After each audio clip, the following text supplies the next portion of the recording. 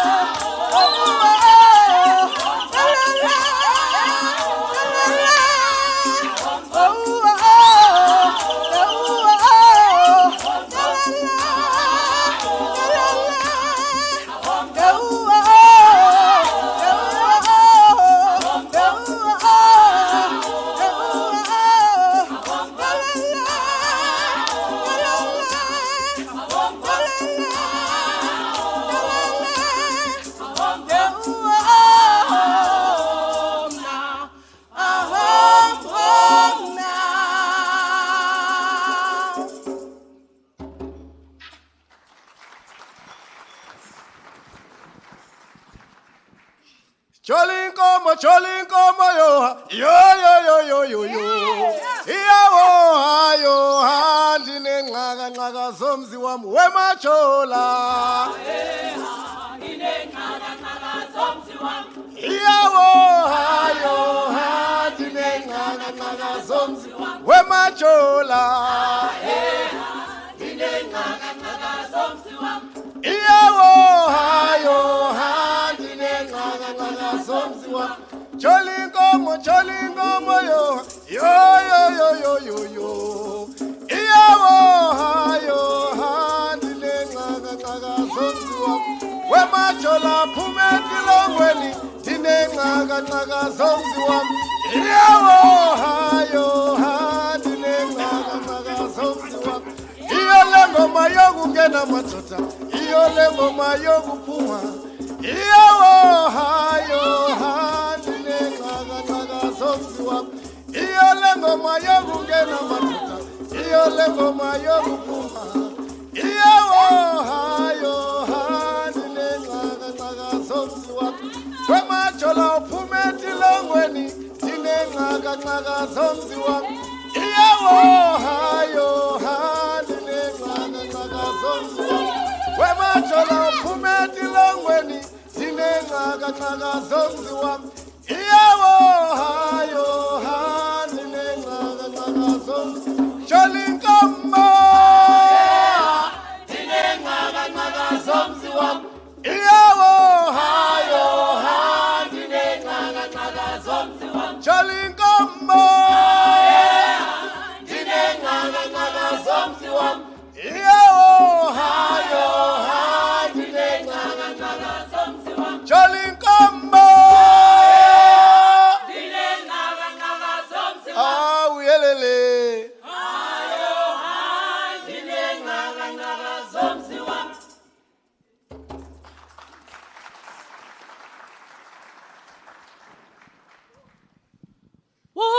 Sambeli wame, oza,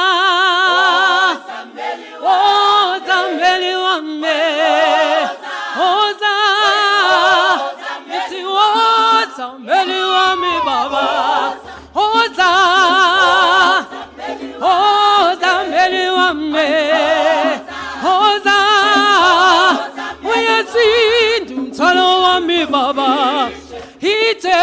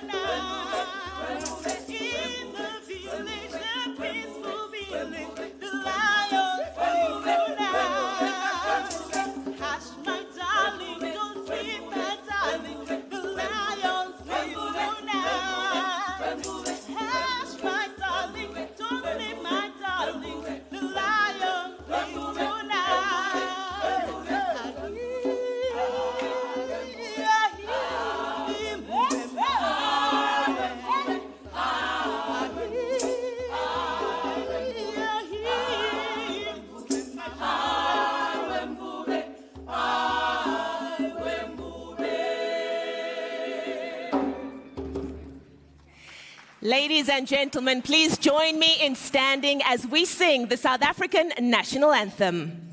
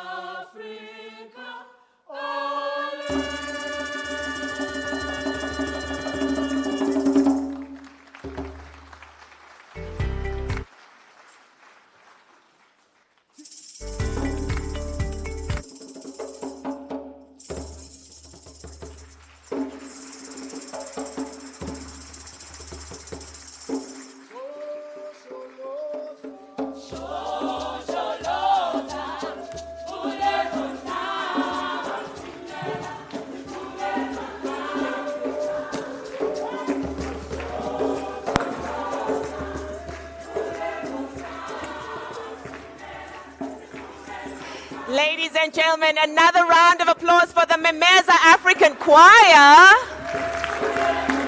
What a way to start an incredible conference.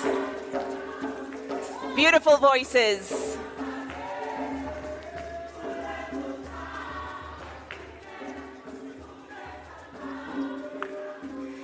Absolutely amazing. Ladies and gentlemen, on behalf of Arbitration Foundation Southern Africa, known as AFSA, it is my pleasure to welcome you to Johannesburg Arbitration Week 2026. Give yourselves a round of applause. We made it.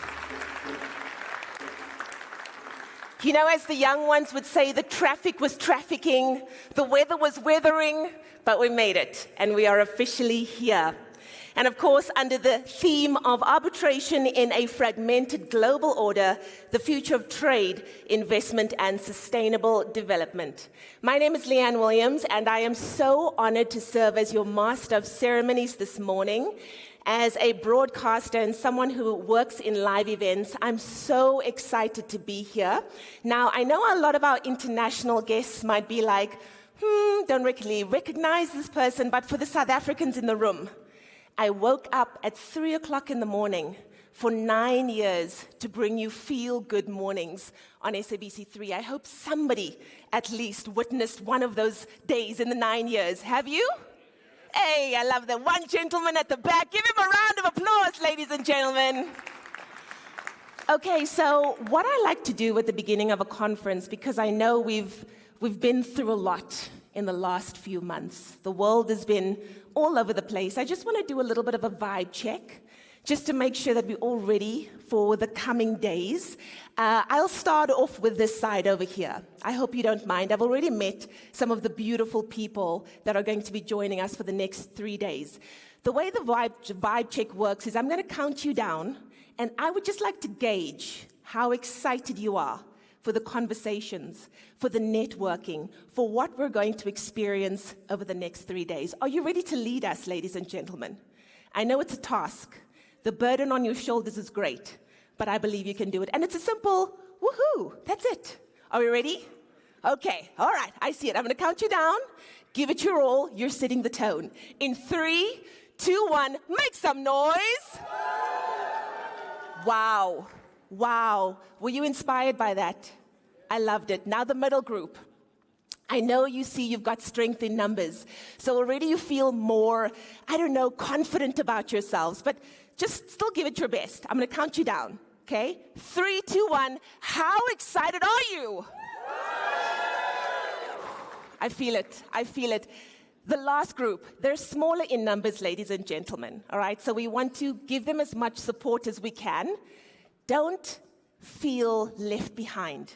Dynamite comes in the smallest of packages, but it makes an impact. I'm going to count you down. 3, 2, 1, let me hear you.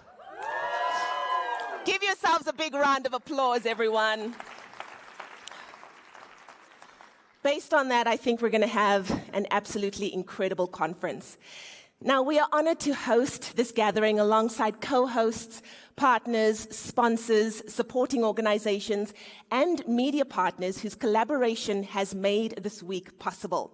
We want to thank all of those valued organizations for their continued support and commitment to advancing arbitration across the continent and beyond. Just a few housekeeping rules. In the unlikely event of an emergency, please use the exits to make your way to the foyer. Please also ensure that your mobile devices are turned to silent. If you need Wi-Fi, the Wi-Fi address is AFSA 2026. The password is capital letters JAW 2026 ! Now, to all of our moderators and panelists, we are running a full and very curated program, so staying on time is important. To assist, we do have a timer at the back of the venue, and of course, myself. So if we do tend to run over time, I'll nicely make my way onto the stage just to assist in making sure that we stay on time. Now, over the next 3 days, we bring together leading voices from across the continent and globally, from the judiciary, legal practice, policy, and governance to exchange critically in the evolving arbitration landscape. I want to thank you for being a part of these critical discussions. Ladies and gentlemen, this morning we begin with a welcome note that aims to set the scene for the discussions ahead. It is now my privilege to invite to the stage CEO of AFSA, Andile Nkani, to formally open the Johannesburg Arbitration Week 2026 and to reflect on the theme that anchors this year's program. Please put your hands together for Andile.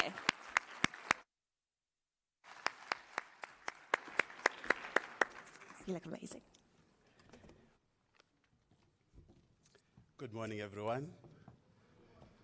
It is a great privilege to be standing here today to do this welcome.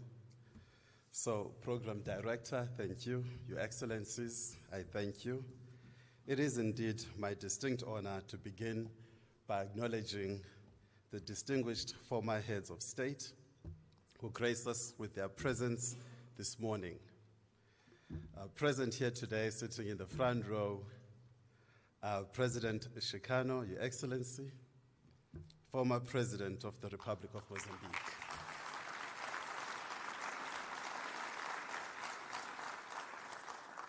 Thank you, Excellency.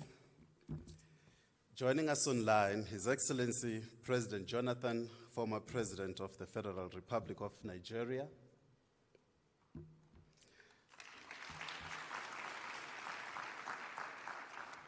Joining us online, His Excellency President Kenyatta, former President of the Republic of Kenya. And last but not least, the powerful Her Excellency President Johnson Sirleaf, former President of the Republic of Liberia. We're deeply privileged by your presence this morning, Your Excellencies. You bring weight of leadership and experience to this amazing gathering. So thank you very much. I further wish to acknowledge our esteemed representatives of the government of Malawi, the Honorable Minister of Justice of Malawi, Minister Mhongo. I also acknowledge the Honorable Attorney General Mbete of the Republic of Malawi. Welcome. Again, your presence here today reflects what we consider to be an important partnership between our two nations, so we thank you. We have about 12 ambassadors and high commissioners in the room. I would like to acknowledge each one of them. His Excellency Gustav, the High Commissioner of the Republic of Mozambique. His Excellency Yildiz, Ambassador of Turkey. His Excellency Achoui, Ambassador of the Democratic Republic of Algeria. His Excellency Dr. Wahab, Ambassador of Libya. His Excellency Itino, Ambassador of the Republic of Chad. His Excellency Nzapayeka, Ambassador of the Central African Republic. His Excellency, and I've been asked to say this name in full, just to test how well I can pronounce names. So here we go. Her Excellency Maria Pavlova Tsotsokova, the Ambassador of the Republic of Bulgaria. His Excellency Ahmed Sharif, Ambassador of Arab Republic of Egypt. His Excellency Ajayi, High Commissioner of the Federal Republic of Nigeria. And last but not least, no, two more names. His Excellency Ramben Dayabi, High Commissioner of Gabon. And finally, High Commissioner Mohamed Saoudoui, High Commissioner of Morocco. Your Excellencies, welcome.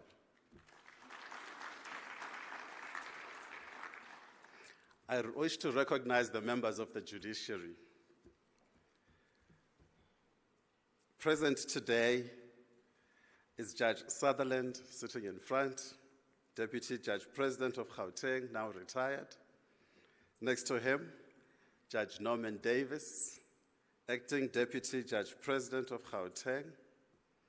I wish to acknowledge Judge Modiba, who will be joining us if she's not here already. Acting Deputy Judge President of Gauteng High Court. I want to acknowledge the Judge President of the Gauteng High Court, who was supposed to be with us here today, but unfortunately, due to sudden illness, he can't make it, but we wish him a speedy recovery. Judge Ledwaba. Justice Unterholter will be joining us. Judge Maggie Victor, she's seated here today. She's also the head of training at AFSA. Morning, Judge. Judge Katri Sitolowe, Judge Maureen Kodowe. We welcome you all, justices.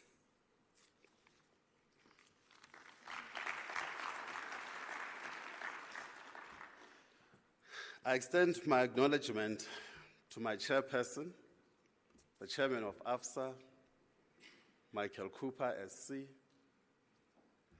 I extend my acknowledgement to the deputy chairperson of AFSA, Lindunkosi Thomas, SC.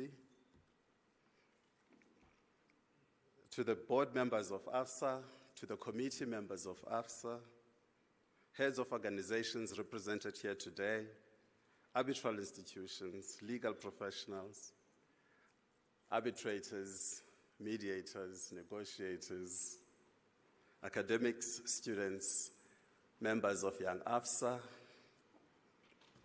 our co-hosts who are very important to us, Advocates for Transformation, AFT for short, Bowman Gilfalin, or Bowmans, as it is affectionately known, KJAC, Cliff Decker Hofmeyer, also known as CDH, the Johannesburg Society of Advocates, Yosmundi, Weber Wenzel, affectionately known as Webers. To all of you, welcome. Ladies and gentlemen, it is a privilege to welcome you to the Johannesburg Arbitration Week. This gathering reflects the maturity of a broader movement, one that seeks to position Africa as a central and credible player in the global dispute resolution landscape. It is both a privilege and a pleasure to open this important gathering here in Sandton, Johannesburg, at a time when global order is shifting in a profound and sometimes uncertain way. This year's theme, Arbitration in a Fragmented Global Order, the Future of Trade, Investment and Sustainable Development, could not be more timely. Over the next few days, we bring together an extraordinary community, leaders of state, members of the bench, practitioners, academics, business voices from across Africa and indeed the world. This diversity is not incidental. It reflects the very nature of arbitration itself, a meeting point of systems, perspectives, and solutions.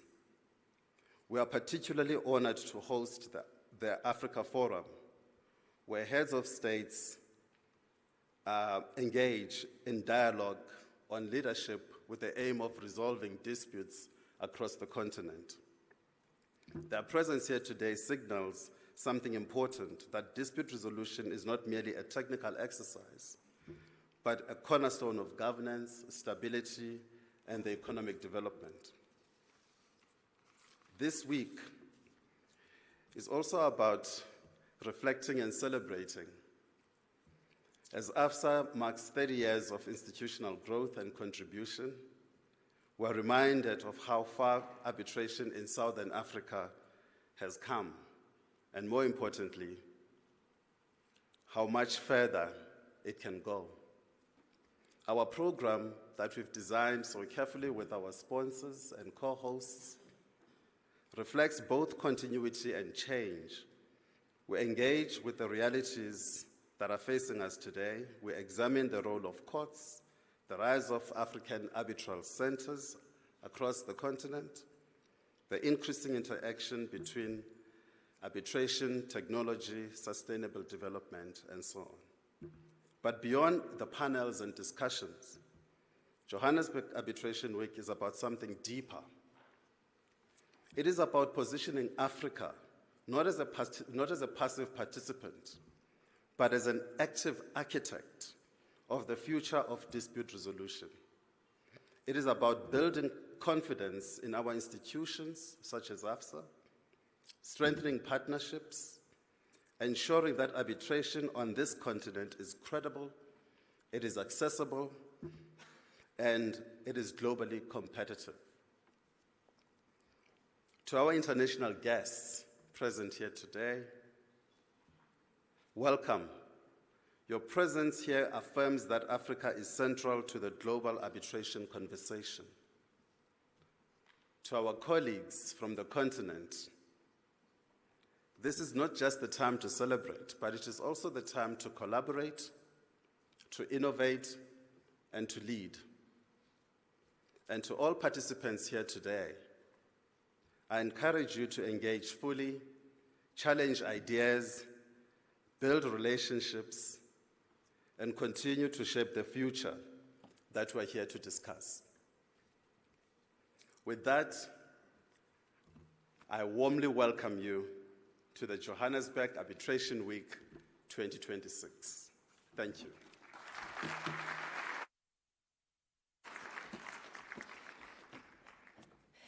Thank you so much, Andile, for those insightful opening remarks and for framing the conversations that we will be engaging in over the coming days. I would like to firstly just ask all of those presenters who will be presenting in session 2, could I ask you that 5 minutes before session 1 ends, would you please make your way to the AV crew to be mic'd up? Now we move into what promises to be one of the defining sessions of this year's program. Ladies and gentlemen, our first session is titled Statesmen in Dialogue, Leadership and Dispute Resolution in Africa.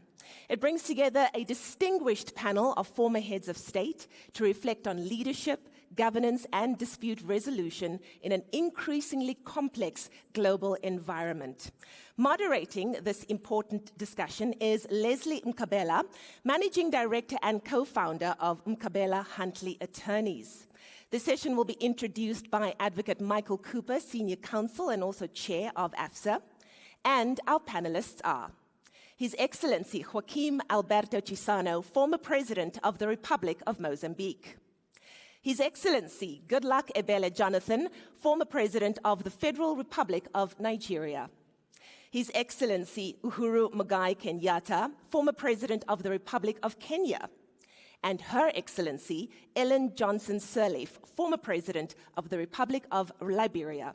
Ladies and gentlemen, please join me in welcoming to the stage our moderator and distinguished panelists.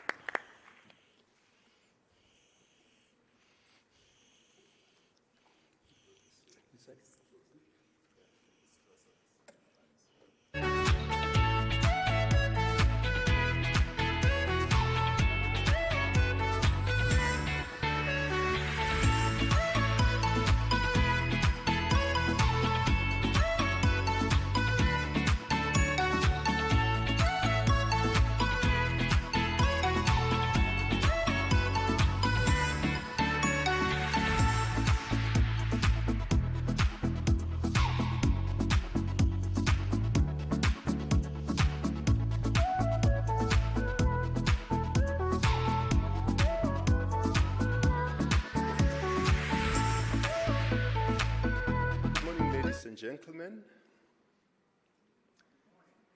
we gather here at a moment of profound contradiction on our continent. On paper, Africa has one of the most elaborate peace and security architectures in the world. These include the African Union Peace and Security Council, standby forces, early warning systems, and mediation units. And yet, as of early 2026, Numerous armed conflicts are burning across Africa. They traverse the Sahel, the Horn of Africa, the Great Lakes, Southern Africa, and North and Central Africa. These are conflicts which are not new, but are deepening, spreading, and proving stubbornly resistant to the tools we have developed against them as a continent.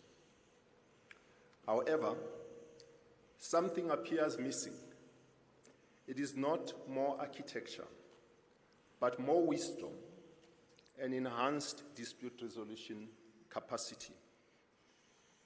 We as AFSA believe that the kind of wisdom we yearn for as the continent can only come from those who have actually governed, who appreciate the intricacies of contestation for political power and ideological hegemony, who have sat across the table from a rebel leader, who have signed a peace agreement, knowing that it could cost them everything, and who have had to look their people in the eye and say, this is the way to go as a nation. Now, this session, Statesmen in Dialogue, Leadership and Dispute Resolution in Africa, brings together, as you have already heard from the program director, 4 leaders who collectively represent that wisdom. Between them, they have governed the Republic of Mozambique, the Republic of Liberia, the Federal Republic of Nigeria, and the Republic of Kenya. They have navigated liberation struggles, civil wars, democratic transitions, regional crises, and post-conflict reconstruction. And today, we are witnessing the initiation of a partnership between the Africa Forum and AFSA. This, I must say, is a bold initiative that asks what happens when the moral authority of former heads of state meets the institutional expertise and inherent capacity of, shall I say, Africa's leading dispute resolution body, that is AFSA. I can think of no better people to share the insights that relate to our discussion this morning. But before we get on to the session, I would like to invite Advocate Michael Cooper, SC, the chairman of AFSA, to make some introductory remarks. Thank you.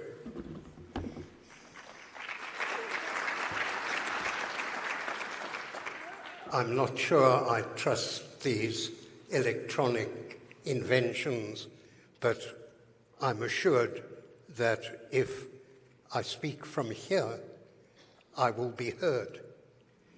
And I hear a nod or two. Thank you. I see a nod or two. We have the rare opportunity in the course of this session to hear a discussion between the senior statesmen of Africa telling us about the nature of the disputes that we are facing in Africa and which, from their experience, are the most difficult to resolve. We will hear from them a discussion as to which are the most persistent and why. And we will hear them share some of the root sources of conflict in Africa.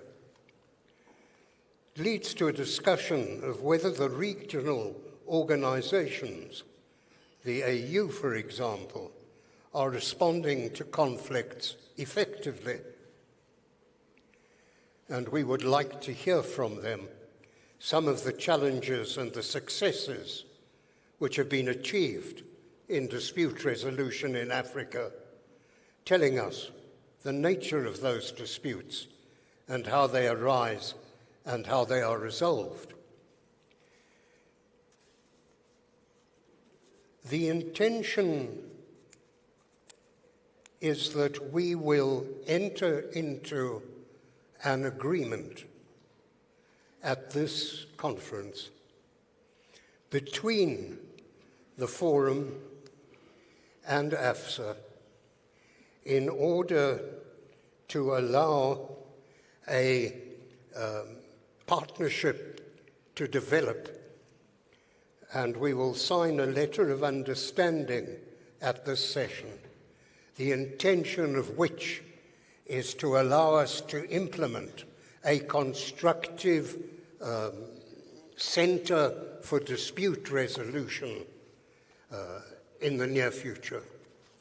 And so I hope we will, at the close of this important discussion, sign an agreement which will be a bedrock of future collaboration with the statesmen of Africa through a forum of resolving conflicts, insofar as AFSA can provide a collaborative and supporting role in the expertise of arbitration and of mediation in support of the statesmen of Africa.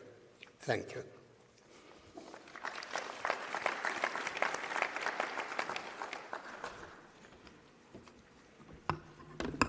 Thank you, Michael, for those introductory remarks.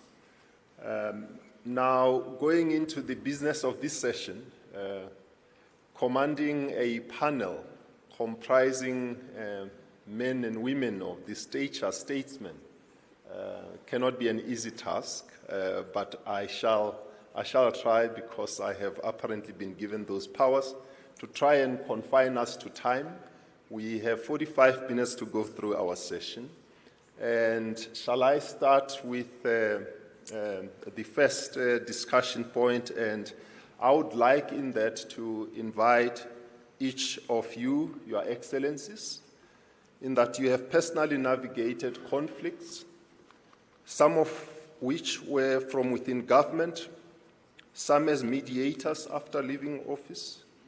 And what I'd like to know is, in your experience, what is the nature of disputes we are facing in Africa, and which are the most difficult to resolve?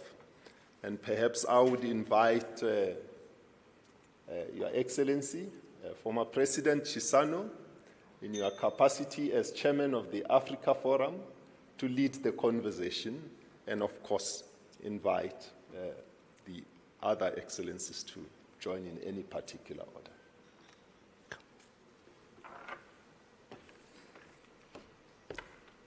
May you repeat for me your question, because I didn't hear. No, yeah, repeat to me, for me. I just want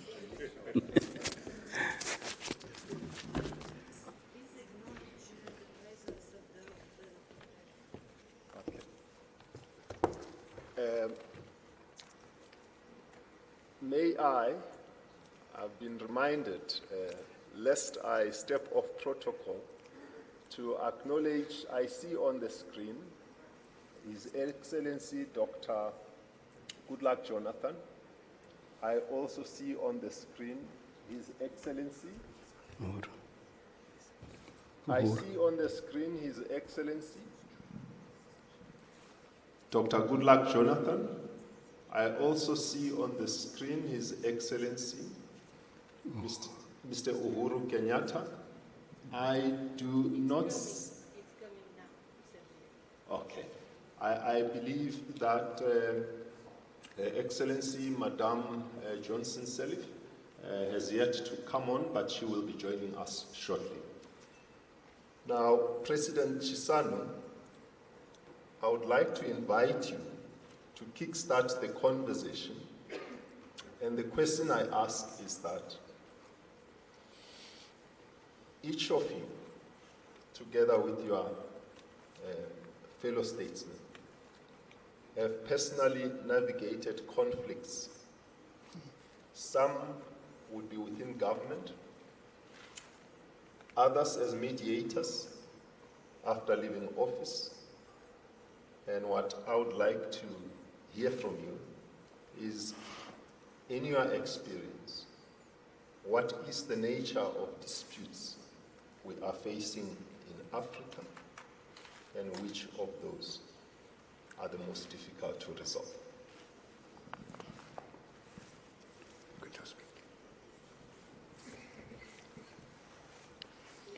Oh, we don't need no, huh? Okay. Technology. Thank you very much. I would like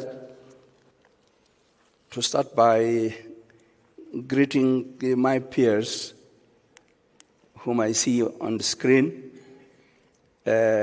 Jonathan and Kenyatta, and also Ellen. I don't see you yet, but I greet you. These are members of the Africa Forum. We have many members of the Africa Forum. The members of Africa Forum joined the Africa Forum by invitation of the existing members of the forum. So we noticed that the number is increasing.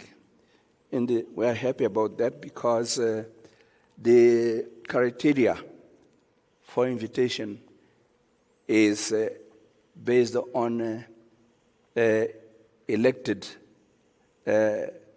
presidents who come to power through democratic process, who go out of power through democratic process, and who are continuing to willing to serve the continent. And the Africa Forum, it's not only meant to try to find solutions or help to find solutions to disputes or conflicts, but it's also to find a way of trying to avoid conflicts by helping the sitting presidents. We take to it that those who go out of office have got more time to listen and to reflect, and then to help the others. Even if it's to say that what you are doing we have tried before, it failed because of this and that, and then they go on. We don't interfere with the sitting presidents. We are here to help, to complement what they are doing in different ways. Now, you said that we had several kinds of conflicts to try to solve ourselves or through others. In my case, you know that I was a freedom fighter. I am a freedom fighter because the freedom of Africa must go on. We have to go to the economic freedom and so on. So I'm considering I'm a freedom fighter. And I will not dwell with the conflicts which we had in the liberation movements, in my own liberation movement and in the other liberation movements. So I'm speaking about the 60s. We had to have dialogues in order to try and help to solve the conflicts within the movements, each movement, and among different movements of the same country. It's interesting because there it was about fighting for liberation from colonial powers, get rid of colonial powers. But some of us were already feeling that they have to occupy certain positions because they thought that the victory would come the next day and they would be the presidents or be the prime ministers and so on. So there was conflict. There was a conflict because of ideas of what ideologies to follow. And those who pretended that one ideology is better than the other, they would start some sort of opposition, and many times forgetting that the main objective of creating liberation movement was to get rid of colonialism.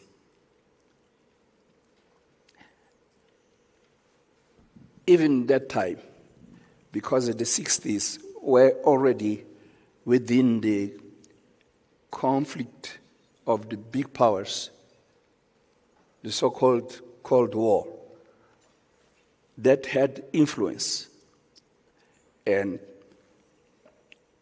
on the liberation process, because some would influence certain liberation movements and other liberation movements. This had happened before, even before the starting of the liberation struggle itself. The armed struggles of the 65, 64. Even when African Union had to be, or not African Union, OAU, Organization of African Unity, had to be created, there were disputes. Remember there was Casablanca, there was Monrovia, and there were just disputes.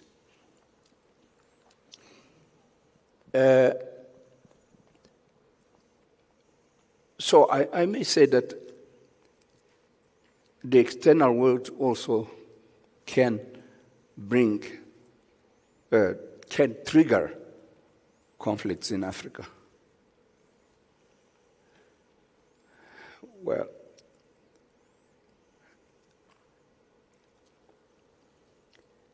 now, to come to the closer periods, I would speak about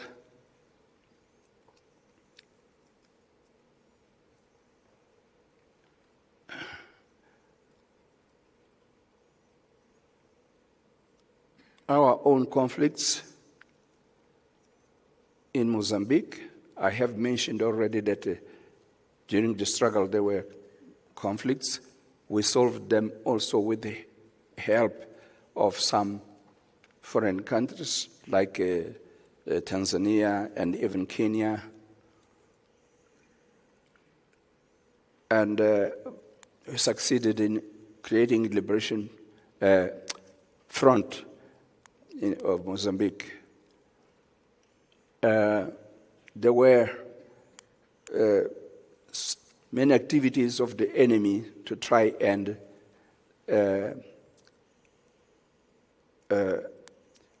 destroy this front, which was composed of several movements who came together. They were dissolved, and then the front was created.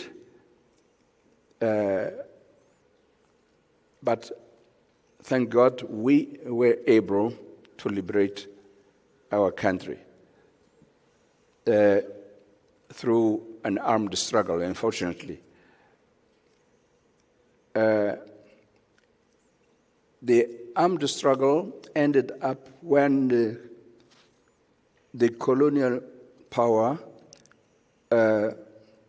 understood they could not win, not only because we were stronger on the field, but also because the international community who supported us was against apartheid, against colonialism, and therefore we won. That's when they accepted conversations. You remember that there was a coup d'etat in Portugal, a bloodless coup d'etat.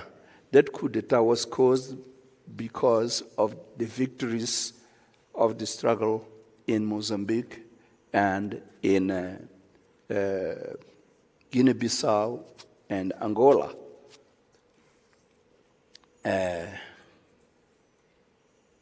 Guinea-Bissau and Cape Verde, I should say. So we had to negotiate with the Portuguese for a transition.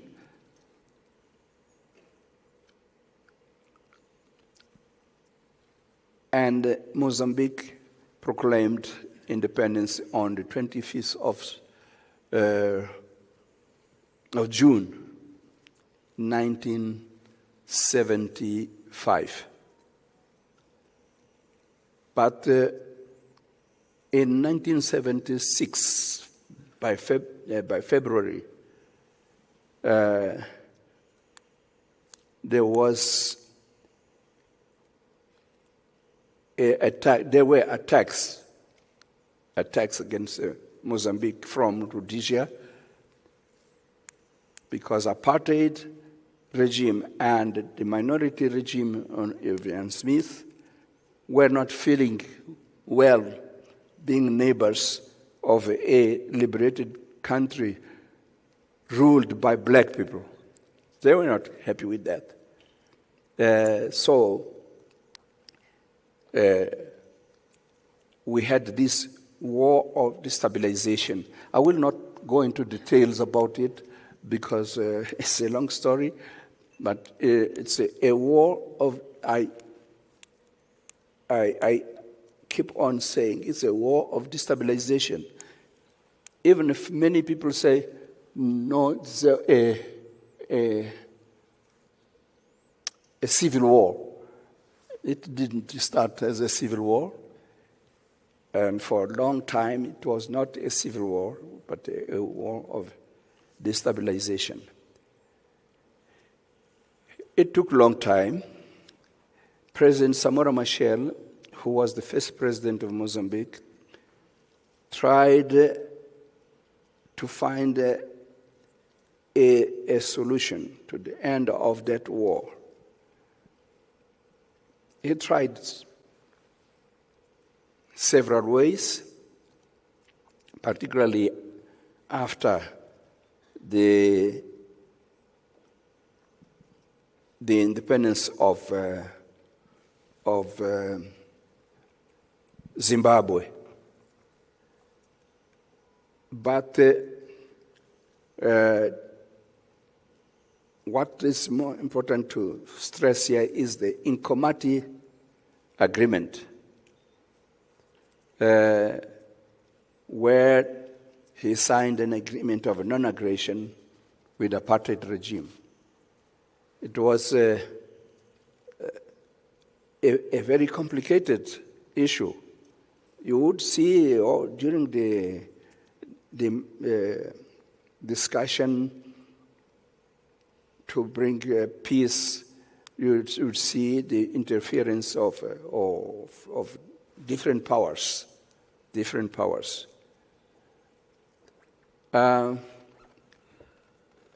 So this is that part, because I want to come to me now. When I become president of Mozambique, despite the signing of this non-aggression pact, the country was still under war.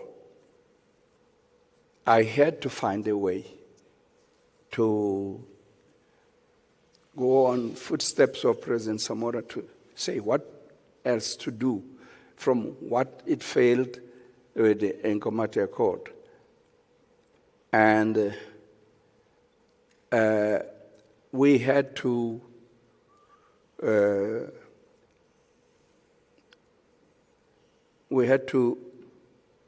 change the constitution and have a new constitution in order to have the basis for the dialogue with the Renamo, who was then the instrument of the apartheid and the minority regime. So if I speak about mediation, it was a mediation among ourselves and home. And then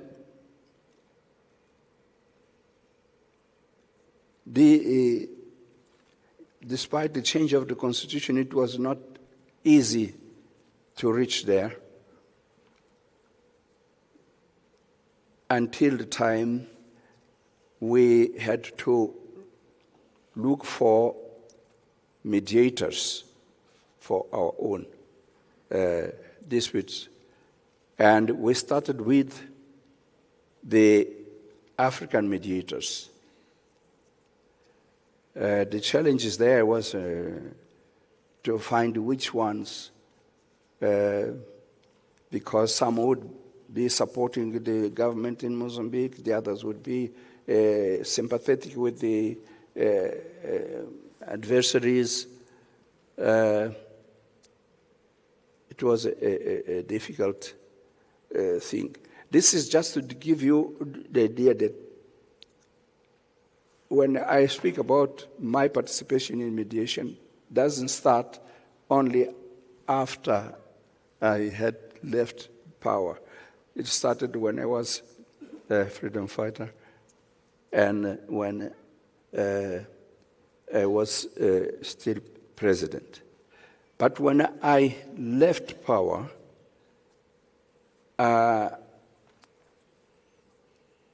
because of this experience,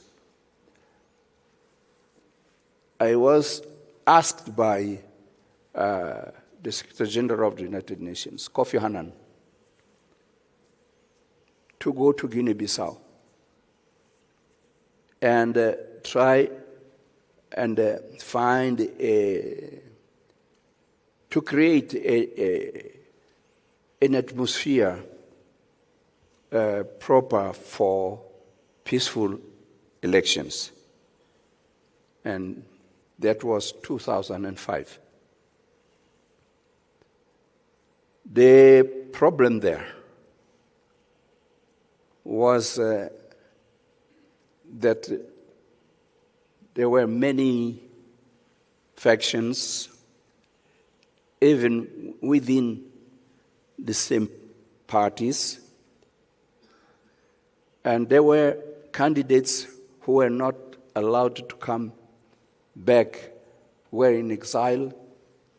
They were admitted by the court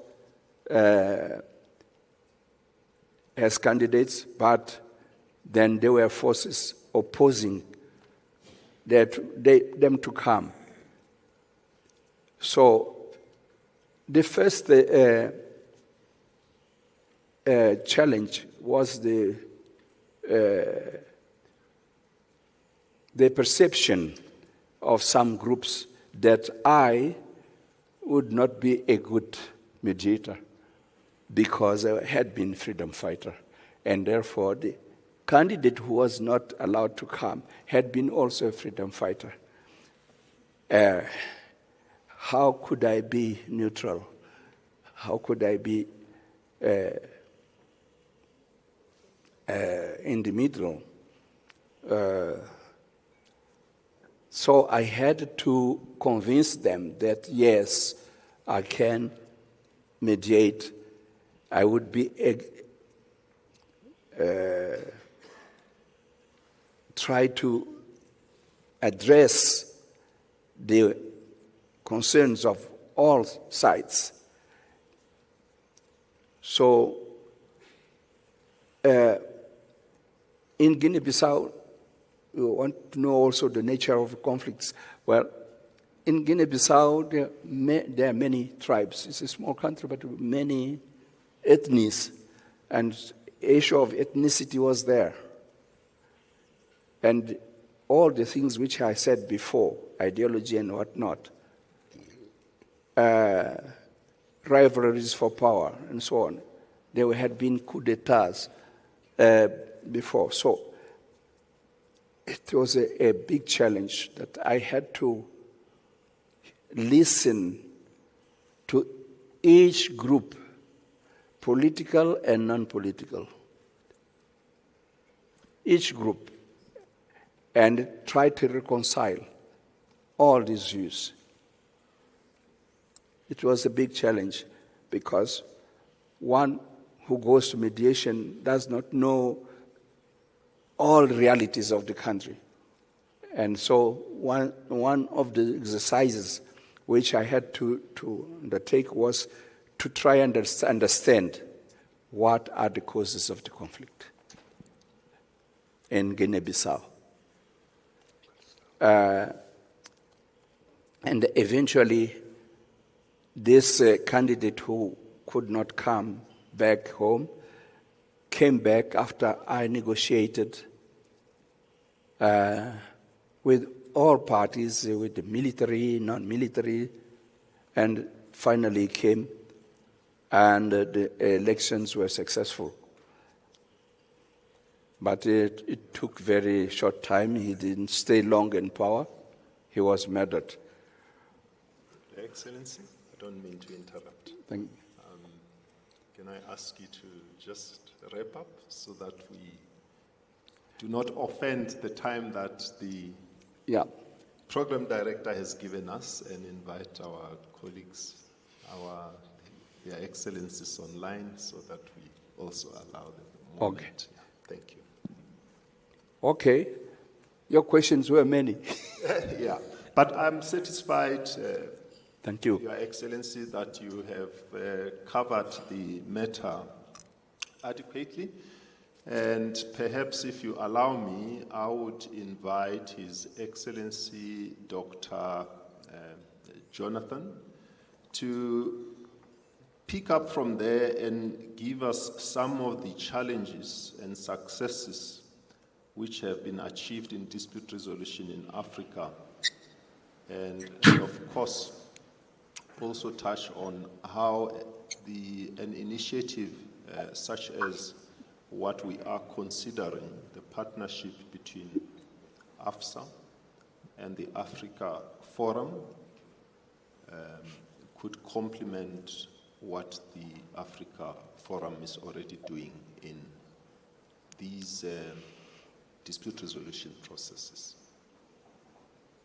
Thank you so much, moderator. Are you hearing me? We are hearing you loud and clear. Please proceed. Thank you so much.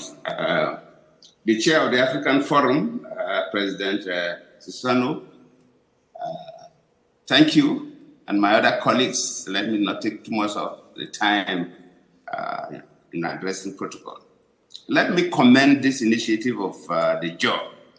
And I like the acronym JAW because we want people to leave war, and JAW, to save Africa from these countless conflicts. And let me just go through what I personally involved in. And I will pick some of the countries to highlight certain key issues and probably the way forward. I became the president of Nigeria, acting president of Nigeria, May 2010. And when ECOWAS met, they made me the chair of the Authority of Heads of State and Government of ECOWAS. The first problem I met was the coup in Niger. Of course, we were able to quickly navigate. Of course, Sheriff is here, so see me also speak on that.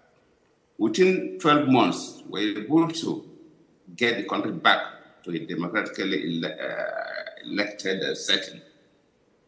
The same year, we have this problem in Cote d'Ivoire, where they have the election. Gbagbo was the sitting president, and Ouattara and others contested that election. When the first results were announced, Bible got 40-something% of the votes. Ouattara got 30-something% of the votes. Other candidates got the rest. And the constitution in Cote d'Ivoire is that you must get 50% plus one vote, at least one vote above the 50% average, which Bible did not meet. So they go for a rerun election. That other smaller, the people who didn't get much votes now supported Ouattara. So at the end of the day, Ouattara got higher votes than Gbagbo, and Gbagbo said was not going to leave. That was one of the major problems we have in ECOWAS then in 2010. We got involved, were able to get through, but it was not an easy journey. In 2012, we had this coup in Mali, and I will contrast the coup in Mali, the character of the military, vis-a-vis the character of the military now. We have the coup in Mali in 2010. Then we had a major problem in Burkina Faso in 2014, the military coup too. And I also illustrate a little. So you can also contrast the character of the military in 2014 and the character of the military now. Then, of course, in Mali again, after I have left office, in 2020, there are major crises. The foreign ministers within the ECOWAS region were asked to mediate, but it was becoming too serious. So the heads of state of the sub-region now appointed me as their mediator in Mali. So from 2010, I was in Mali mediating, almost going every other month to Mali. We were in that, then we thought we were succeeding, then we had the military coup. Then within that military coup, we thought we were succeeding because we took certain decisions in Accra, Ghana. The next day, another military coup within the military coup. And of course, today, Mali is under another military coup. So from 2012, we had the military coup. Then we had another one, 2020 and 2021 within. So that was the situation. While I was serving as the president of Nigeria, there are other countries that have minor problems. So those of them are not very serious ones that we intervened. We intervened in Sierra Leone, I intervened in Togo, in Benin Republic, Guinea-Bissau. Our president has just spoken about Guinea-Bissau. It was quite a tense situation. The Gambia mediated the alteration of their constitution, or writing a new constitution to introduce term limit. But we couldn't really conclude this till later. So now the Gambia still don't have term limit in their constitution. Then, of course, the last election that the country almost got into flames. I was involved in the mediation too. Of course, Sheriff is here to talk about Liberia, where we also do. So, but if you look at this, there's something that is very clear in Africa. Right? Taking these West African countries that I was personally involved, mainly the issue of struggle to lead the country, political struggle to lead the country. And that has been the dominant factor that has been causing the ripples, the rivalry, and sometimes it's now snowballed to major crisis and leading to military coup. If you take the scenario in Mali that I mentioned, talk about Mali and Burkina Faso, for example. In Mali, 2012, there was a military coup. But what was the cause of the military coup? The military felt that they were losing men in northern Mali, where the rebels, the Tuareg rebels, were fighting the state. And that the government was not giving them equipment that they can use to prosecute the war. And that rather there was much corruption in the country. And because of that, they have to intervene, thinking that if they take over government, they will be able to equip the army better. That was the main reason they gave. And it was not because they were so interested in the political leadership of the country. And so when we intervened, that 2012, Blair Campore was then the president of Burkina Faso. I was the president of Nigeria. He was actually the main mediator, then I was his deputy. But for some reason, he couldn't go to Mali. I had to go to Mali. And I remember there was a day I arrived about 9 a.m. and I left about 12 midnight. to have meetings with all the key stakeholders, including the military head.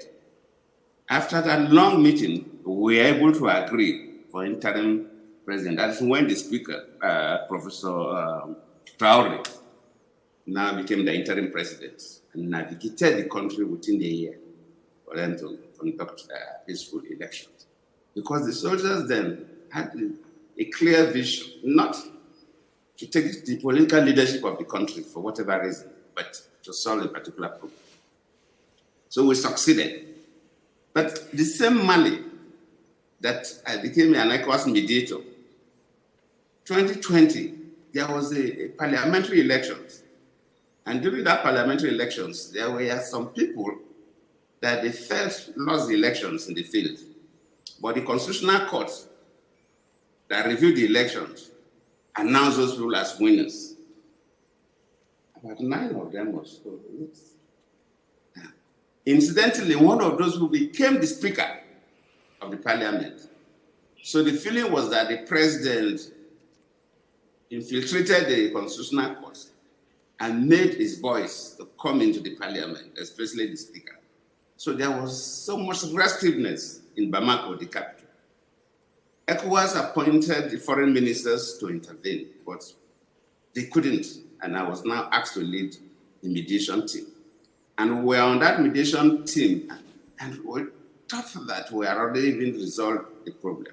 The Constitutional Court was even dissolved for peace to reign. The president himself surrendered his powers because the Constitution gave the power to appoint members of the Constitutional Court to the president. But we said, look, yes, you have such powers, but for the country to live in peace, allow a third party to pre-select people that are credible. Then from the pool of credible people you can appoint. And we brought civil society and some other characters that are highly respected to work that way. And the president even agreed, shedding some of his powers. And we thought that we were succeeding. Then we now got the military coup. When we were almost there. In fact, we were also to set the cabinet. And the president also agreed that others would come into the cabinet. Kind of a government of national unity. So we thought that we were almost celebrating then the military coup. And we now have to negotiate with the military leaders. The current president, of course, became the head of state of Mali. First of all, negotiated how to release those people that were detained, the president, the prime ministers, and some other officials of the country. But finally, they were all released. But ECOWAS, of course, will insist that you must have a timetable for election. ECOWAS will not accept that the military will stay for too long. So that was the battle. How do we quickly conduct elections in Mali? So we're there negotiating different dates were being considered, and of course, those with sanction and others. We were on that when it was agreed that, okay, as an interim measure, we should appoint a civilian head of state, not military. Well, they also agreed. When we met in Accra, Shirley will remember. When we met in Accra, it was agreed that the civilian, they brought somebody who was a retired general. I say, as long as it's a retired general, you will no longer wear uniform to sit in the office of the president. So that's okay. So I can't remember his name now. So the man was inaugurated. And Ndo, yes, a General Ndo. After his inauguration, the man wanted to follow the ECOWAS pleading and timetable for elections to be conducted in Mali. Then, of course, the military man, the mistake we made was the military man who headed the military government was made his vice, so that there will be peace. So he was his vice and was also handling defense, so that you will not say that there's no money or soldiers who are not living Mali's property. But when we thought that we are moving forward, the vice now organized another coup to remove the General Ndo and took over completely. It became very messy. And we were on that on sale. These three countries, Mali, Niger, and Burkina Faso. We had a coup in Burkina Faso, then followed by the coup in Niger. And these three countries formed the alliance of Australian states and pulled out from ECOWAS. And of course, since they pulled out from Excellency, ECOWAS... I don't mean to interrupt. We are running into a time problem. If you don't mind, I would ask you to please wrap up. I think those are very profound insights that you have shared. I don't know if you... Okay, maybe just let me use two examples. Like what happened in Burkina Faso, that the military took over in 2014. One day we were able to resolve that conflict. Myself, President Macky Sall, and President Mahama then. Because the military was not interested in political leadership, but there was a vacuum that was created. Since there's no time for me to explain what led to that vacuum. So they agreed. And that very day, they agreed for interim government. Somebody was appointed that very day that navigated the country through the election.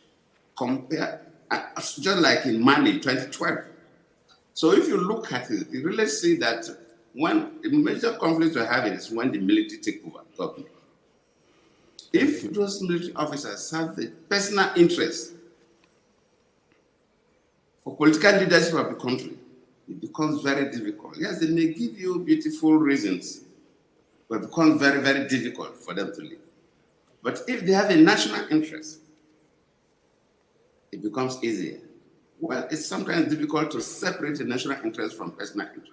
Because what is happening in the three countries of Mali, Burkina Faso, and Niger is that it's felt, okay, look, our countries are being run poorly by the civilians or democratic governance system. They are relating with external or colonial masters in a way that they're taking our resources and so on. So those are sweet things. So it could be true, it may not be 100% true, but the key thing is that they really want to manage these countries for some time. And that's one of the reasons they have to pull out from ECOWAS so that there will be no pressure on them to conduct any election. And also, there's one key thing like in Mali, the external interest was there. Mali was there. It's a French colony. So the French troops were even there. But then after that, and the military, after taking over, they now started hobnobbing with Russia. So even when we were mediating, it was the Russian soldiers we used to see and Russian equipment.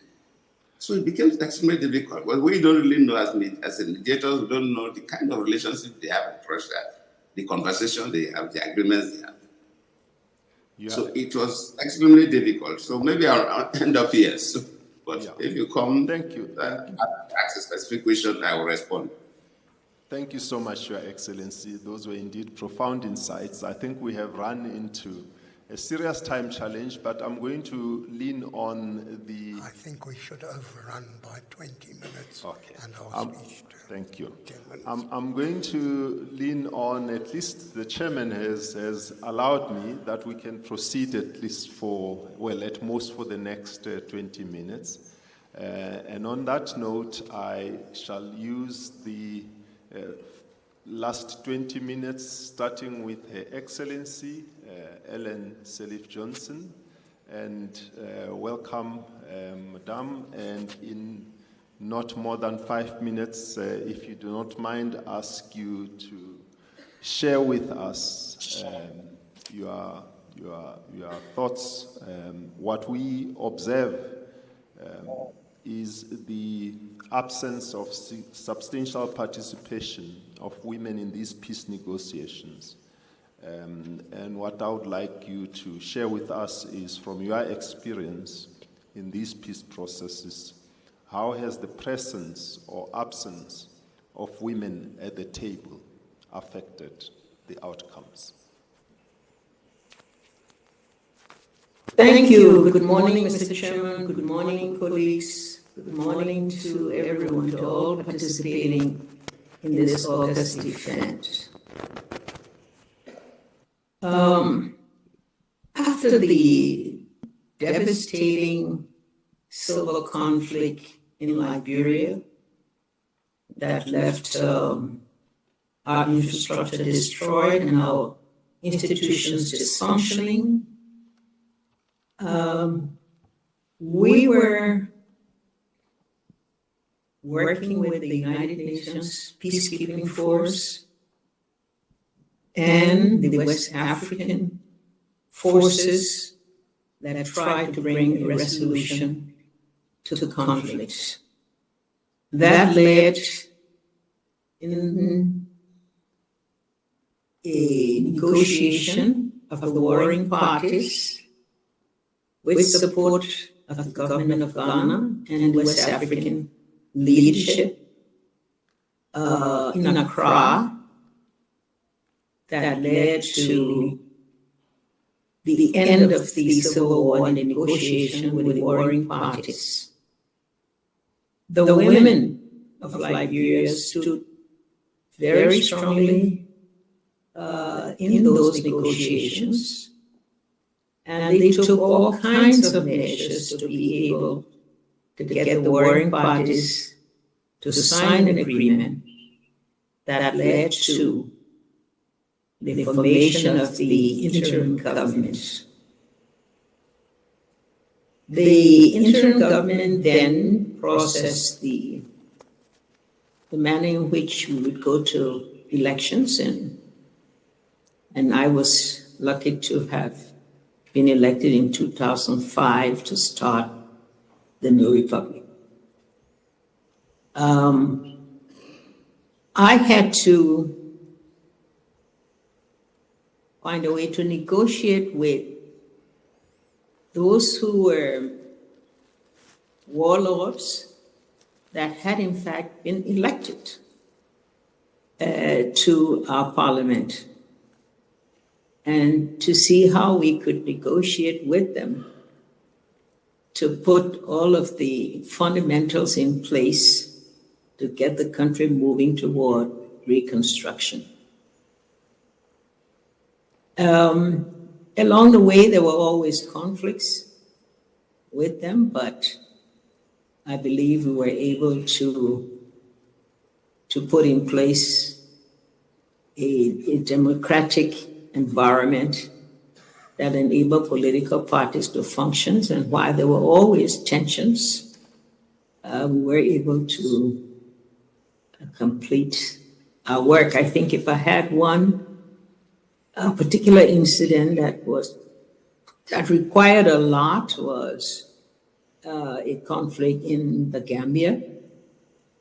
When I happened to have been chair of the Economic Community of West African States, with the strong support of Nigeria President Buhari, we were able to resolve that conflict, and the president took exile in another country. And so when it comes to women, let me shift and say right now, I think in this tumultuous global environment, we must now be focusing on a new kind of conflict. A conflict between North and South. A conflict for the promotion of women who now demand a seat at a table and demand full equity in all operations. A conflict between the youth and politicians youths who perceive that politicians have not given them sufficient space, sufficient support to be able to take over the leadership of their countries. I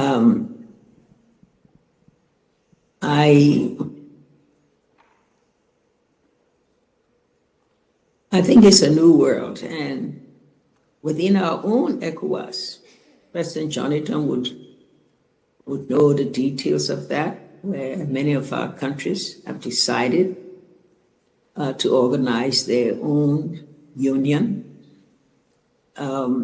What we all face now in this geopolitical environment in which the conflict between the countries of the North, the powerful countries of the North, and is Africa's own claim for sovereignty and claim for a rightful place, claim for the kind of support through reparations because of the unfair extraction of their resources. It's for me the issues that I try to focus on and the issues that I try to work with women leadership on. I would like to leave my statement at that.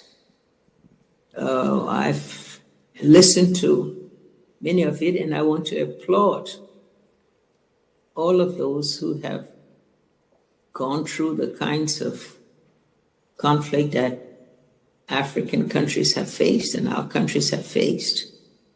But just appeal to all that while we historically must go back and see how we managed to get the peace that we have today, that we now reflect on how we will maintain that peace in a global environment that has changed so much and that will cause us all to begin to think anew, to begin to think about new measures, new policies that we have to adopt to maintain our African Union, to ensure that our sovereignty is protected.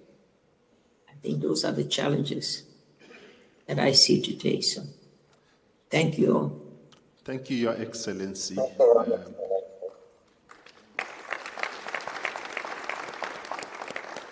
Ladies and gentlemen, please allow me to invite His Excellency, Mr. Uhuru Kenyatta, picking up from what we have heard, to share with us what, with his experience, is the one thing that African governments, regional bodies, or the international community must stop doing, and the one thing that they must start doing to meaningfully improve peace and security on the continent.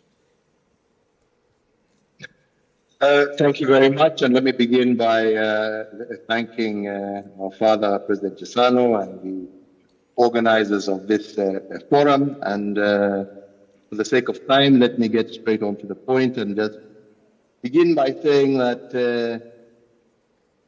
during my term in office, I was involved in a number of mediation efforts, but notably with South Sudan, which was recently independent, but then difficulties arose, and myself and the then Prime Minister of Ethiopia, President Haile Mariam, went into the country to negotiate a peace between the then President Salva Kiir, still President, and the Vice President Riek Machar. It was a difficult exercise, but at the end of the day, we managed successfully to bring them together to form a national unity government. Unfortunately, that has collapsed since. And after office, being involved in the Ethiopia crisis between the government in Addis Ababa and the Tigray region, which again, together with President Obasanjo, we successfully managed what we call the Pretoria Agreement that was signed, bringing peace to the war that was then taking place. Unfortunately, again, we start to see a kind of slide towards difficulties, and currently engaged now in the peace process in the Congo. Let me just go straight into what you have asked and stipulate that, as President Chisano has said, the problems of this continent are historic, and we have to acknowledge that. And despite the fact that we were able to come together and fight against colonialism and attain our independence, we were still left with very many challenges. Challenges of ethnicity, challenges which resulted in many instances in border clashes, challenges over resource management, challenges in terms of what structures of government we want to put in place. But most importantly, I think the key problem and challenge has always been one of government. And this I have seen across the board, regardless of which conflict we have been sent in to mediate. The challenge of government, the challenge of populations feeling that those who govern do not have their best interests at heart. Those who, either individuals or communities that are close to power, have an unfair advantage over those who are seemingly far from power. And this is one of the key challenges that we need to be able to overcome. And unfortunately, and I think truth be said, the African Union and the regional blocs do not have the same degree of cohesion and understanding as they did when we had the Pan-Africanist movement led by Kwame Nkrumah and the Nassars of this world, where they had a singular purpose and they came together, regardless north, south, east, or west, regardless of ethnicity, regardless of religion. Now we see divisions across all types of boundaries, religion, ethnicity, and etc. And I really believe that if we are to overcome some of these challenges, our regional bodies need to be much more cohesive, as indeed they were during that period of independence. And I do believe that forums like the African Leaders Forum, for example, have a great role in trying to bring current leaders to have a much greater understanding of each other and of their countries, to be able to understand that the true enemy is not each other, but those who seek to take advantage of the divisions on our continent to extract our wealth and leave us in poverty. These are the challenges that we are currently facing. And we need to therefore have an understanding that to overcome these, we are better able to do so when we are together. I've seen, for example, when we look at different crises, if I take Congo as an example, yes, indeed, there are real governance issues where sections of the population and regions within the country feel that they have been excluded from the developmental agenda of the country. And these are issues that we need to get to grips with. But you also see, as you try and tackle some of those challenges, the fact that there are also external influences that come to play who don't want to see that agreement and who come to create confusion in the negotiation processes, so that agreements can never seemingly be reached, so that the extractive sector can continue to benefit those that it benefits at the expense of the Africans who God gifted it to. So I really believe that if we could come, both as an African Union and as regional bodies, and create a much more cohesive approach towards conflict resolution, we would be doing better for our people than the manner that we are currently approaching the situation. Realizing that we are stronger working together, that we are stronger figuring how the resources of this continent can be better put to use for the development of this continent, as opposed to the existing extractive structures that, as Madam Salif has just said, has resulted in many of our youth feeling that the continent no longer serves them. There are no jobs. There are no opportunities. And yet, by coming together, seeing how we can develop these resources together, creating opportunities, we are reducing the opportunities for conflict. But yet, if we cannot improve our governance systems, if we cannot become more inclusive in our approach, we will continue to face the challenges that the continent is currently facing. And regardless of wherever you look, the central theme, and I think President Goodluck even mentioned it, when you see these military coups, the excuse is we have been denied resources. We have been denied resources as the military. You go into other areas, we have been denied resources for roads. The more we can improve our governance structures, the more we can become inclusive in our approach to crisis, the more we can become inclusive in terms of taking advantage of the resources that God has given our continent, the more likely we are to create prosperity that reduces conflict and encourages our people to live in a much more harmonized and unified way.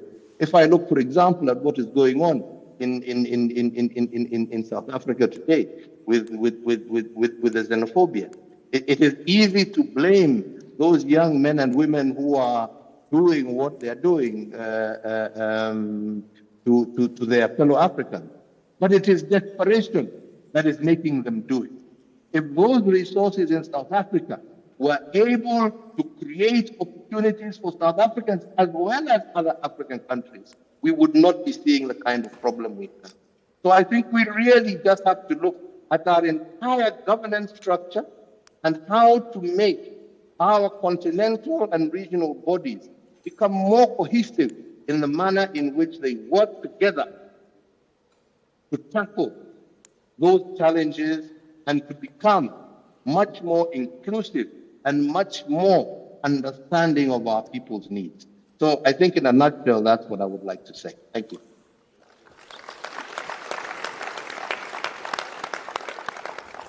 Thank you so very much, Your Excellency.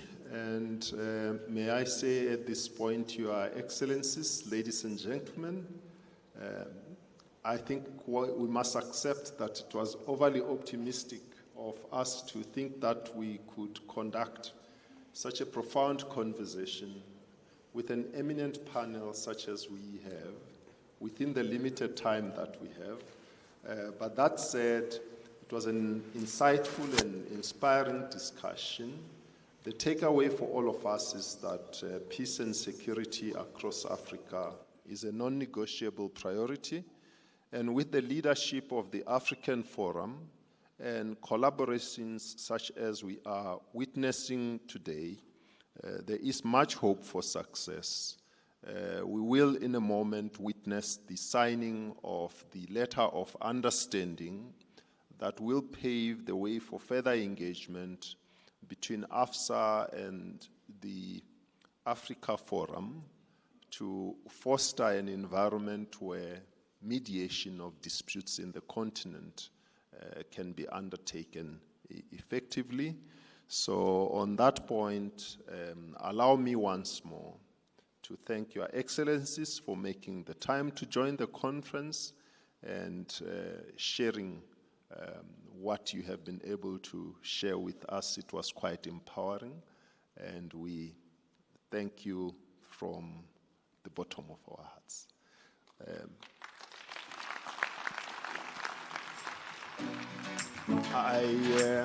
do not know Michael, Mr. Chairman, where we execute this, or is it over there? Thank you so much to our distinguished panelists for a truly inspiring and exceptional discussion. We are now going to proceed to the signing of a partnership agreement, which will happen at the table on the side of the stage.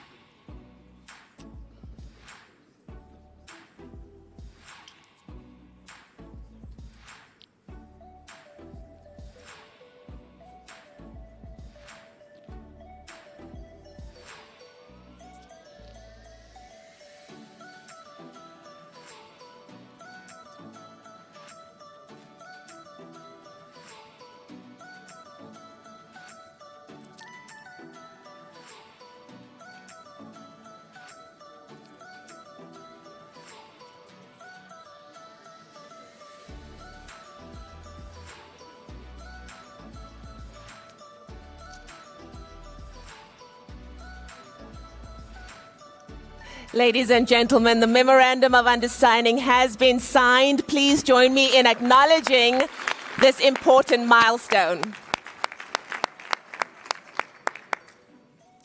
Absolutely incredible.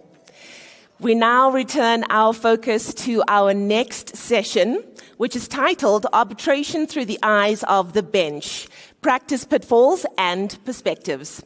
Now, this discussion will offer insight from the judiciary on arbitration, practice, and key considerations for practitioners. Please join me in welcoming to the stage our moderator, Advocate Lindy Nkosi Thomas, SC, AFSA Vice Chair, as well as our panelists, Judge Roland Sutherland, Judge Alti Motiba, Judge Norman Davis, Judge Margie Victor, as well as Sir Clive Friedman. Please give them a hand as they make their way to the stage.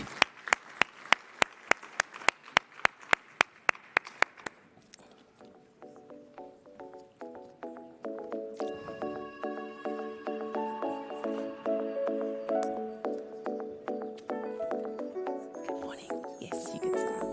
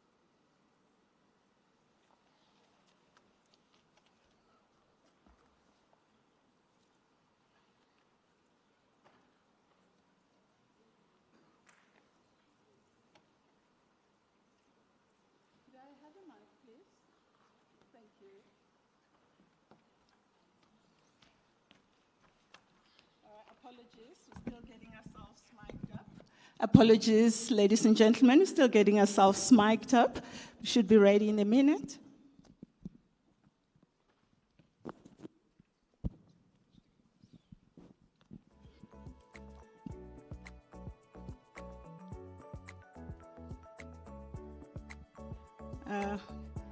Good morning, ladies, gentlemen, His Excellencies. May I be permitted to please stand on the protocol that has already been established in the interest of time. Welcome to this session. This is a session titled Arbitration Through the Eyes of the Bench, Practice, Pitfalls, and Perspective. This session promises to get members of the judiciary, retired and in active office, to share their war stories, to share with us, practitioners, what the blind spots are, and hopefully assist us in our work as arbitration practitioners to circumvent and indeed avoid those.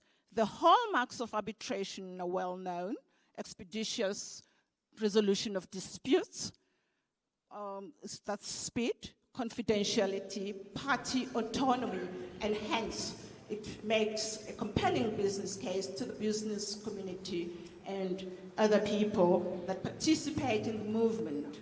However, those promises are nuanced because absent judicial oversight, dare I say absent a pro-arbitration judiciary, all of that work would be rendered nugatory.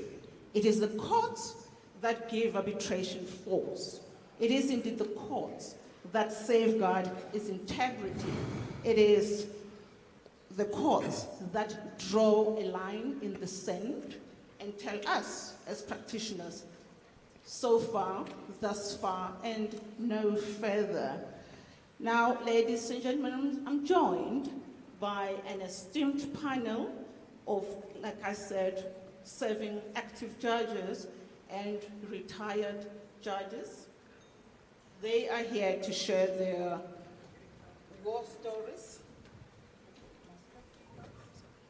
Their bios are on the website, so I'm not going to spend a lot of time taking through us all through their bios in any detail. But first of all, I have towards my extreme left, retired Deputy Judge President Sutherland, who was heading for a considerable length of time a court dubbed the busiest in South Africa, South Gauteng High Court. I also have towards my right the current acting Deputy JP of the self-same court, the busiest court in the land. To my immediate left, I have with me here Sir Clive Friedman, a retired judge of the High Court of Wales and the UK. He was England and Wales, and he was lead counsel before being elevated to the bench. And I also have towards my further left, Judge Victor, who is a head of training, we were told by the program director. She heads up training at AFSA, but she's also retired president of the Special Tribunal, a retired judge of the busiest court in the land, being the South Gauteng High Court. And we also have acting DJP. I'm not suggesting, Judge Davis, that your court is not as busy, but by Pretoria Court, in terms of being busy, I believe that it doesn't come close to Judge Sutherland's court. But it's not true. It's not true. Corrected, absolutely. I stand Depends to on be your corrected. prism. Now, without further ado, let me invite Sir Clive to share with us insights in regard to, on the international plane, in relation to matters enforcement, what practitioners should bear in mind as they prepare and run their arbitration proceedings. Over to you, Sir Clive. It is a great privilege to participate in this panel and I thank you for the opportunity to participate in Johannesburg Arbitration Week. It's very fortunate that the court in which I sat is 8,000 miles away, so you wouldn't know whether I was busy or completely unemployed. It seems the wrong way round to start with enforcement, which is what I'm going to do, and then roll back to arbitration itself, which is what the other speakers are going to do. But it is exactly right. The funders start by examining enforcement. The most sophisticated clients do the same. Otherwise, litigation and arbitration can be just Pyrrhic victories. Without enforcement, it could be a financial disaster of throwing good money after bad. It follows that from the very beginning, the astute claimant will be asking, where and how can any award be enforced? So the good news in international arbitration or international enforcement is that the New York Convention will help. The South African award can be taken abroad. The New York Convention, as you all know, has 170 signatories, states including South Africa and the UK. It also has 32 out of the 44 African countries and still counting. In England, without the need for a judgment in the seat of arbitration, the award can be enforced by a simple procedure. It's a two-tier procedure. First of all, an order nisi, and then, in the absence of a successful challenge, a final judgment. Very restricted grounds for objection, mainly jurisdiction, fraud and public policy, and restricted where there's been a waiver in the course of the arbitration. The court's policy is heavily pro-enforcement. The court will be very vigilant to ensure that objections are not dressed up appeals on the merits or the facts or the law. That's for the arbitration. Challengers very rarely succeed, but there can be significant time and expense in resisting the challengers. In some cases, enforcement would be in different countries, in multiple jurisdictions under the New York Convention.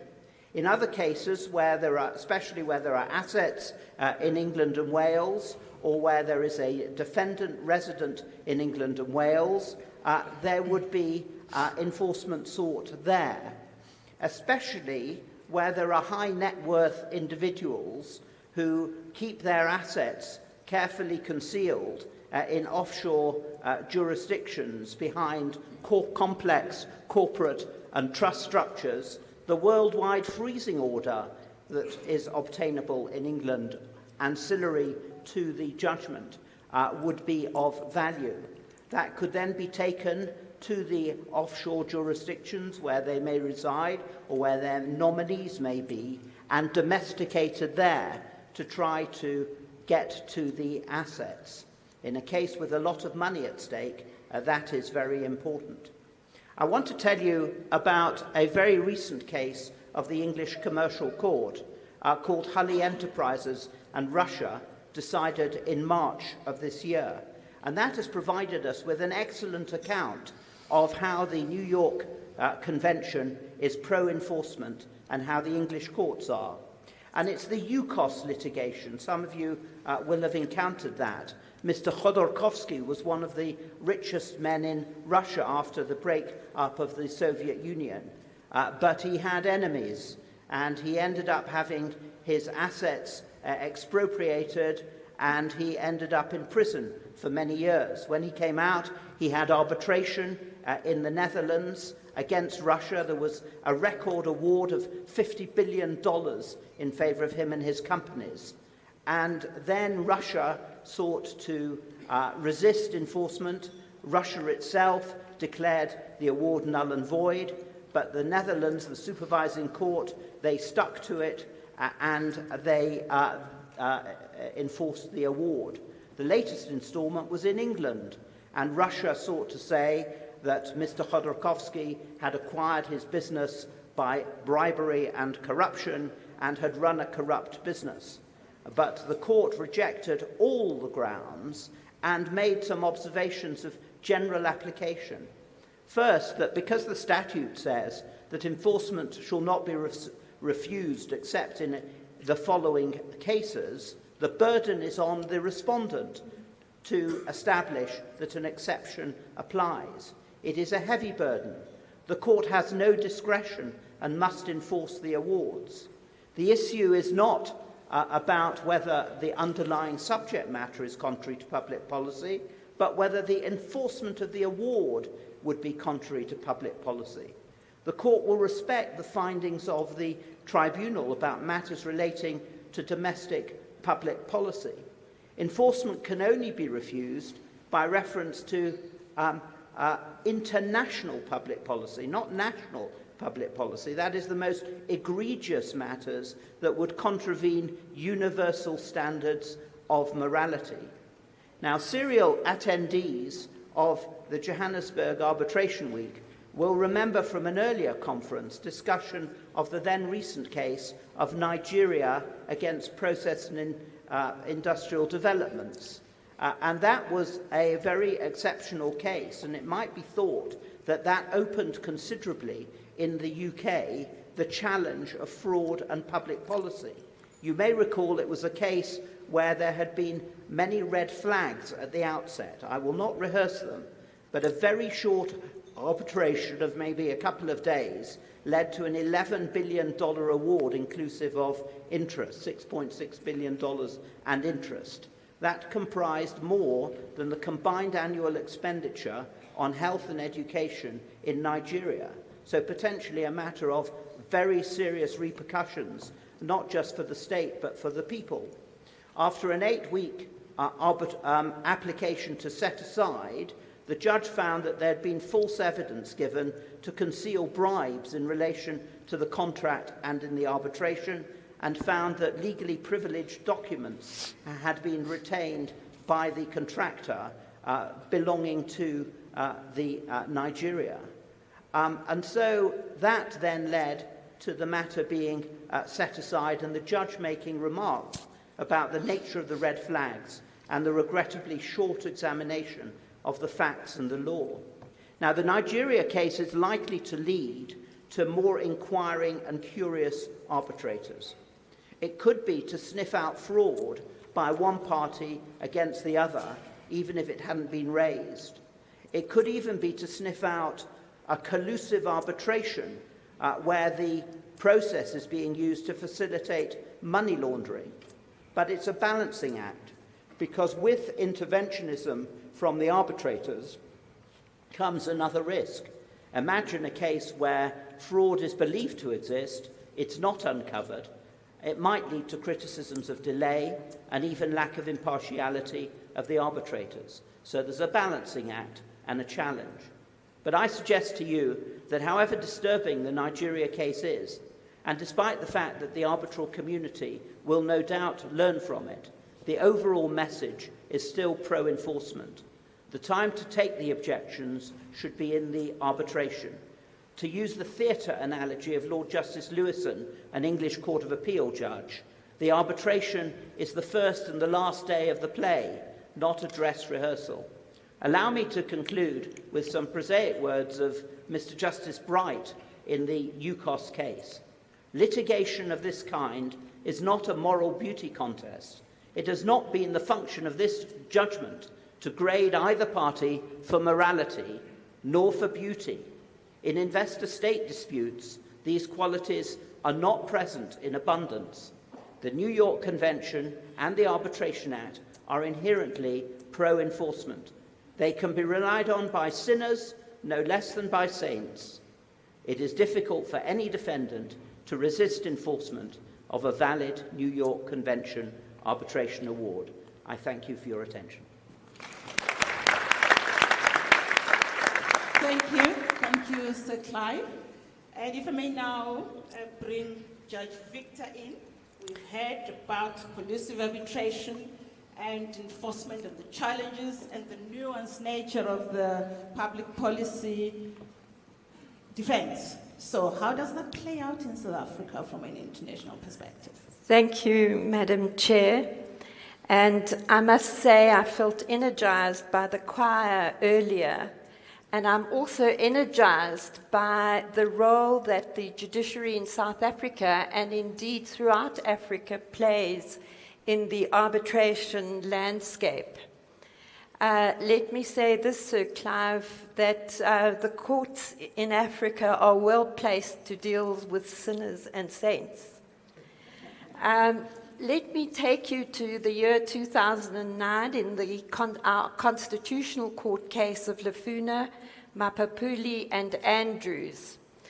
Justice O'Regan opined on the proper constitutional approach to private arbitration.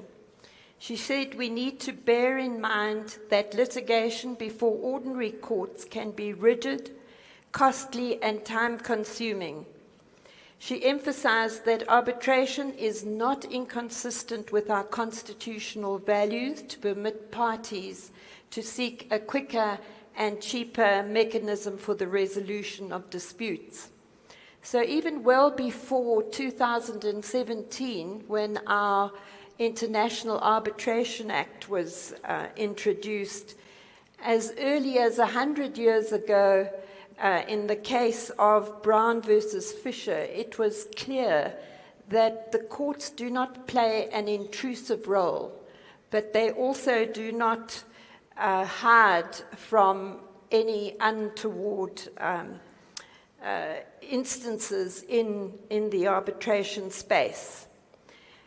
As with other contracts, should the arbitration agreement contain a provision which is contrary to public policy in the light of the values of the Constitution and indeed in terms of international values, the arbitration agreement would be null and void to that extent. Now, the yardstick for determining whether a provision is contra bonos mores is clear and crisp. It is the spirit, purport, and the objects of the Bill of Rights.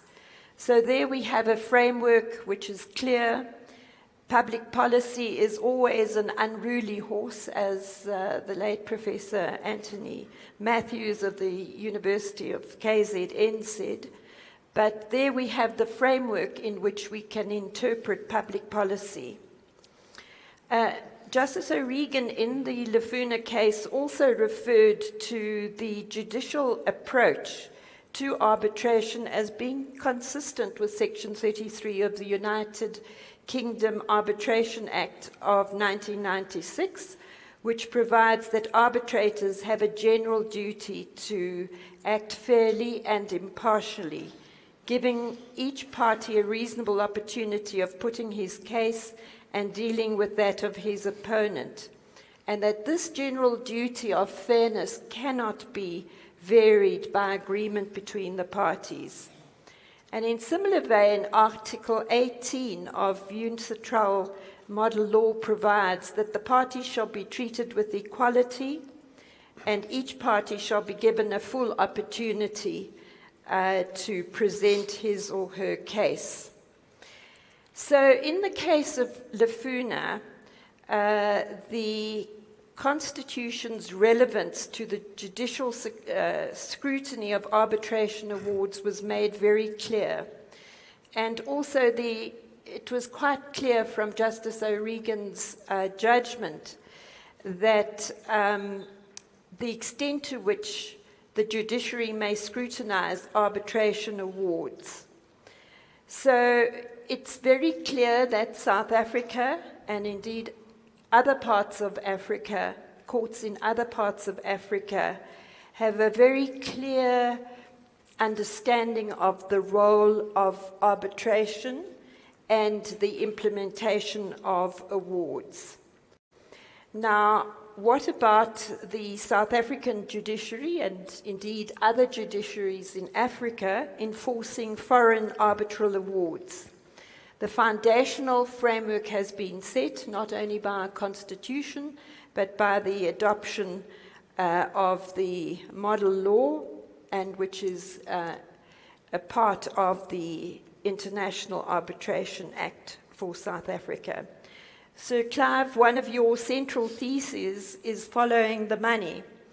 You've cautioned us, don't end up with a successful award which amounts to a Pyrrhic victory.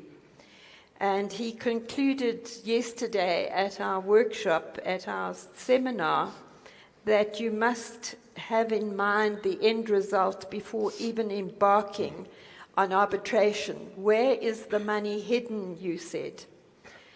Now, South Africa has adopted the model law, and if one looks at Article 9 and 17 of the model law, freezing orders, which is very important when dealing with sophisticated syndicates who may wish to undermine or obtain awards by nefarious means. The South African courts, and indeed all the courts in Africa, countries in Africa which have adopted the model law, it would be an easy task to implement freezing orders. Cross-border trade on our African continent has grown exponentially. There are 72 arbitration centers in Africa. Yes, from Cape to Cairo. And with the rise of cross-border trade, disputes inevitably arise. And it's encouraging to see that 32 countries in Africa have signed the New York Convention. Accordingly, Africa offers many facilities for arbitration cases. So as a retired judge looking at the arbitration landscape, when I was on the bench and now looking at cases after my retirement, we are very encouraged. We're also looking at, as a retired judge, looking at the work of AFSA. In 2024, AFSA formed the SADC division, which endeavors to transform arbitration in Southern Africa. We heard from our CEO, Andile, that AFSA has been going for 30 years, and in that time, a tremendous amount of experience has been built up. There is also the China-Africa Joint Arbitration Center, KJAC, which is a subsidiary of AFSA, and KJAC was established under the leadership of the China Law Society to meet the need for credible China-Africa resolution mechanisms because of the growing trade between China and Africa.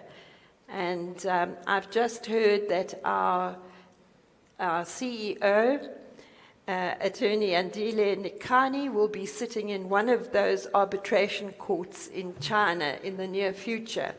So it just shows the close ties that we have and also the respect for the arbitration process internationally. In conclusion, Madam Chair, South Africa is the friendliest arbitration destination with the judiciary fully aligned with the aims and goals of both domestic and international arbitration. There are sophisticated support systems to ensure the smooth running of arbitrations, and this includes the enforcement of arbitral awards. So, Sir Clive, let me repeat that we are well able, not only the South African judiciary, but the judiciary throughout Africa, we're well able to deal with saints and sinners. Thank you, Madam Chair. Thank you, Judge Victor. May I inquire, am I audible? Can you hear me? Thank you. Thank you so much, Judge Victor. And at this point in time, sticking to the war stories as a theme, the lived experience of our judges, and the complementarity of the arbitration movement and the judiciary. Let us now bring in retired Judge Sutherland, DJP, and just DJP, in terms of how do you see the arbitration movement, the practitioners, and the judiciary working together to alleviate what seems to be a role that is, I don't want to say unmanageable, but there seems to be more demand than resources allow. Thank you. Yes, thank you for that. I want to talk about policy, not jurisprudence, and how it is possible to render to the litigating public an effective dispute resolution service. The perspective I bring is of a judge who has spent 15 years in a busy court, 6 of them as the head of that court, battling inadequate infrastructure, antiquated and dysfunctional other resources, and increasingly a body of colleagues on the bench who, under the strain of the burden that they bear, are more and more suffering from chronic fatigue. For anyone who is a professional dispute resolver in South Africa and is also a committed citizen, it is absolutely unavoidable to recognize precisely what strain the courts are under. And so I want to invite you to acknowledge that fact, understand the problem, and embrace the 2 proposals that I want to put forward for radical reform. The first point that needs to be made is that we, the profession, need not try to solve our problems in silos. And the mindset I invite you to embrace is that there is an ecology of dispute resolution, of which the court system is the core, the nucleus, and around that nucleus there is the arbitration process, chiefly served through leading arbitration institutions such as AFSA, and there is mediation, served through many mediation institutions as well. These 3 aspects should not be disaggregated. There is a natural, logical, and functional symbiosis which needs to be understood. In that context, I want to put forward that it is open to the professionals in the arbitration market to alleviate the strain under which our courts suffer. I want you to embrace the idea that the arbitration market be expanded by a legislative amendment to the arbitration statutes, which will enable parties to opt in for a full court appeal, an appeal to 3 judges of a division. This is not to overlay the existing market, where, for the most part, sophisticated actors are happy to live with classic arbitration with no prospect of an appeal. But there is a market waiting to be tapped, which I believe would find it attractive if that degree of oversight by the courts could be added on to the arbitral process. Why is this important? It has been made clear over several years that the courts, and I speak specifically of Gauteng, Pretoria is no less busy than Johannesburg, for the record. We cannot cope with providing hearings for 100% of the trials within a reasonable time. And we shan't be able to do that in the short or the medium term. And nor is the state, however well-wishing it may be, in possession of the resources, both financial and personnel, to alleviate that problem. We can probably deal with 25% of the trials that we need to hear, but of the other 75 that we cannot find place for, we can certainly deal with the 10% of those that go on appeal. So I invite you with unashamed passion to embrace that as a reform which will alleviate the strain on the court system and promote the idea of a broad-based dispute resolution ecology.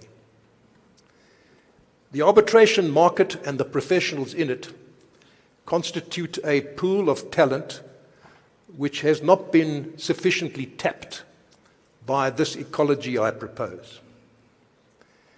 I would like us to see, once again, legislative amendments to embrace the idea of appointing experienced practitioners who almost always would have had some arbitration experience as permanent judges on a part-time basis. Neither the proposal that we opt in for appeals nor for part-time judges is an original thought put forward by me. There are precedents for that in almost all of the jurisdictions we care to compare ourselves to. And in this way, if our mindset is to embrace the ecology that I've put forward, we can alleviate the strain on one aspect of that ecology and render unto the litigating public what they are entitled to have, an effective dispute resolution service. So I invite you to become advocates for reforms of that nature. Thank you.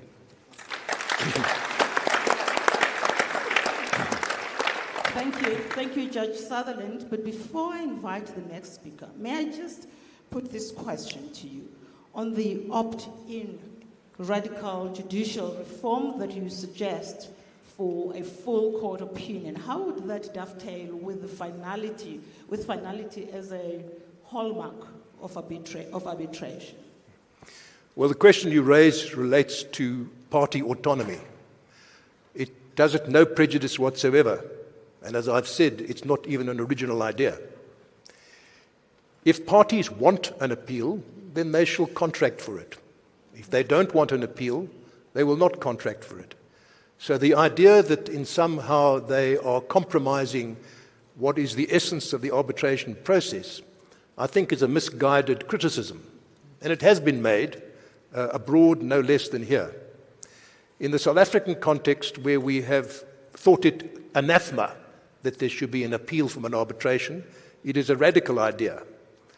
But we are out of step with England, the Gulf, Singapore, Australia, New Zealand, and the United States, who in one way or another have opt-ins and on a rare occasion opt-out provisions.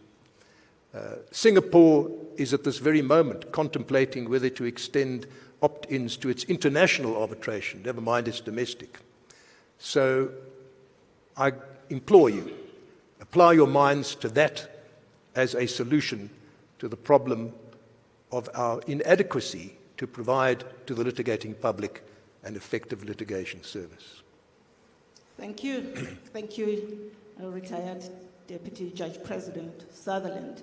And now turning to the person that's occupying the seat, the successor entitled, as it were, to retired DJP, acting DJP Modiba. The SCA, I'm now turning to party autonomy.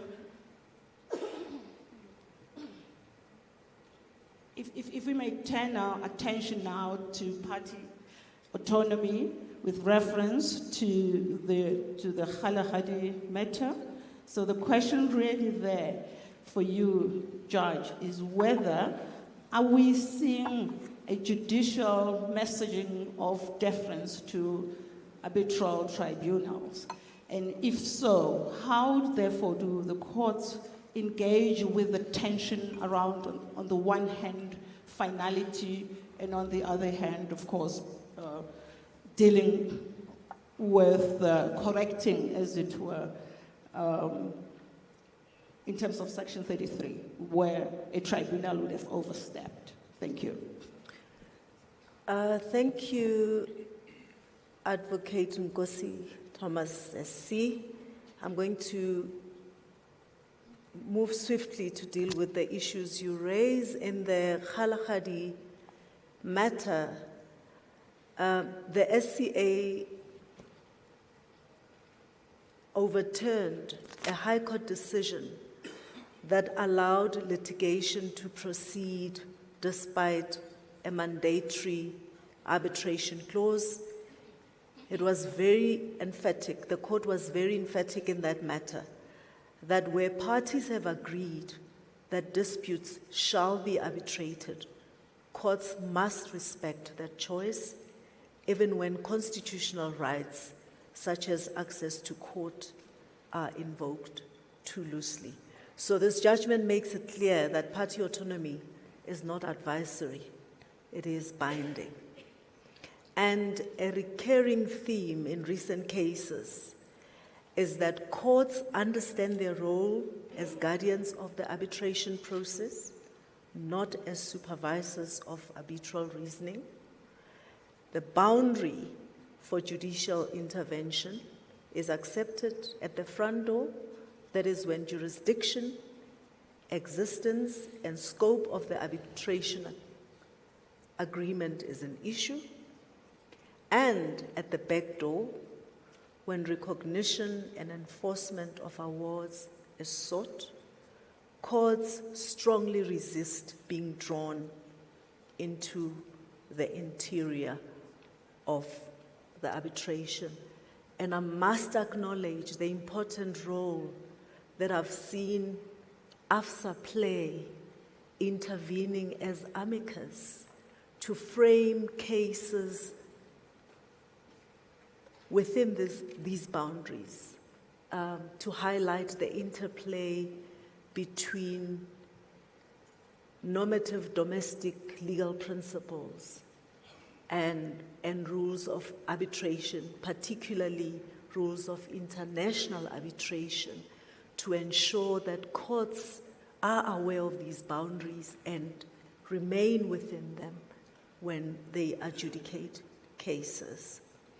And the key lessons in conclusion that I will part with is that in most arbitration-related litigation,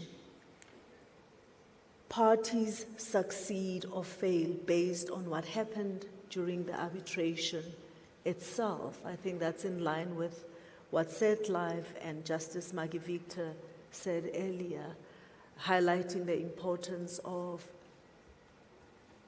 respecting the role of the arbitral tribunal. Poorly framed mandates, late objections, and forensic shortcuts are really cured by skillful post-award advocacy. Courts value that arbitration is deliberately chosen, counsel understands its consequences, and parties must live with that choice. And lastly, the arbitration system works best when courts effectively adjudicate arbitration-related litigation. But courts must be really needed. So the system should work efficiently to respect the objective of expediency in the resolution of commercial disputes. And when needed, courts are available, they're principled, and increasingly aligned with international best practice. Thank you, Judge Madiba. Before I invite Judge Davis to talk about a slightly different topic, Judge Madiba, what sort of missteps have you encountered, now that being your war story as a sitting judge, that you would caution us as arbitration practitioners against? Could it be because the quality of our reasoning in the awards leaves much to be desired? Or what else is there for us as practitioners to be on the lookout for and potentially address so as to avoid, to make your work easier? Yeah, on the issue of reasons, because this is a recurring complaint in arbitration litigation in South Africa. Much is made of it in review and enforcement proceedings, but our courts have clarified that arbitral reasons must show a rational connection between the issue, evidence, and outcome, but it's not necessary that arbitral reasons elaborate, it's not necessary that arbitral reasons be elaborate or judicial in style. Courts look at whether the arbitrator dealt with the material issues and not whether the court would have reasoned the issues differently. Thank you. Thank you, Judge Budiba. Judge Davis, you've played a very integral role in the court-annexed mediation, which is now the buzzword in South Africa. And this question really goes to complementarity. ADR being complementing, as it were, the judicial system. What has been your experience in embedding mandatory mediation into the system? Thank you, Madam Moderator, for allowing me to speak about the actual rock star of ADR, and I assume that's why of all the panelists I've been given a handheld microphone. And then just as a matter of protocol, I see in the electronic version it's incorrectly indicated. The printed version is correct. I'm not currently acting as Deputy Judge President, but I am the senior umpire regarding mediation matters. Now, mediation, you all know, is designed to avoid conflict, and I wondered what can I say to adversarial-minded arbitrators that will interest them in mediation. I thought of putting the following proposal. All the subject matter of your arbitrations might be subject to double mediation, not to diminish the finality thereof, but let me explain, and I'll follow on the route the previous panelists have mentioned, and take you on a short geographical journey, having regard to the time, of course, as the last panelist. Hold on to your seats, it'll be a fast journey. We start from global perspective to continental perspective, and we start in Africa, in West Africa, Sub-Saharan Africa. We start with OHADA, the Organization for the Harmonization of Business Law in Africa, where 17 countries have 9 years ago already adopted a uniform act of mediation. And of those countries, those states, many of them have mandatory mediation. Ghana, for example, has a mandatory mediation in the High Court as a part of the ADR Act. If we move down from West Africa, Central Africa, Rwanda has mandatory mediation in almost all of its litigation in the High Court. They use what they call the Abunzi, which is their local mediators. They are as skilled as in South Africa. You're aware that the Khosis and Khosinyamas are all natural mediators. And we move a bit further east. Uganda has diversion rules in their High Court mediation. Kenya has mandated mediation. Last week, the court even enforced not only the mandated mediation, but mandatory mediation in all family law disputes. Getting closer to home, the SADC countries, a number of examples are there. To our northwest, Namibia has mandatory mediation in all its High Court litigation, and they publish tables annually indicating the money spent on, saved on litigation, which would otherwise have been spent. They have it calculated, which I must confess, I don't know how it exactly works, but they claim that they can save over 1,000 court litigating days by the implementation of this system, which has been running for some years. In Lesotho, there's also court-annexed mediation. In South Africa, we've battled now for more than a decade to have the mediation bill passed, and it hasn't been passed yet. And the light on the parliamentary horizon of it being passed soon sometimes flickers instead of shining brightly, and it might be some delay. In the Gauteng division, and Madam Moderator, I have to correct you. Again. I retract that comment. Pretoria is, of course, statistically the largest seat of the two seats in the division. We have currently, for example, 16,000 matters pending in which mediation has not been successfully completed, which we have to deal with. But our problem in Gauteng, principally in Pretoria, but also in Johannesburg, was, as Judge Sutherland indicated, a lack of legal resources. Until April last year, we had up to 50, that's 50, matters on the daily civil trial roll. So if you have 50 matters on Monday, and you have to allocate judges as the Deputy Judge President, and you have 50 matters on the Tuesday and 50 matters on the Wednesday, there are no judges left by the time you even finished calling the roll, let alone the week of 250 judges. So the mandatory mediation directive was implemented, requiring all civil trials who wish to be heard in the court and who still claim that they have a triable issue to first undergo an attempt at a voluntary solution and then we force them to attempt mediation. It has cleared our trial roll. From a case management perspective, it is largely, hugely successful, where previously for a trial date, you had to wait for between 5 and sometimes even longer years to get a trial date.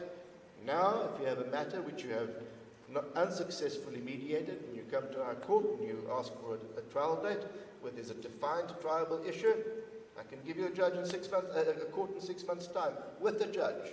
So from a case management perspective, mediation was successful.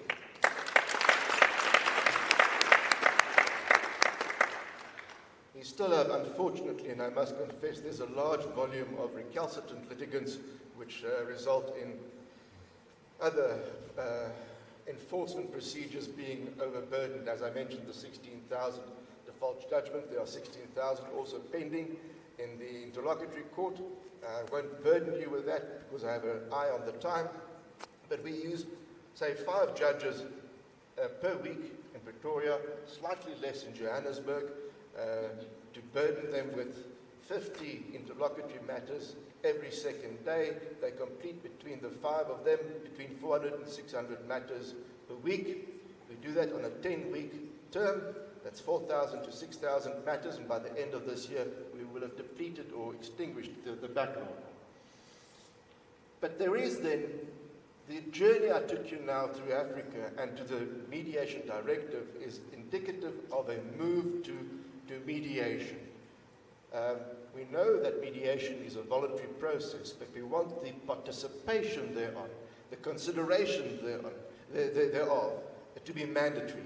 I was heartened by all of the panelists in the first panel who explained the mediation successes in hugely devastating conflict.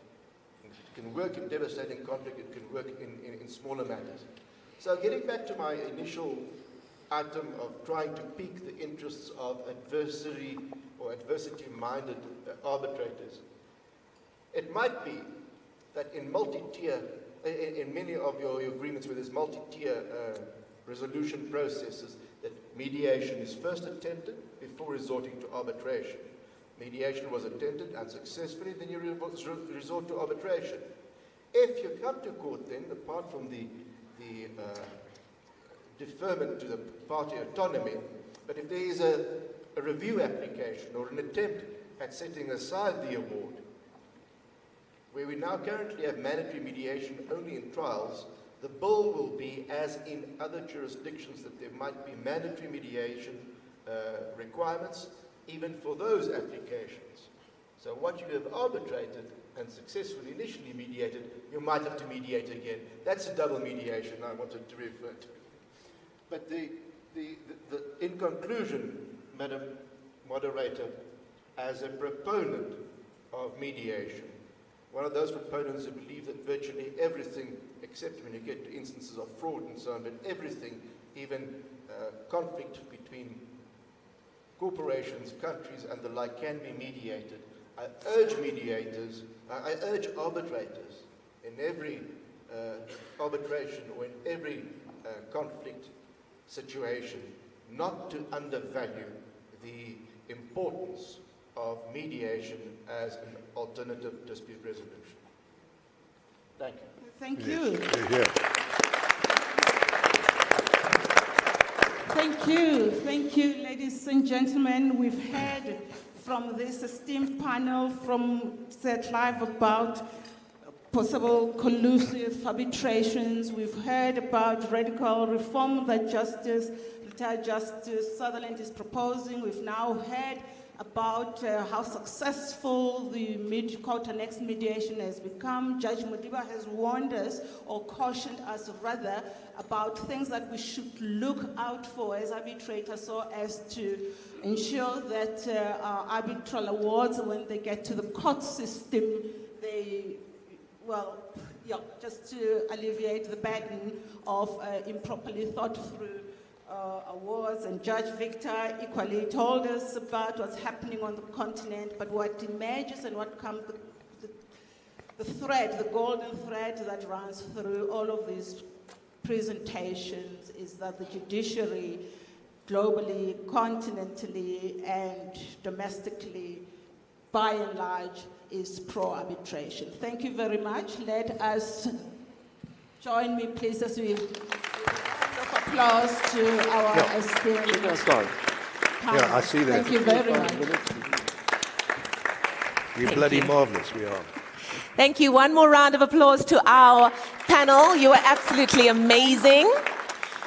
The insights on arbitration, highlighting practice pitfalls and perspectives, and we did enjoy and appreciate those war stories as well. Thank you so much. Ladies and gentlemen, if you need a quick leg stretch, we are going to take a very quick tea break. Due to our full program, we are going to be starting again at 12 o'clock. So you can now make your way very quickly to tea. And then, of course, when we return, I would like to ask our panel for our next session to please make sure that you are mic'd up backstage with the AV crew before the start of our next session. We'll be back again at 12 o'clock.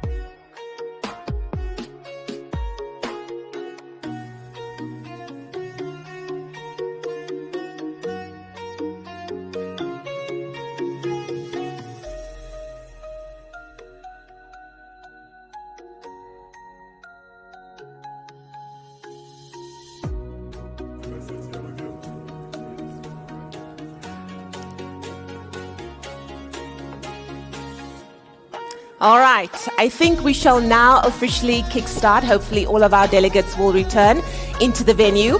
We're now going to begin our next session, which is titled AFSA at 30, Founding and Growth. Now, this session reflects on AFSA's journey, its development, and of course, its future direction. So please help me in welcoming to the stage, and they are already on the stage, so I'll introduce them. Our moderator is Professor Michael Katz, Chair of ENS Africa, and our panelists for this session are Advocate Michael Cooper, SC, Des Williams, Deline Bierkus, Susan Mutangadura, as well as James Banda.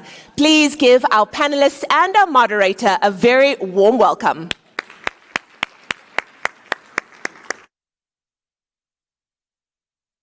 I think most of our audience are still eating their hamburgers. Right, Papa. Sure, once we get started, there's going to be a stream in. You can see. Okay. Streaming in.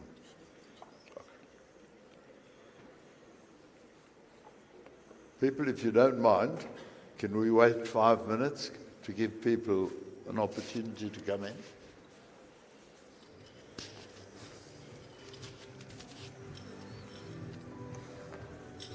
Eliza.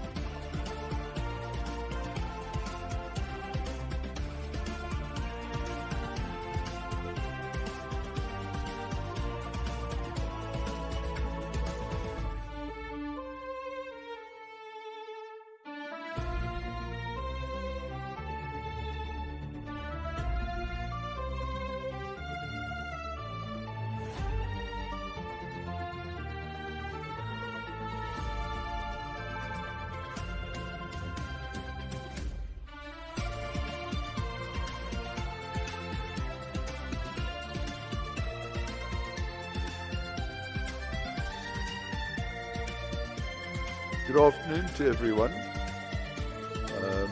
We're going to start.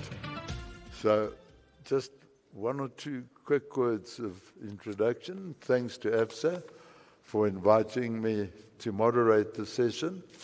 It's a great privilege, and particularly on such an esteemed panel. If you don't mind, now and again I'll intersperse some personal observations, but let's get on. And to Michael Cooper, I remember your telling me that AFSA started with a phone call, and so far as one can put a date on it, that phone call would have been somewhere June 1996. Do you remember? Well, yes. Yes. It's perfectly true. Forgive me, I made one mistake. Forgive. The CVs of all the panelists are in your papers, so we don't want to spend time doing that. But all of you know Advocate Michael Cooper, Mr. AFSA. So, Michael, please carry on with the answer. Talking about this phone call. I was, at that time, the chairman of the Johannesburg Bar. And I had a phone call from Mervyn King, who was at that time the chairperson of the South African Chamber of Business, SACOP. And Mervyn had always been a protagonist of arbitration. And you must remember, at that time, there was no administered arbitration in South Africa. The only arbitration was ad hoc arbitration. And Mervyn was a protagonist of arbitration, and he saw in the business world the great need for it. So he phoned me, and he said, would the Johannesburg Bar want to participate in this arbitration initiative, which would lead the bar to a new work stream. Now, to tell the chairman of the bar that there's a prospect of a new work stream is like offering a ravenous wolf a rather large lamb chop. So I said yes. We were prepared to assist him in this initiative. Now, Mervyn had at that time already recruited a lady, Frances Turton, who had come from the Pretoria University and who became our first CEO of AFSA. And it was she who created and strengthened a relationship with the University of Pretoria, which has always existed in the entire AFSA history. So now, we had said yes, and very fortunately, we made two decisions which we didn't realize, I didn't realize then, how fundamental they were. But the first decision was that the Johannesburg Bar could not do this on its own, and that unless it recruited in support the lead attorney firms and the lead accounting firms and the lead stakeholders in arbitration, it was not going to work. And Michael, I think you might remember the very first meetings we had with the lead attorney firms and the like at what was then, what is still, I suppose, Innes Chambers. going back to 1995 or 1996. And we put to them the proposition that it was time for the legal and accounting professions to answer the Chamber of Business by providing an administered arbitration service. And it remains the only administered arbitration system in South Africa.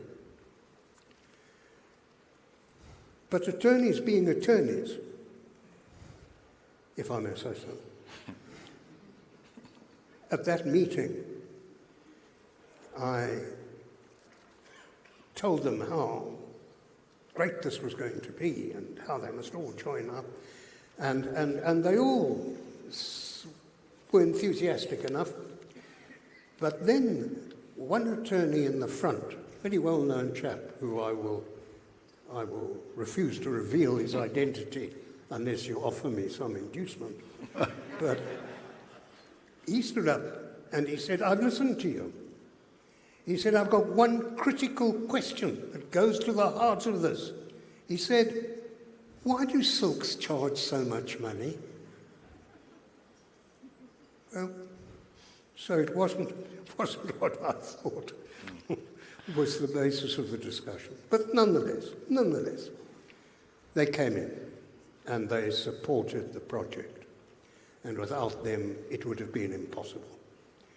So AFSA was started as a result of a phone call on a non-profit basis with the membership of AFSA consisting of the lead attorney firms and the other stakeholders in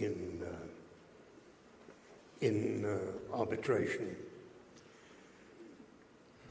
And the next step was to announce this project.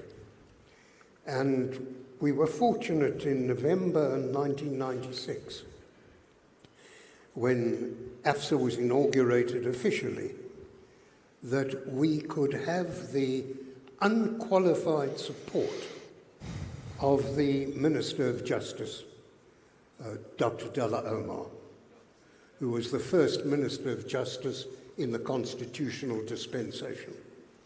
And it was vital because there was opposition to the idea that these lawyers should come together and start an arbitration project and facility. There was this opposition, and it was so important that, if I may, Michael, I want to remind you of something that Dalla Omar said there. He said, "Business has a right to note that there are legitimate mechanisms in place through which disputes may be resolved effectively, efficiently, speedily, and in the most economical possible way. AFSA will fill this void, and I wish it every success.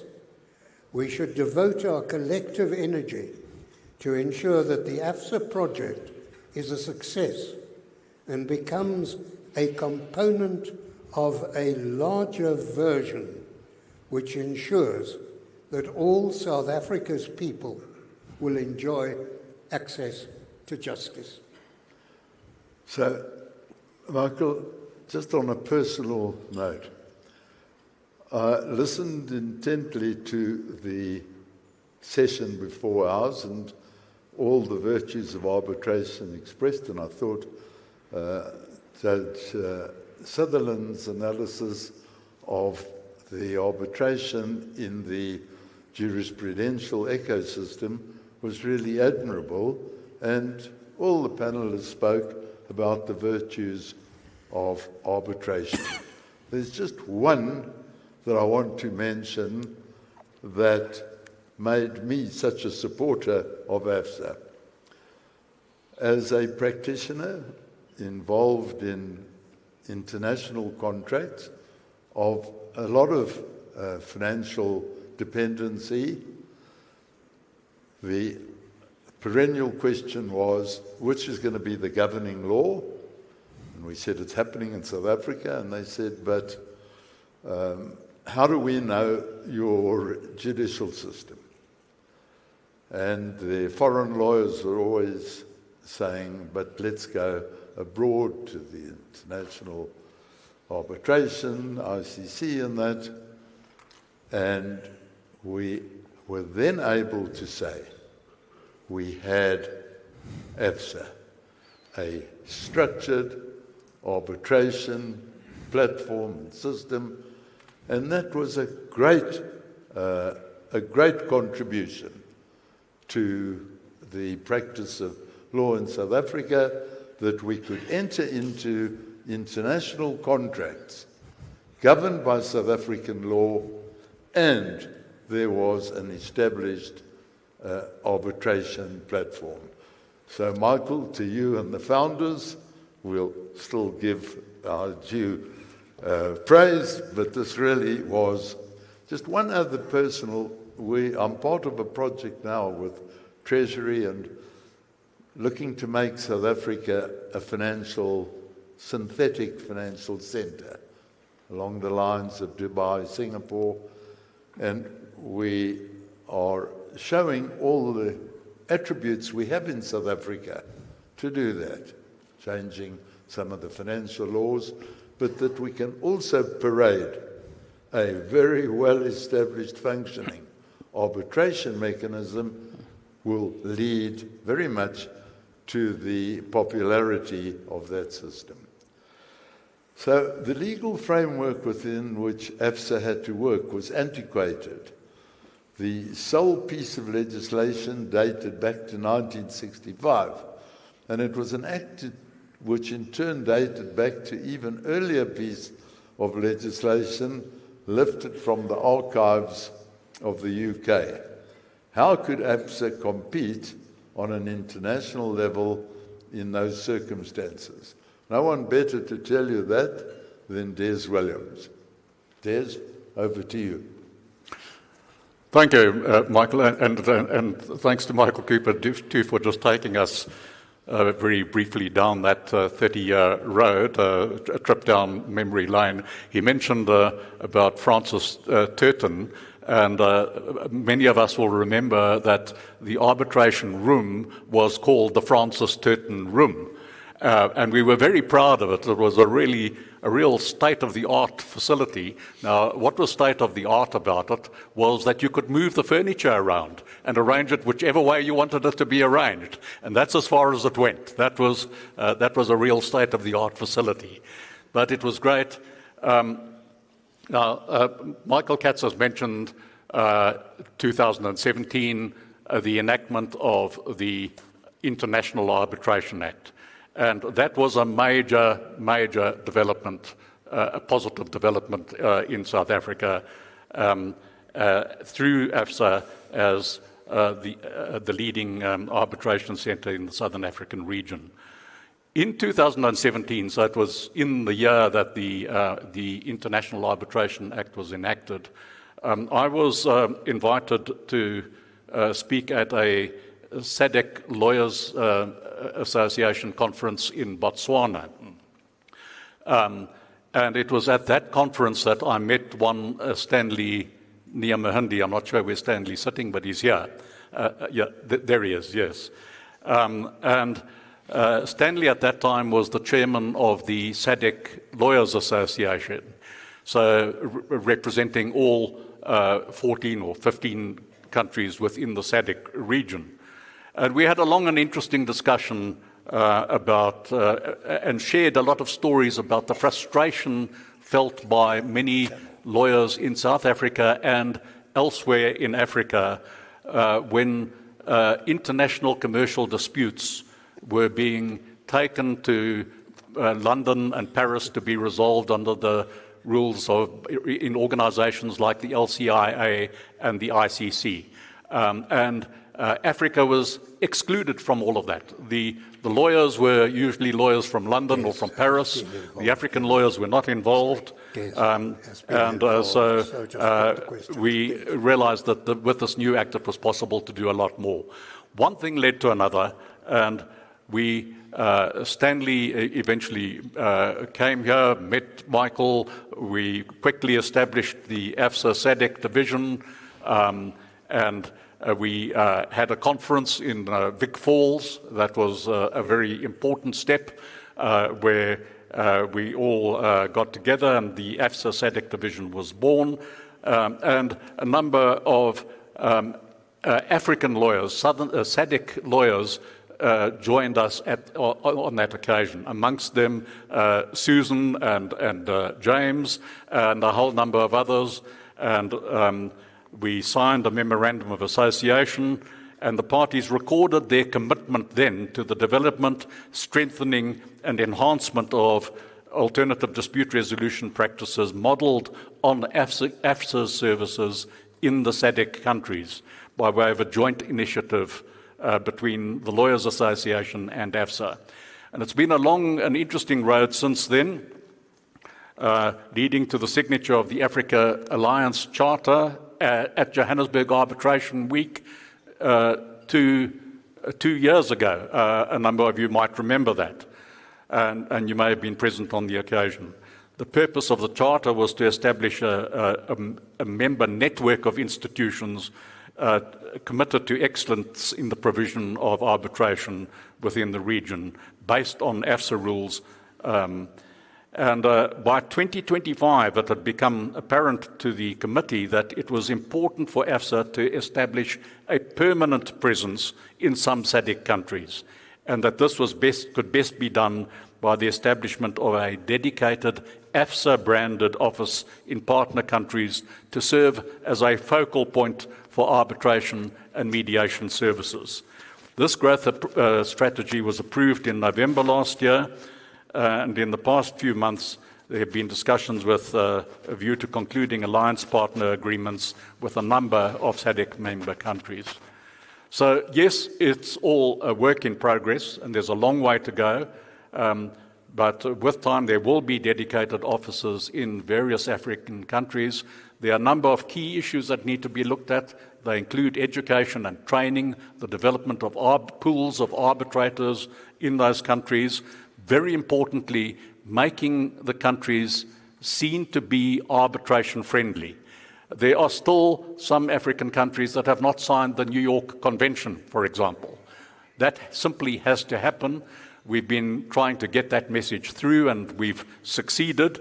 A notable case was Malawi, for example, which now has a modern International Arbitration Act and has acceded to the New York Convention. And hopefully we'll soon get there with countries like Namibia and others. But I don't want, I'm going to leave it to Susan and James to tell you more about what's actually happening on the ground and what the issues are there. Thanks, Michael. Thanks, Des. I'd like to now ask Delene, who is the CEO of the China-Africa Joint Arbitration Centre, to deal with what has become the long-standing association between AFSA and its partners. Delene?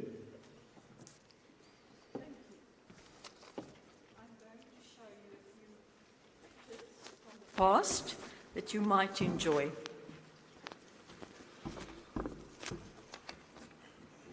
For those who are not familiar with CAJAC, let me briefly explain. The China-Africa Joint Arbitration Centre is a partnership between 6 international arbitration centres, 3 in China and 3 in Africa. All these centres are reputable centres. That is the Shanghai International Arbitration Centre, the Beijing International Arbitration Centre, the Shenzhen Court of International Arbitration, the Nairobi Centre for International Arbitration, and the Organisation for the Harmonisation of Business Law in Africa, OHADA. This unique transcontinental initiative was established under the leadership of the China Law Society in answer to the need for a credible China-Africa dispute resolution mechanism necessitated by the increasing trade between China and Africa. This mechanism is acknowledged by the Forum on China-Africa Cooperation, known as FOCAC, a cooperative agreement signed by China and 50 African countries. CAJAC offers a set of rules, a uniform set of rules in both Chinese and in English. And the development of China, these rules were launched in 2022 after it was very carefully researched and signed by all the partners.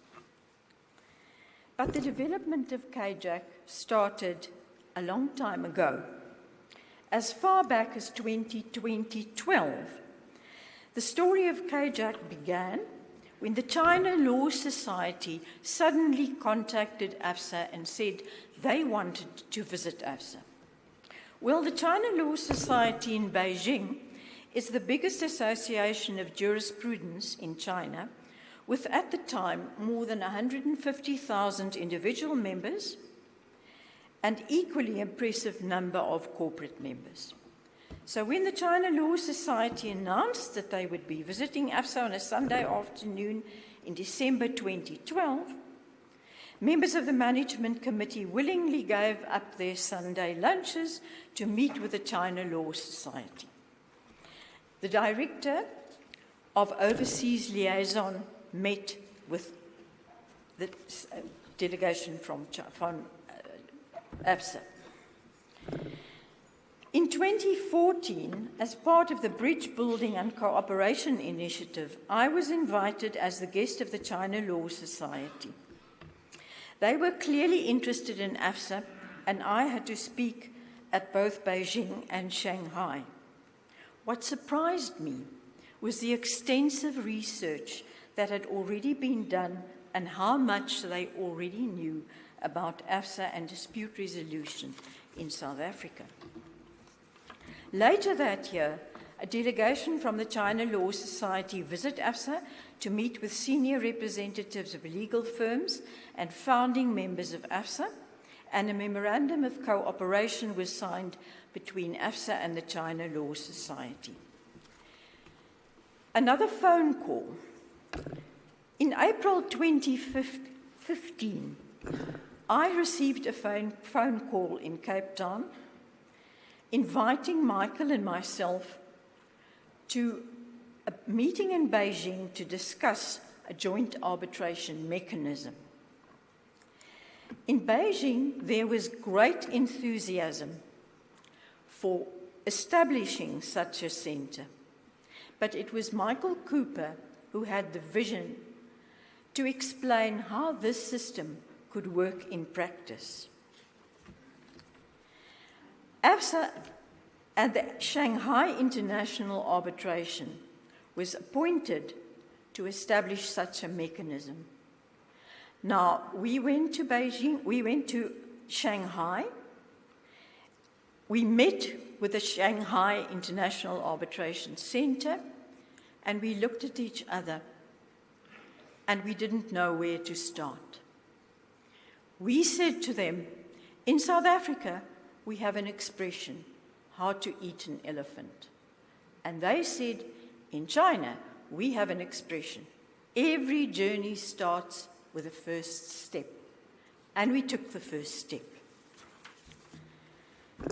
Back in South Africa, there was wide support for this international initiative, and in August 2015, the Johannesburg Consensus was signed in support of the establishment of CAJAC. In March 2017, a CAJAC delegation under the leadership of Judge Louis Harms went to Shanghai to familiarize themselves with the Chinese practice and procedure, and members of the Shanghai 14 offered invaluable support in the years to come. In November 2017, the first CAJAC International Conference took place in Cape Town, a very successful conference. But there, it became clear that what potential users wanted was a uniform set of rules. The drafting committee for the KJAC rules and constitution was led by Professor David Butler, and his knowledge and insight was invaluable. Together we travelled to conferences and summits and spent many hours with KJAC partners developing the uniform rules and the constitution. And a great deal of this had to happen through an interpreter. When the process was completed, the KJAC Guiding Committee appointed Michael Cooper as the first chairman of the extended KJAC group. The Constitution provides for a shared panel of arbitrators nominated by all the KJAC partners, and it includes neutrals from other countries. KJAC is a unique service, offering disputing parties neutrality, speed, confidentiality, and the flexibility to resolve China-Africa disputes. We invite all the signatories of the Johannesburg Consensus, which you can see on the screen, and all the SADC alliance partners to include the KJAC Johannesburg clause in China-Africa contracts. KJAC will serve you well. Thank you.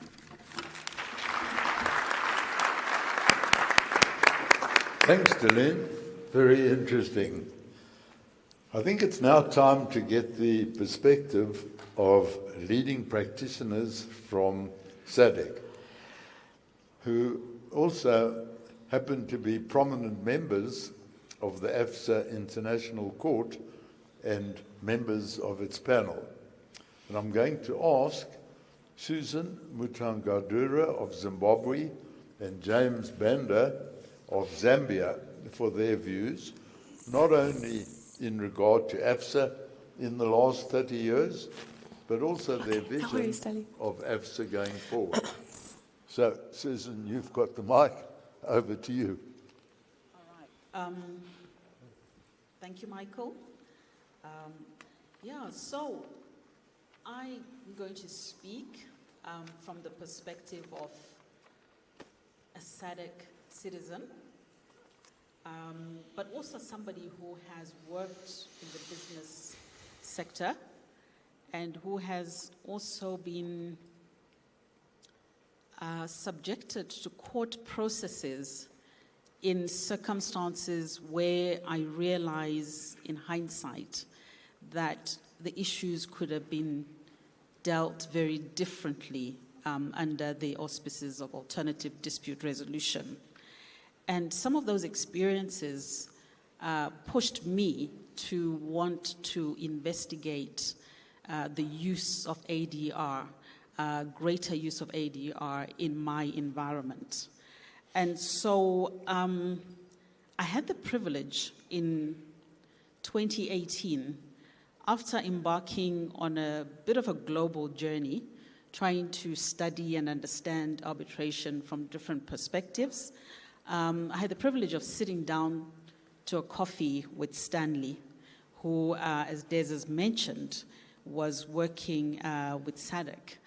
And I said to him, Stanley, you know, I've been on this journey, and I'm back home in Zimbabwe, and I would like to see ADR, and more significantly at the time I was more passionate about arbitration, flourish in our environment. And I know, having been in the business sector, this is really the tool that we need, and this is a tool that the business community requires. And so over that coffee, Stanley and I left with a very clear determination that we were going to play a part in whatever form, shape it came, to developing the use of ADR.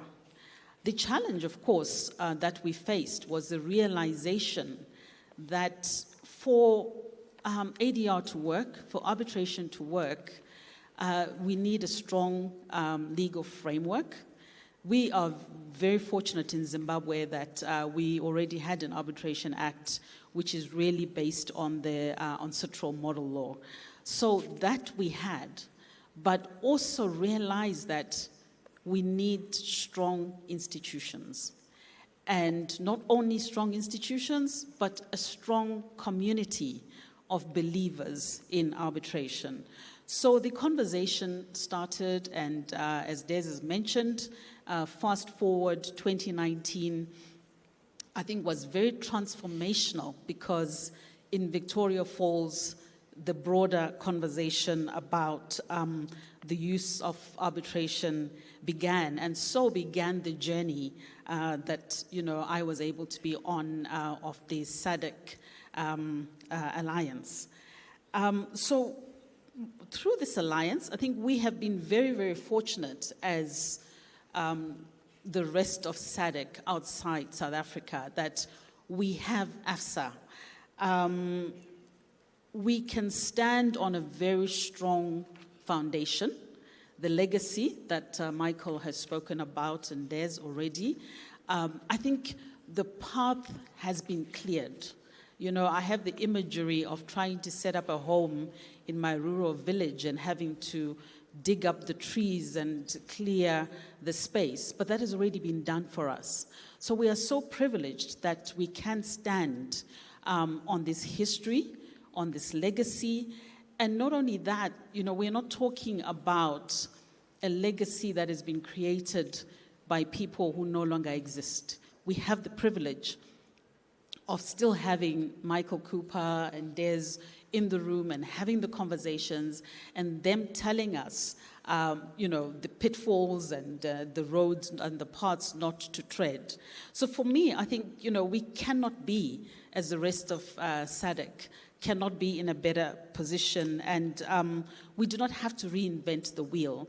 And we are fortunate that Des and Michael are so committed to walking every bit of the path with us.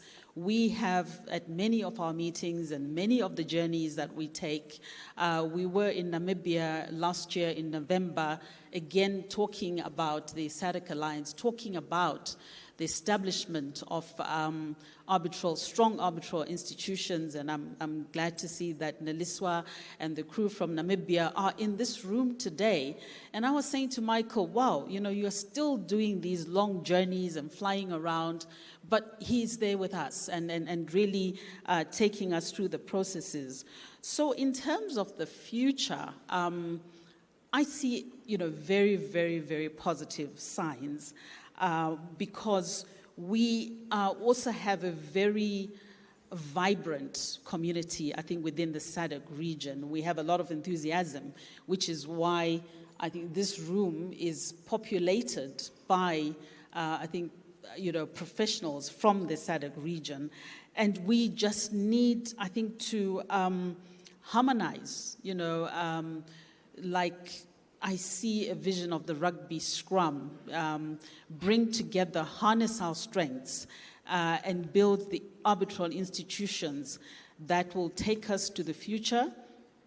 And certainly sitting on that table, the international table, and that we will not be looked at as,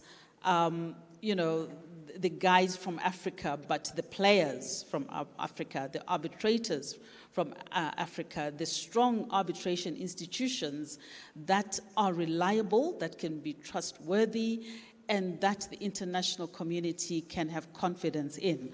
So I think just, for a start, I would say that this is where we are. It has been a fantastic journey, a very interesting one, and also just to note, again, the contribution from AFSA that whilst we started with a committee that was sitting and trying to work out how we're going to break through into the rest of the SADC region, just last year at our last meeting, I think the recognition for the importance of this alliance was demonstrated in that the SADC, the AFSA SADC committee is now actually a committee of the, the board, the main board. Again, just, giving credence to the position that we hold and the support that we are getting from AFSA. So I think I'll say that. And of course, again, the positives, the future. Tomorrow, the ladies are going to have a ladies' breakfast.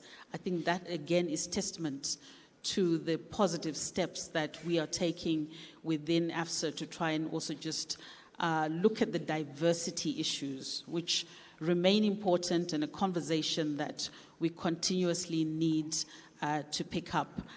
So I would say that, in a nutshell, that has been my journey, an exciting journey, a positive journey with so much support. And I think the future is definitely very clear and very bright. I think I'll let James talk about the training and the other aspects that we are also looking into. Thank you. Thanks, Susan. So, James, you've already been invited. Yes, thank you. If I can just go back slightly to what Days had touched on. When you talk about AFSA's 30 years existence, inevitably you are led to who has AFSA partnered with over these 30 years. And one of them, major institutions, has been the SADC Lawyers Association. I had the privilege of being its president between 2016 and 2018. And a turning point in that relationship was obviously when we signed the MOU in 2019. But before that, SADC LA has always been known to be a strong defender of the rule of law, human rights. And we, of course, did that very well and professionally so.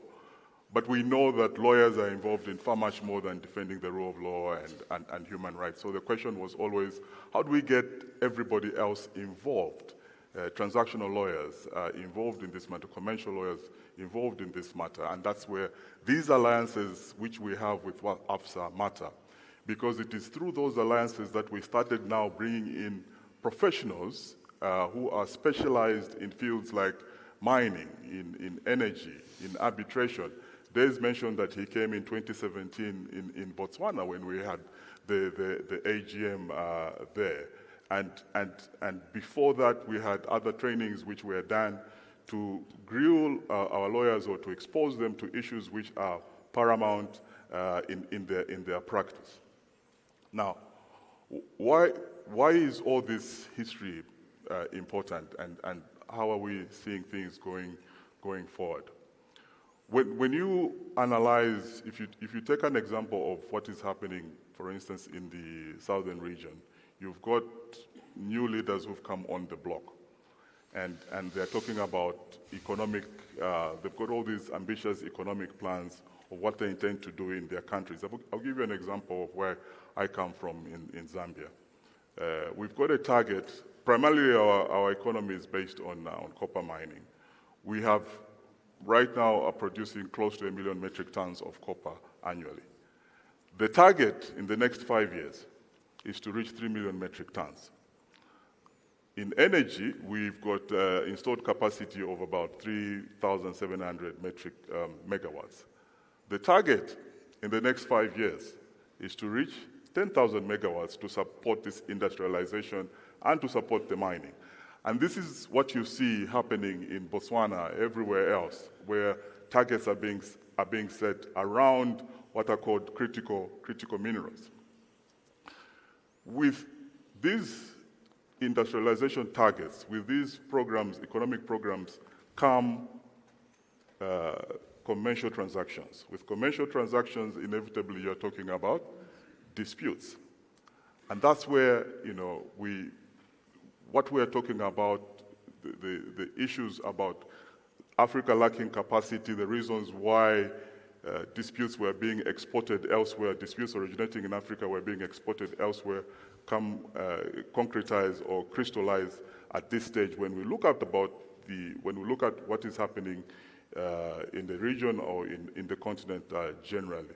That we need to have these alliances. We need to be involved in these alliances with AFSA in the region, in the countries where we come from, because we need to be ready and continue to remain ready and relevant as disputes arise.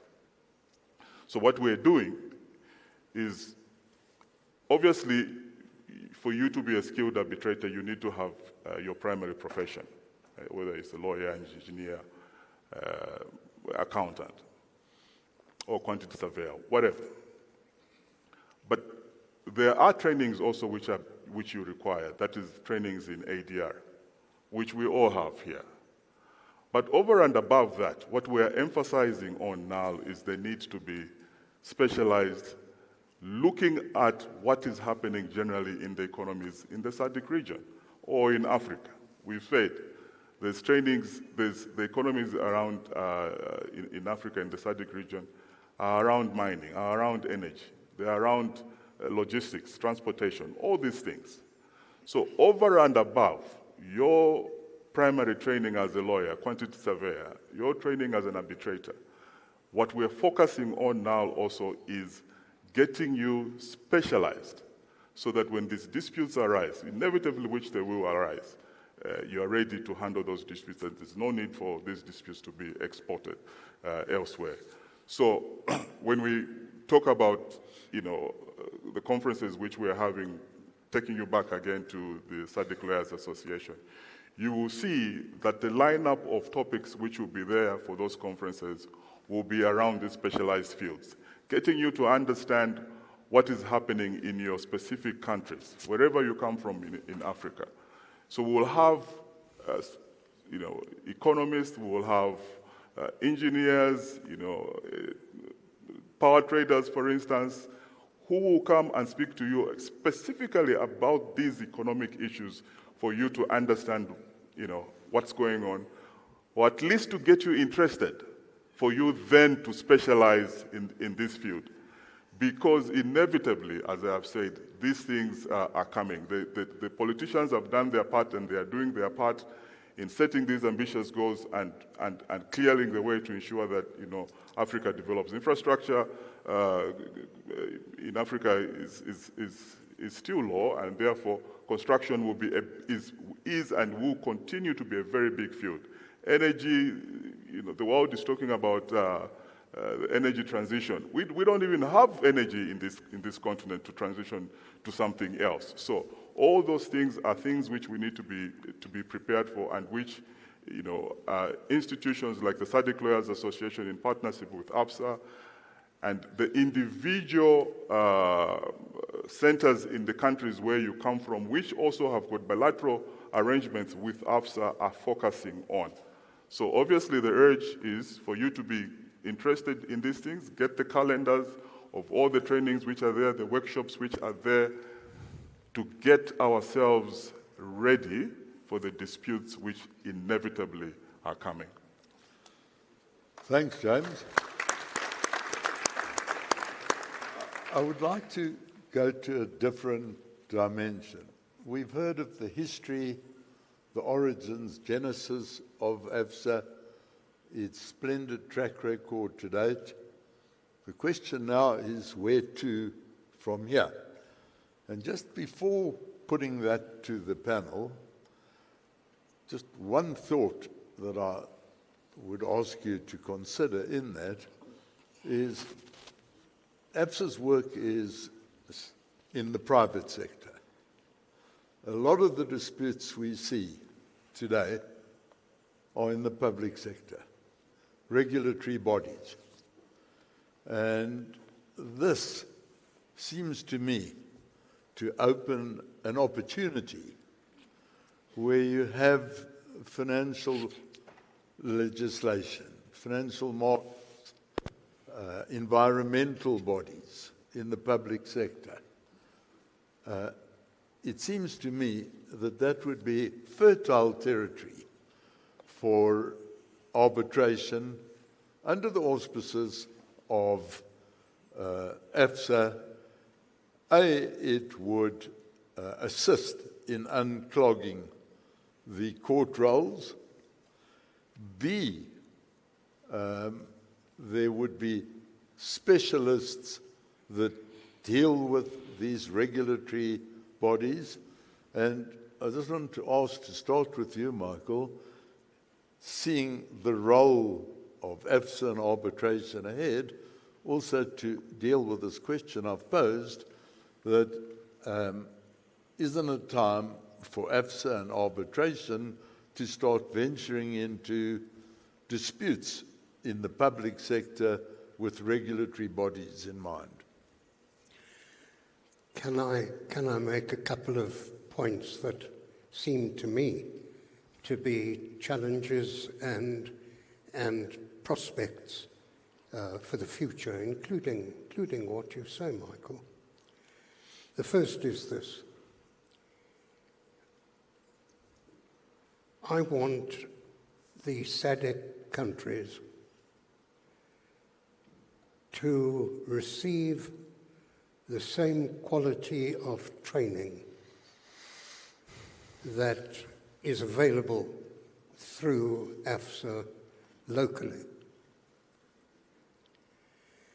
Because I want to see a generation of young people from the SADC countries coming together without the difficulties and the problems of the past, coming together as a new generation with strong ties with each other. I want to see young AFSA become the cement for uniting a young generation in the SADC countries. That will take training. That will take the need to provide for a roadway by which a young practitioner can not only be trained, but will have the opportunity of putting that training into practice. And that has been a huge problem that we have always faced. You can train the young practitioner, but then you find that the young practitioner's route into arbitration faces all sorts of difficulties and obstacles. And we need to plan for that, to have a roadway, which, as I say, can deliver not only the training, but also the reality of practice in arbitration. Then I want to see us taking our full and legitimate role in the global south. AFSA, with the incredibly valuable contribution made by David Butler, has created the rules and the protocols for China and for Africa through KJAC, through FOCAC, to have a united front. And now that should be carried into BRICS.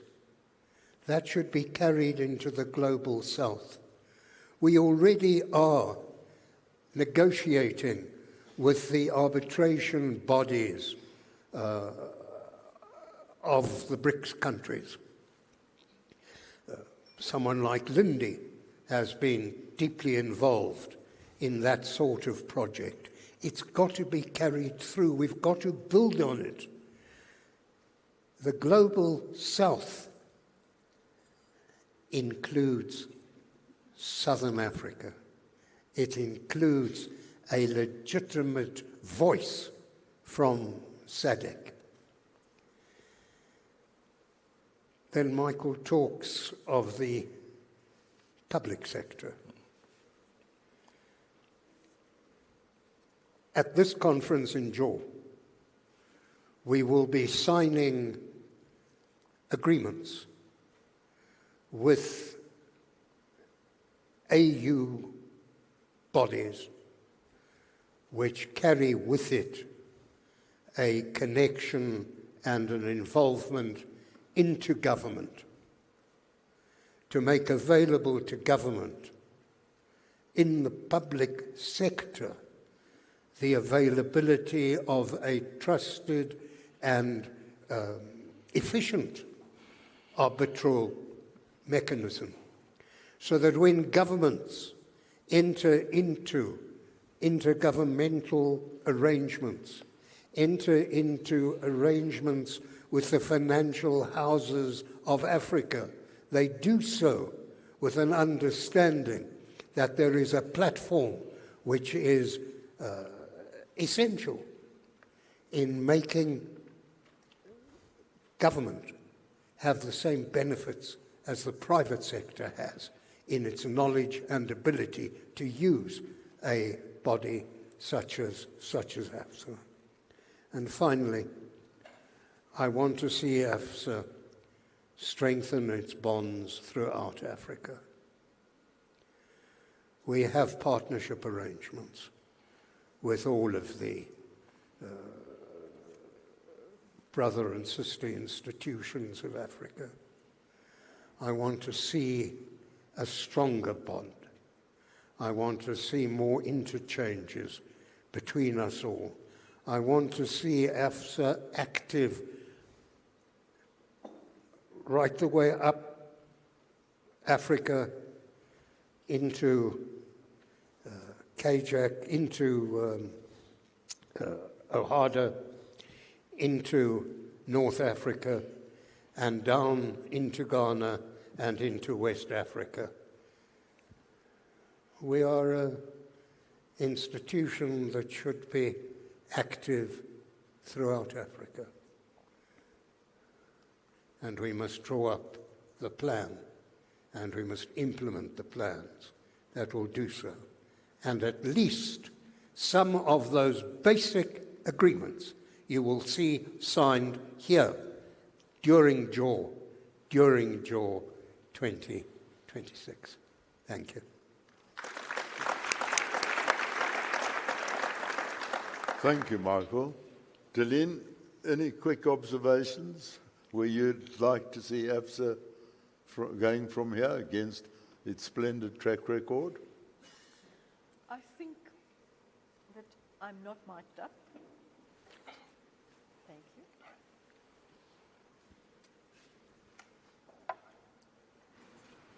At the last meeting of the guiding committee of KJAC, there was a need identified. Is this thing on? Let's try the other one. Thanks.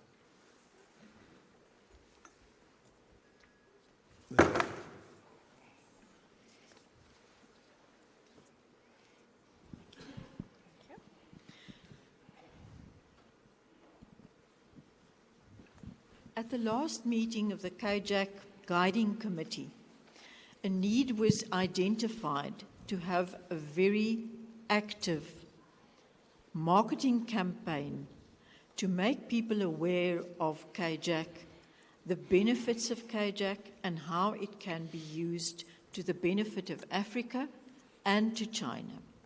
And I think that is a priority that we have to carry through in the near future. Thanks, Delene. Des, any comment you want? I think just one point to make is that when you look at the history of AFSA and say, if there's one factor that you would say led to the growth of AFSA, it was the success that AFSA had in getting AFSA arbitration clauses into commercial agreements. If I had to try and, if you were putting a percentage on it, I would say 90% of arbitrations that happen in South Africa start from an arbitration clause in a commercial agreement. Now, that's both a strength and a weakness. To have a situation where, as I say, it's 90% of it, and I might, it must be thereabouts, I would think. But when I say it's a strength, it's also a weakness in the sense of that it's difficult to then get into new areas where you haven't got that agreement in place up front with an arbitration clause. So when one's talking about the public sector, you then need to find ways to effectively achieve the same result. So in other words, it's got to be built in up front. It mustn't be something that happens only when the dispute arises, that parties then say, oh, well, we've now got a dispute, let's take it to AFSA and have an arbitration. There must be something to point them in that direction at an earlier stage. And that's It's a tricky issue to address, but it's one that I think needs to be addressed. Thanks, Des. Sue, anything that you'd like to add? Is this working? All right, thank you. I agree with Des. I think sometimes we have to front load, and I'm thinking, I don't want to mention which nation it is in case I get it wrong, but I think one of the African nations has actually either issued a practice directive or legislation for arbitration clauses into public sector agreements. So we might need to be thinking about that. But I think looking to the future of the AFSA-SADC alliance, I'm definitely looking forward to a second half of the year where AFSA teams are going to be on the ground in the various SADC countries. I know we had a draft sort of like program that we'll be going out and doing some trainings. And I just really want to encourage my SADC counterparts to please take this on. Let's create a robust community of arbitrators and arbitration practitioners within the SADC region, and let's strengthen our institutions on the back of the support of the AFSA-SADC Alliance. Thank you. Thanks. James, 1 minute from you, because I've got something to do and we're running out of time. Absolutely. I think what I would say is that it's quite important that we are familiar with what the ABSA rules say, with what the ABSA Charter is all about, and I'll explain why. We had a discussion, a negotiation on a power project in Zambia, and there was resistance in using the Lusaka International Arbitration Center. We recommended ABSA. We were familiar with it.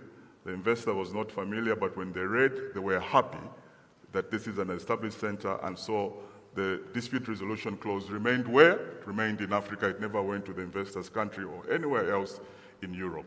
And so that's what I would say. Let's support each other on this continent. Be familiar with what AFSA says, with what the Malawi Arbitration Center says, or Namibia or Zambia. That way, if there's resistance in using your center, your local center, then that dispute can be sent to another African center. But if you're not familiar with what the other center says, you don't know what the rules are, you've never experienced them, you don't know anybody, you don't know Michael Cooper, then there's a problem. So let's be familiar with each other's centers. That way, we'll move this continent forward. Thank you. Thanks. So,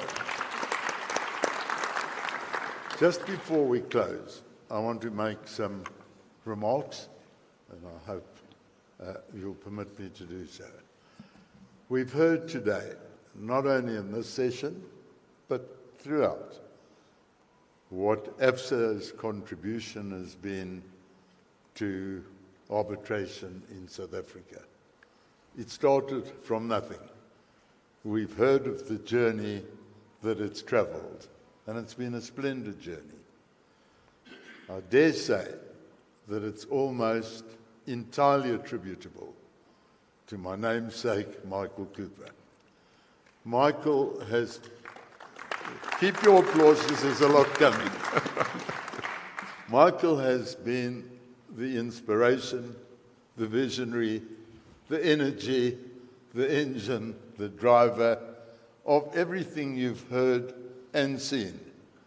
And it's really no mean contribution.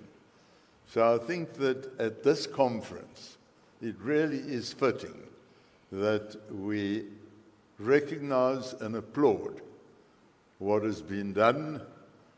There have been other role players, you've seen them, you've heard, but really the energy, the inspiration of what has happened in AFSA is Michael Cooper. So a big applause.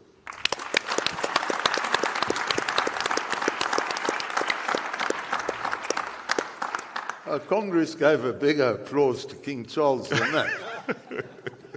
Well, let me have a final word.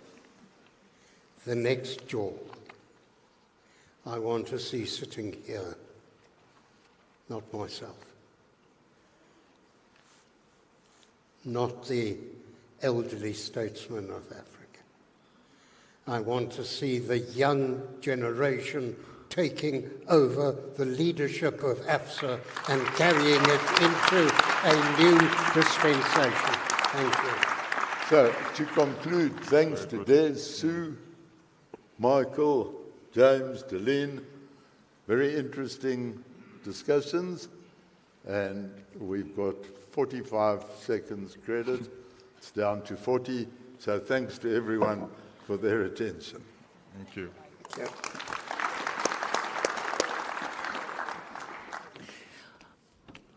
One more round of applause for our panel, wrapping up AFSA at 30, founding and growth, and some really powerful visions for the future. Thank you so much to our moderators and panelists. Ladies and gentlemen, it is now officially time for lunch. Yes, we will be taking some lunch in the foyer, and of course we will return at 2 p.m. Enjoy, and we'll return with our next set of sessions after lunch.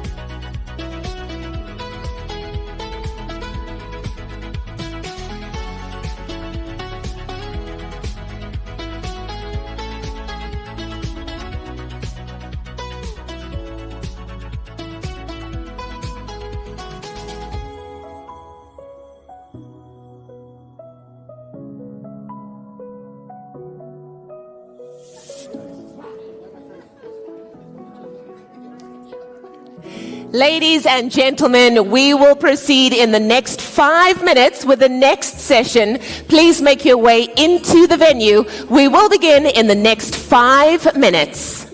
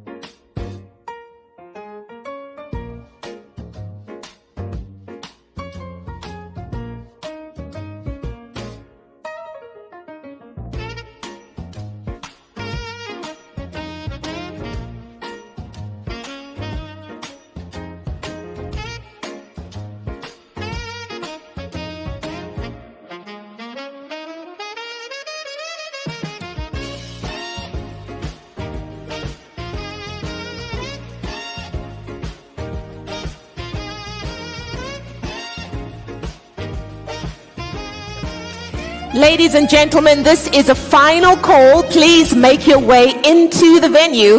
We will begin the next session in the next few minutes. Kindly make your way into the venue so that we can return to Johannesburg Arbitration Week, Day 1.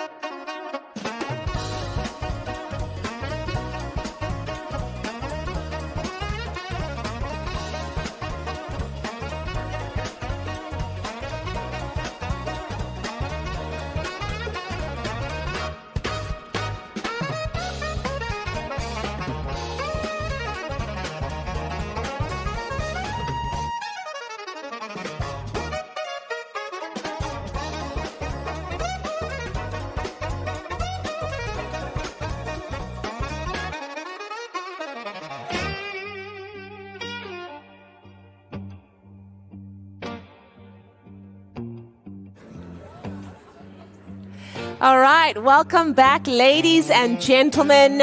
I hope that you enjoyed lunch. I hope that you're feeling energized and ready for the next few sessions that we have in store. We will be returning to our panel. If you are still outside enjoying some lunch, please kindly make your way into the venue so that we can promptly begin.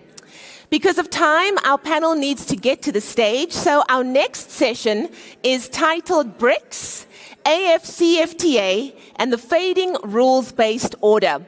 Please, can I ask you to help me welcome to the stage our moderator, Jackwell Ferris, Director and Sector Head of CDH, and our panelists, Brent Williams, Bruno Barata, Arthur Ma, and Stanislav Karandasov. Please give them a warm welcome.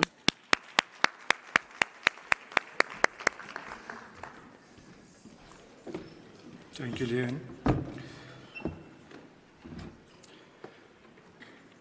Good afternoon, everyone. I know we are interrupting your lunch. Apologies. It would have been a bigger interruption because we were supposed to start at 1:30. So hopefully you've had time to enjoy your lunch.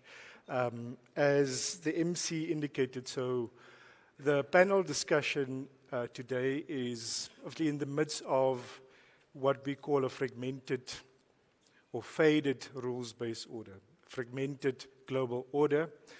And the topic that we selected for this was BRICS, because it talks about the global south and the alternative or a parallel stream in terms of from an economic perspective. And then obviously also the AFCFTA. The AFCFTA is a laudable objective of the African Union for the collective development of all Africans, ensuring intra-Africa trade, and ultimately having a catalyst for more people to get out of poverty and have decent jobs. So it's important, being on the African soil, being an arbitration event hosted in Johannesburg, we have to talk about what's happening on the African continent, and the AFCFTA is a critical part of that. And looking at all of those things is really the faded rules-based order and what it means for arbitration, which is our discussion today as part of the Johannesburg Arbitration Week. So before I'm going to formally introduce all panelists, so we have panelists, as you can see on the screen, joining us from various regions on the globe, which is part of the BRICS initiative. So from China, Brazil, Russia on the stage, and obviously South Africa, represented by Brent, CDH's CEO. So just for some formalities, I need to also acknowledge, obviously, there's a lot of dignitaries, so Your Excellencies, distinguished former heads of states, honored guests, and delegates. Again, I welcome you to the fourth session of the Johannesburg Arbitration Week, co-hosted by Cliff Decker-Hofmeyer, CDH. For those who do not know CDH, we are one of the largest law firms on the continent and have one of the leading dispute settlement or resolution practices on the African continent. And on behalf of CDH, we are proud to be part of this discussion and forum. So let me get straight into the substance. The session is not about the collapse of the rules-based order. It is about understanding what it has become and what that means for every single practitioner and arbitration practitioner in this room. I've identified, and there might be more, 5 forces that are driving the shift from a rules base to what some now call a transactional or a post-legal global order. The first, and most of us would have experienced that in our various jurisdictions, whether you are in Europe, whether you're in Asia, South America, or Africa, it is tariffs. Tariffs as a national security instrument. So in April 2025, the US imposed tariffs on several countries globally, including on a number of African jurisdictions or countries. One of the harshest ones was probably on a country that is so dependent on exports to the US is Lesotho. 50% tariffs on a country that exports textiles to the US based on AGOA. South Africa, as we all know, was also impacted by that. Botswana was impacted by that. And several other African countries. So these are not conventional trade protection measures. They are instruments of geopolitical leverage, reshaping supply chains, investment decisions that companies make, and ultimately disputes risk across the value chain and on the continent. And one of the examples, I think globally, you look at these instruments or the measures imposed by, and I'm using the US as an example because that's factually so, is also the effectiveness and the paralysis of dispute settlement systems like the WTO. From December 2019, the US has vetoed the appointment of a number of appeal body members.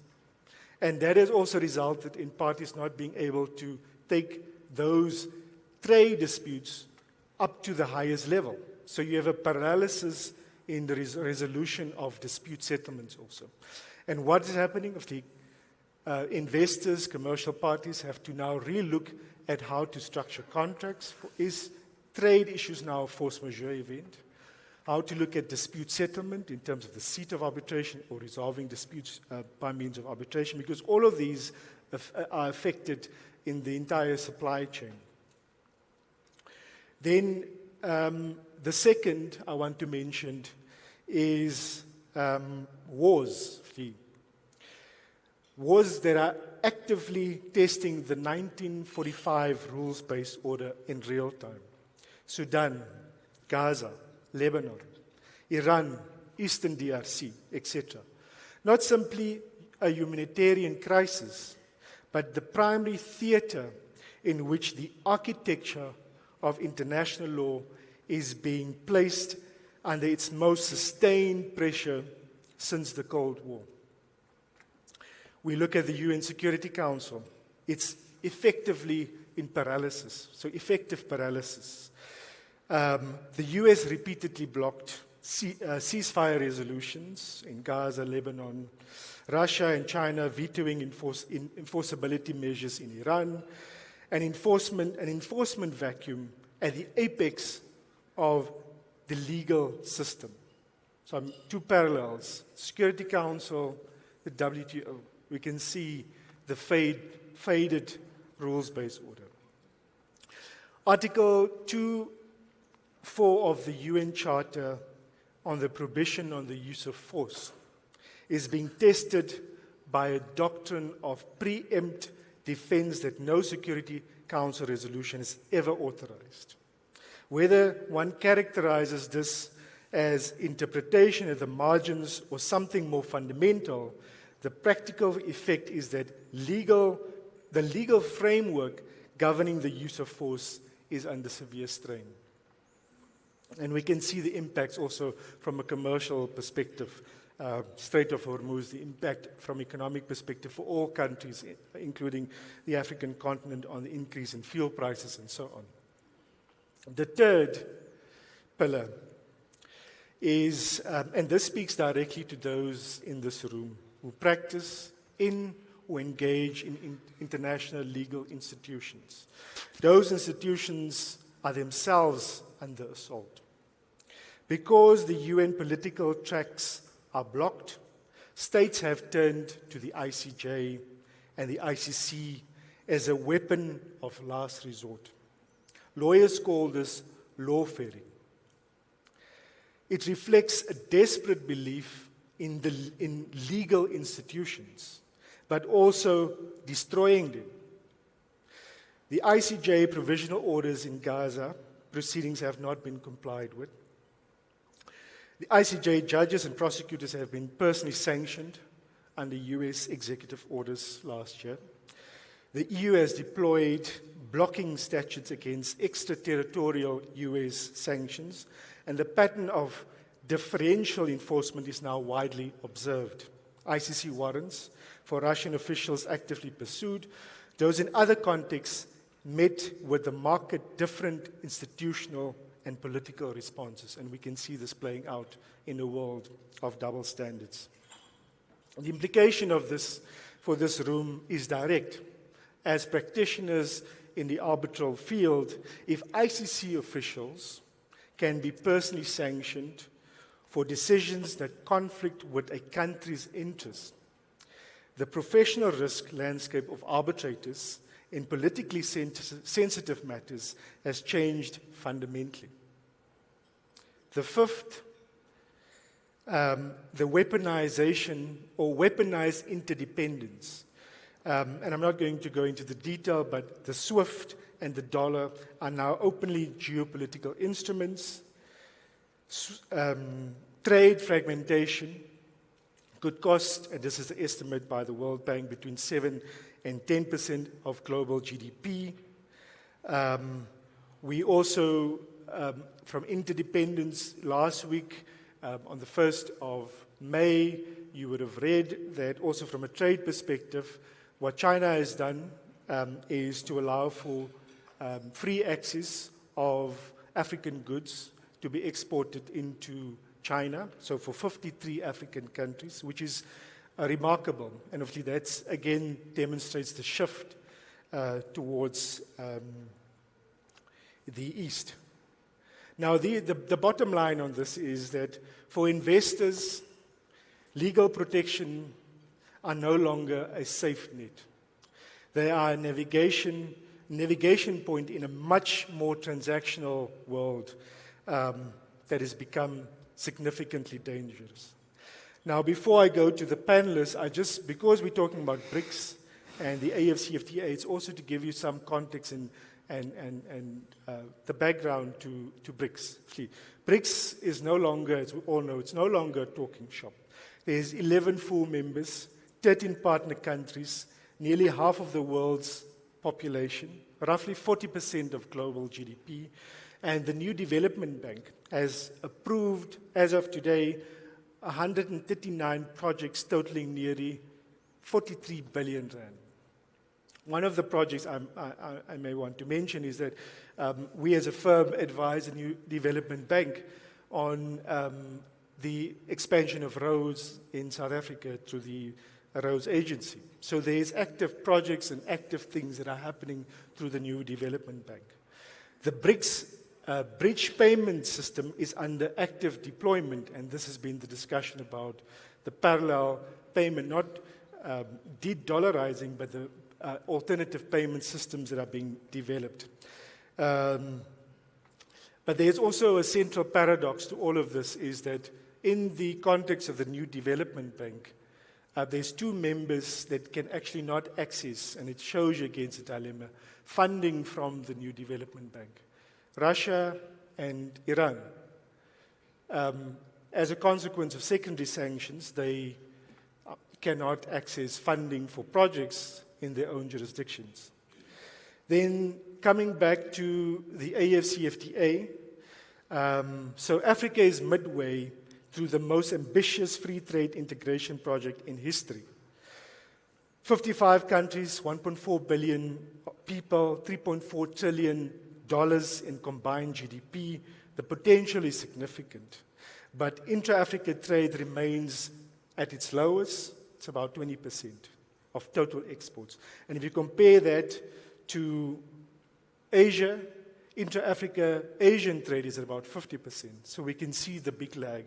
And part of that is we also see the opportunity. So from an African perspective, what's happened this year is under the guise of President of Kenya, there has been more efforts put in to ensure that by the end of this year, in addition to the other agreements that has been signed, the protocol on investment, the protocol on digital trade and competition is finalized and adopted by all countries to give real effect to investment, because you're not going to have investment in trade-related infrastructure if there's not sufficient protection provided for that. And the panel will also discuss that. One of the fundamental parts for our discussion is dispute settlement, and the dispute settlement mechanism under the AFCFTA is under the main protocol, which is only for state-to-state parties, trade, but on investments, and that's the most significant, where all of you will most probably be involved, is investors who invest in infrastructure, whether in the DRC or in Rwanda, want certainty and protection, and that's the instrument that will hopefully provide for that. But the debate is what type of enforcement mechanism from a dispute settlement perspective should there be? Is it arbitration or is it something else? And that brings me then to the panel and the questions. And I'm going to start in Brazil with Bruno. Bruno, as I mentioned, he's a senior partner at DCD Law. He has offices in Brazil, China, UAE, and India, and he has been instrumental also in navigating the BRICS Legal Forum and ensuring that we have discussions about arbitration. So, Bruno, let me start with the first question. And we met in 2023 during the Johannesburg BRICS Legal Forum. And welcome. Can you hear me, Bruno? Hello, Jack. Well, yes, I can hear you very well. Thank you. Welcome to Johannesburg. It's a pleasure to be here. Same here. So, Bruno, you signed the 2023 Johannesburg Declaration at the 8th BRICS Legal Forum. The session also resolved that the AFSA rules would be used as a benchmark for BRICS dispute resolution, and also proposed a specialized wing for investment dispute settlement. So Brazil then hosted last year in Rio the 10th Legal Forum. So in respect of that, what has happened in terms of implementation? Where are we now post-Johannesburg 2023? And is there actually effective steps being taken to materialize the BRICS arbitration framework? Over to you. Okay, so Jack, well, thank you so much. Thank you. Thank you, our moderator. Thank you, my dear co-panelists of this session, and of course to the audience. So I'm very happy to participate at this event. Unfortunately, not in person.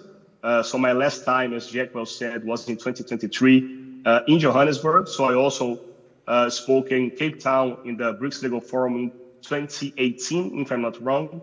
But for the last event, I had this gift here that is in my office. So if you can see, this is the gift I gave by our South African friends in 2023. So I'm very happy to speak again, and I'm in person the next time. So answering your first question, Jack, well, where are we in this BRICS arbitration center and this idea that we had a couple of years ago? A lot of things in Johannesburg in our last forum in South Africa. So let me give you the honest answer first. So where's the BRICS Arbitration Center today? It is more groundwork than finished building so far. So and if this is fine, it is exactly where at this stage. So when we signed the Johannesburg Declaration in 2023, nobody in that room thought that we were launching a competitor to the ICC in the next morning, for example. So we were doing something more modest, but more important. So we were laying architecture. So AFS-SA rules as a shared benchmark, a network of cooperating institutions, a specialized wing for investment disputes. So 2 legal forums later, the most recent, as you said, in Rio last year, 3 things have actually moved. So the first one, our procedural protocols are now harmonized enough that you can run a case with seats alternating across BRICS institutions. That sounds technical, but it's the puzzle everything else depends on. Second, the enforcement environment is genuinely reliable. So in Brazil, the STJ, the Superior Court of Justice, the jurisprudence under the New York Convention has been consistently pro-arbitration, year after year. So this is increasing a lot. And third, the institutions are reaching outward on their own. So in Brazil, we have a lot of different chambers, a lot of centers of arbitration. So CMA, CBMA, a lot of others. So all building international strategies. CBMA, for example, the Brazilian Center for Mediation and Arbitration, for example, is reaching out to the UAE and China among other centers in order to have key partnerships, for example. So now let me be candid about the constraints. So the bloc is internally diverse, and shared infrastructure across that diversity is a long project. So no, in the short term, we are not competing with London or Paris for the marquee M&A cases. But that is the wrong scoreboard. So the right question is whether we can offer Global South, so not only BRICS, but Global South parties, a credible alternative to the inertia of automatically routing every dispute to London and or Paris, for example, or even New York. So predictably, lower cost panels that look like the parties before them. That is a proposition. So finishing my answer, plainly, the institution building today, commercial credibility tomorrow. So the next 5 years will tell us a great deal, and I'm on a balance, very optimistic. Thank you, Bruno. Maybe just a follow-up question on that. So this year, the legal forum is in India. Are we going to close the loop in terms of getting the at least from a rules perspective, finalized between the various countries, or is it still going to be a discussion? I hope we can have a closing, especially being in India. The president of the Bar Association of India, Prashant Kumar, that is also my partner in India, in our offices, but he's one of the most enthusiasts of this BRICS arbitration center. But, you know, more than having a BRICS arbitration center, like an institution, is stimulating the arbitrations across the BRICS countries. So I think this is the most important thing.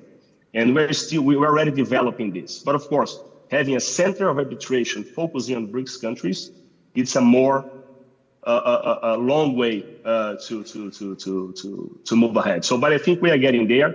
And in late August, is going to be our next BRICS Legal Forum, and I hope we're going to have a conclusion about that. And I hope to also have you there in New Delhi discussing this with us. Thanks, Bruno.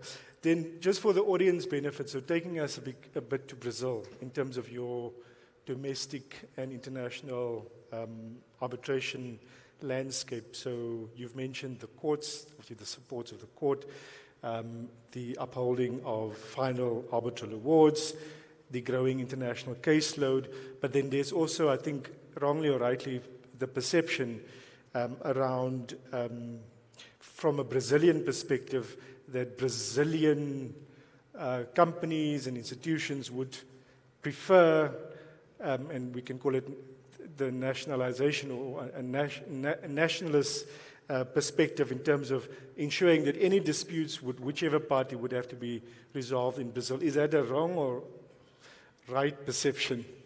And maybe you can correct us.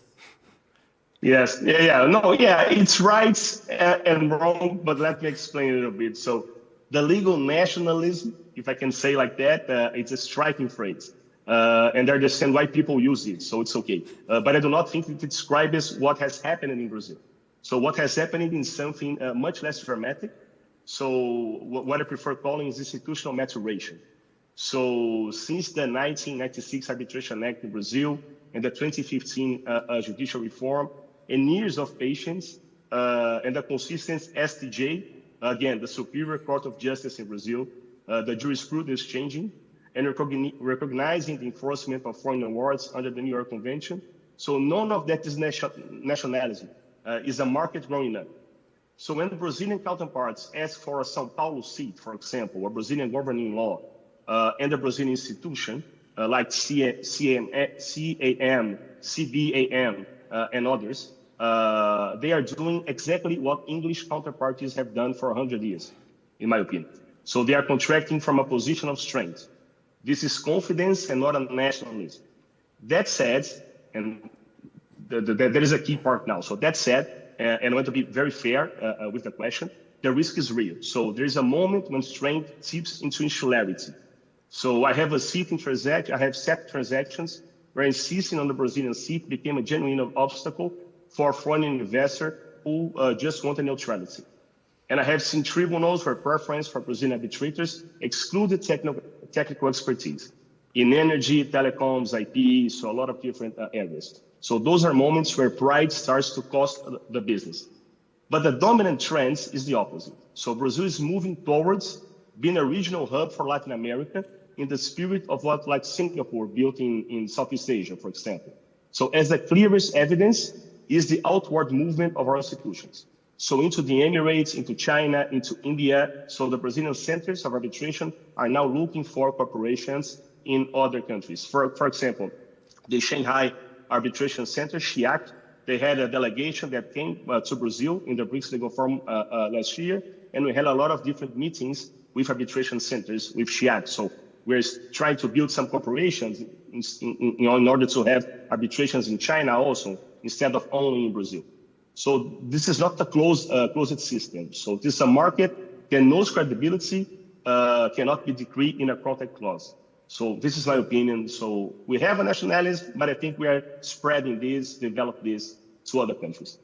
Thanks, Bruno. I think you've done well to explain it. I think it's the parallel that you've drawn is it's not just a Brazilian thing, but it's if you go to any other jurisdiction, if you have economic power and muscle, you'll probably want to say the seat of arbitration should be Sao Paulo, the seat of arbitration should be Johannesburg. It also comes down to economics.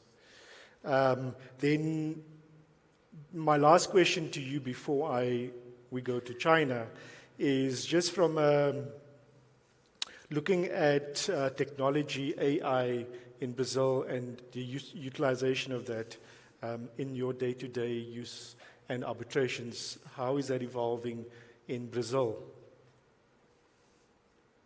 That's a very good question, and one of my favorite topics of studying and also of discussion. So I think the pandemic was the inflection point, not only Brazil, of course, but all over the world. So Brazil has a very fast movement in adopting new technologies in the justice system. So not only in the legal profession, but also in the courts. So virtual hearings, which used to be an exception before the pandemic, and were almost routinely challenged.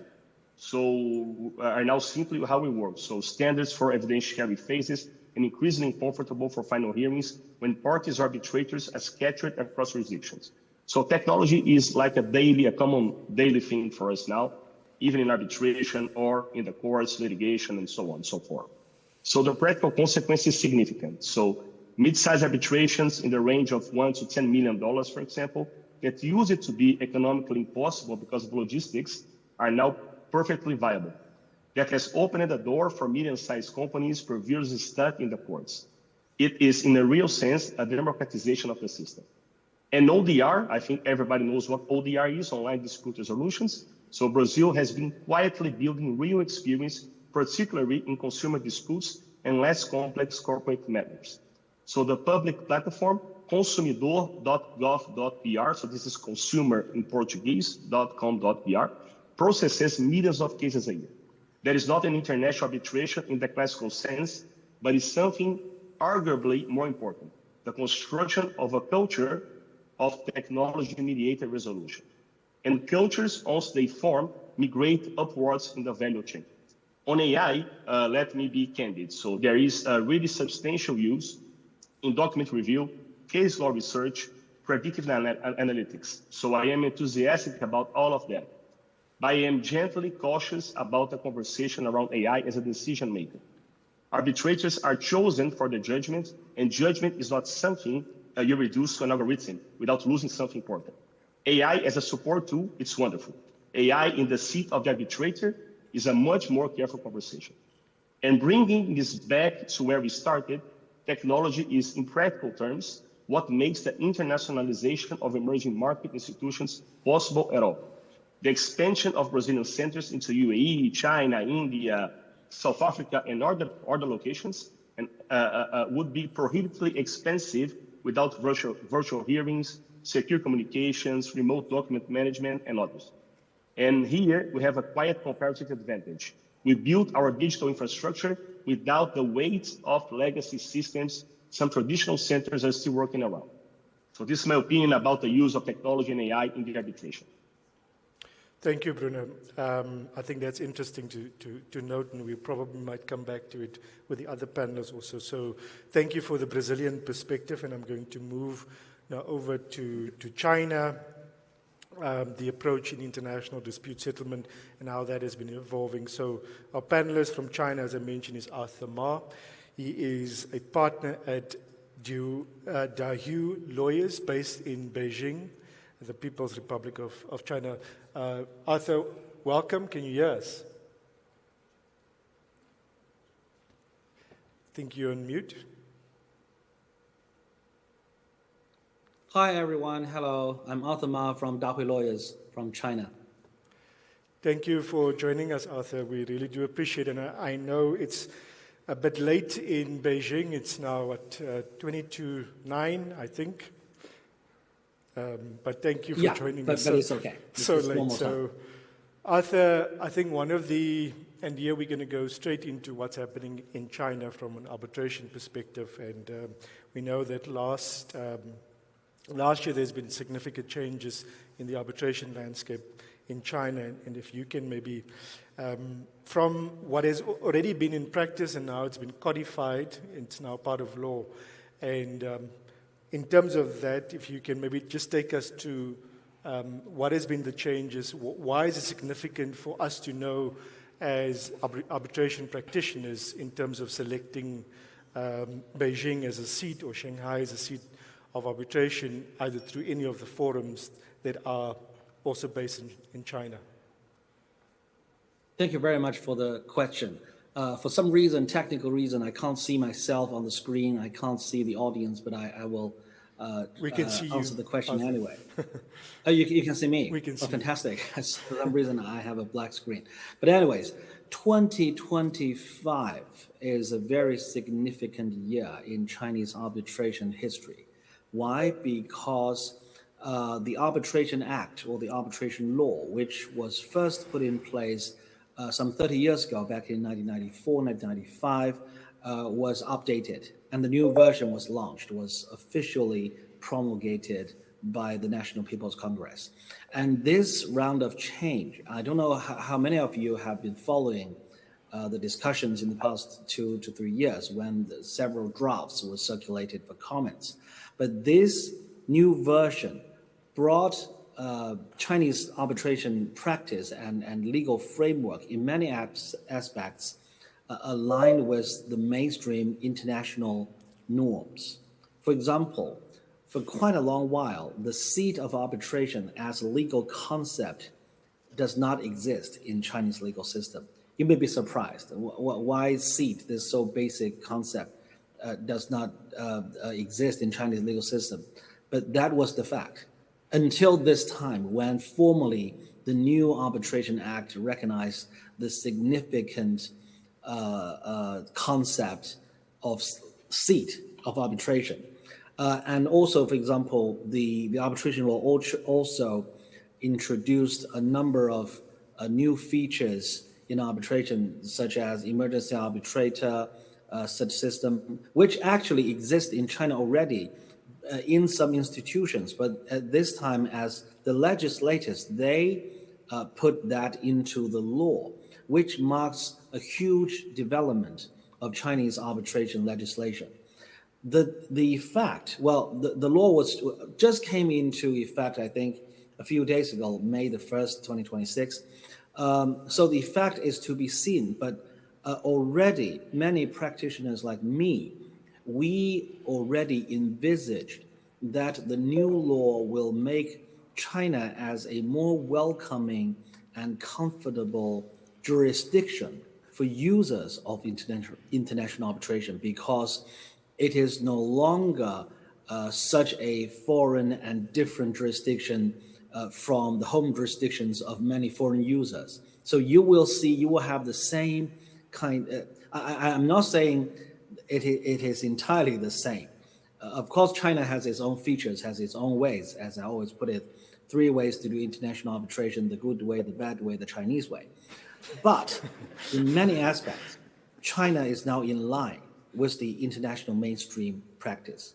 So there will be less surprises, there will be more comfort for international users. So I think that's why we say 2025, the updates of the arbitration law made China more in line with the international mainstream practice. Thanks, Arthur. In terms of the uptick in the use of a number of the seats in China, has there been a significant uptick in the caseload and the use of those arbitral institutions like CTEC and BAC?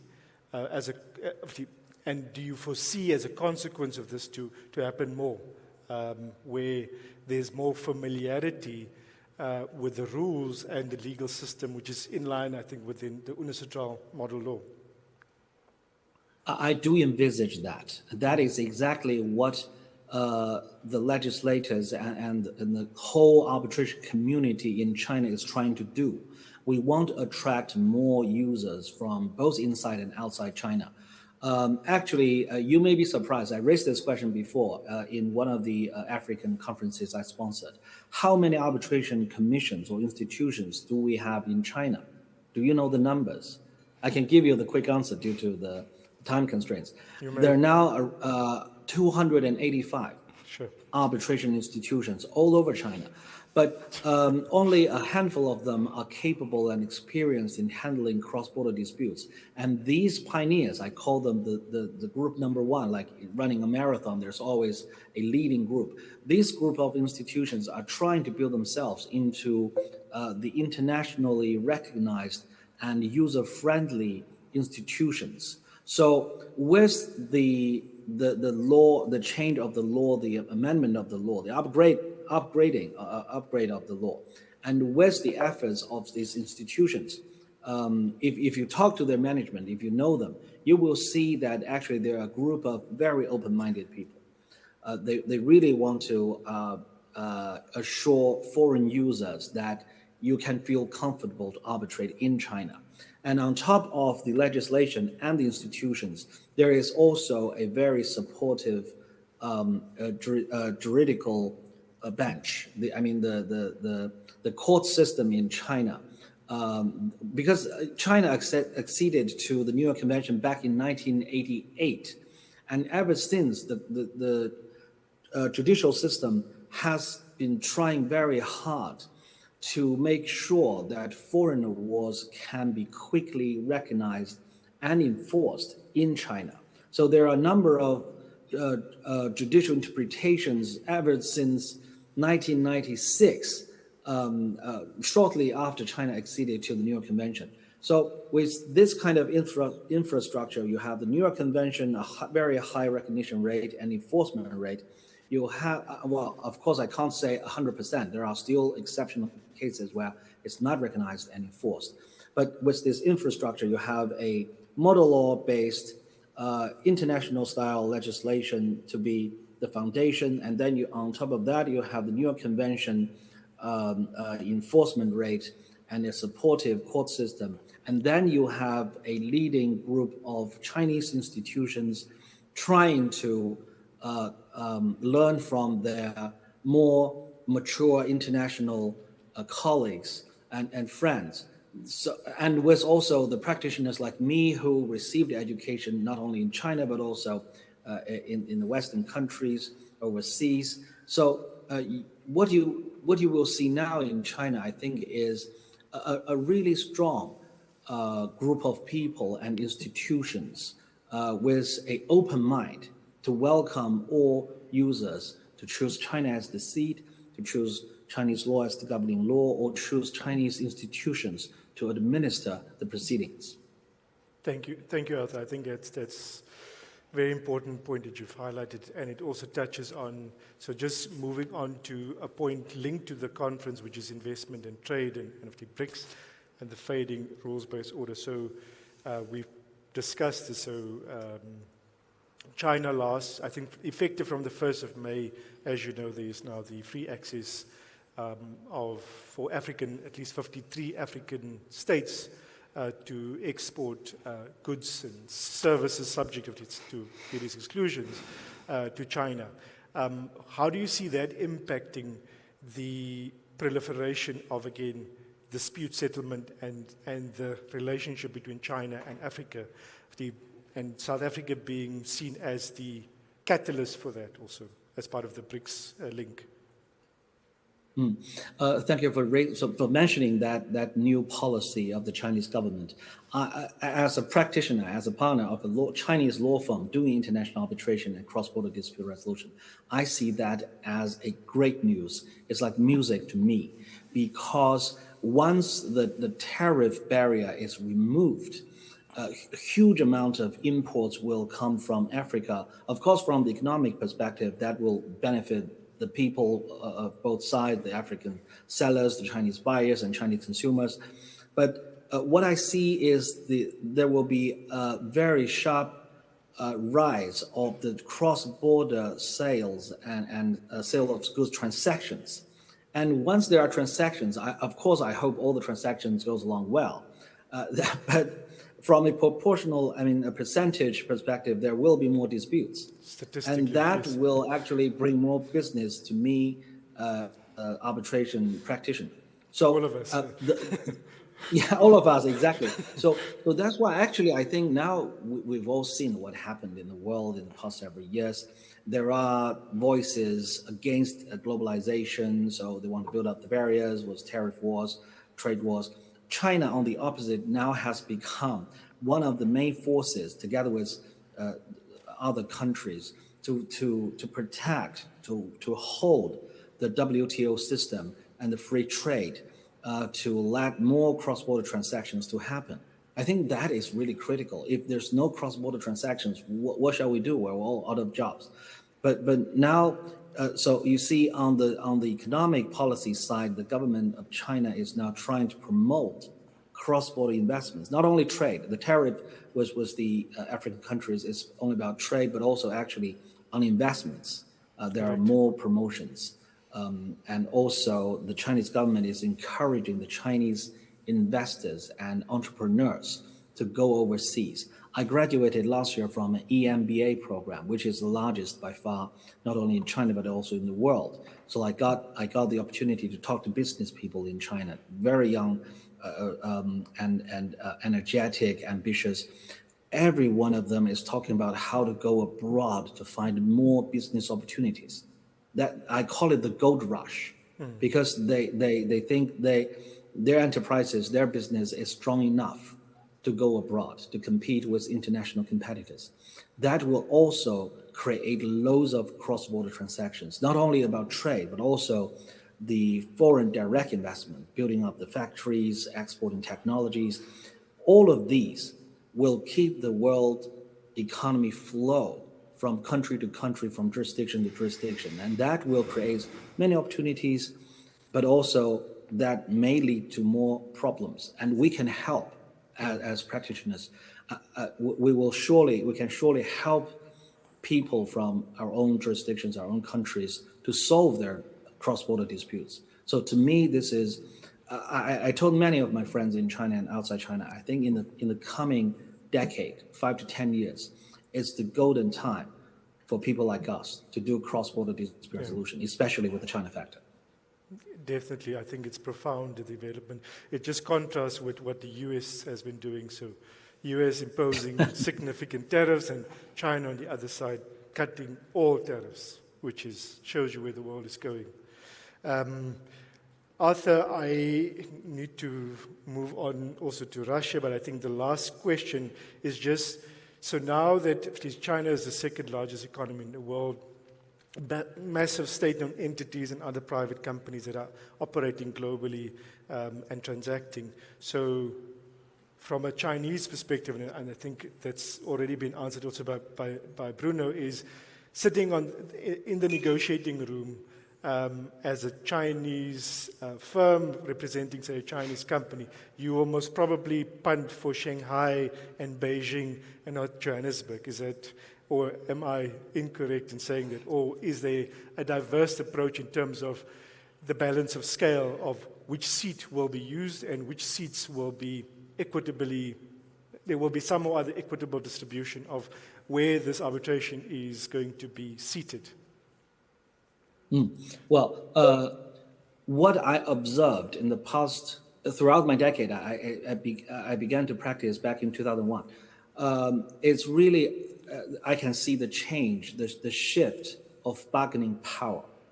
The Chinese parties used to be so inexperienced and so weak and so naive in their negotiation with foreign partners, business partners, when it comes to many technical issues such as dispute resolution, venue, applicable law, arbitration language. At the very beginning, they simply take whatever the foreign party give to them.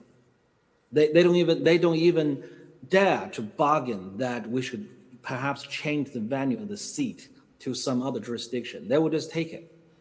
Now it's quite different because the bargaining power has been shifted.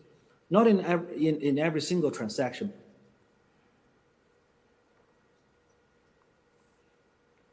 Arthur, we've lost you.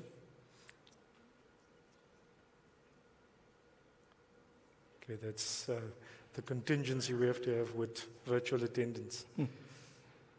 Let's give him 10 seconds and then we go to Russia. Arthur? Hello, can you hear me? Hello? Yes, we can hear you. Sorry, we lost you. I'm using. I don't. I stopped. Can you hear me now? Yes, we can. Yeah, I mean, the Chinese party getting more bargaining powers and they're more experienced and they're more mature about dispute resolution. So that's why I see more and more arbitration clause. They are tailor-made. They are not copy-paste from the model clause from the website. They are made to suit the need of not only the foreign parties, but also the Chinese parties. So that is a huge change. I'll stop there because I don't know whether the signal is good enough. Thanks, Arthur. Appreciate it. I think for time, we are going to move on. And thanks for your views and perspectives from a Chinese perspective and how that also impacts all of us from a global trade. Now, moving on to Russia, I've informally introduced Stanislav. So Stanislav, I'm going to apologize if I don't pronounce your surname correct. I apologize in advance. Karandasov. That's correct. He's a partner and advocate at Asara Legal. Exactly. So he's going to provide the Russian perspective to us, and we're glad that he can join us in person in Johannesburg. So I think from just flowing from what Arthur has said, Stanislav, and from a Russian perspective in terms of post-2002, where significant sanctions have been imposed on Russia, a lot of the arbitration workflow went to the typical institutions, LCA, ICC, Stockholm, and so on. And as a result of that specific event, a lot of the commercial parties, governments, and the lawyers and arbitrators had to look east. And it seems the natural fit was either China or Singapore. How have you navigated that? Is that a correct analysis? And what is currently happening in respect of that selection? And is the selection expanding not just to the east, but hopefully also to Africa? Jekyll, thank you. It's a privilege to be here in Johannesburg.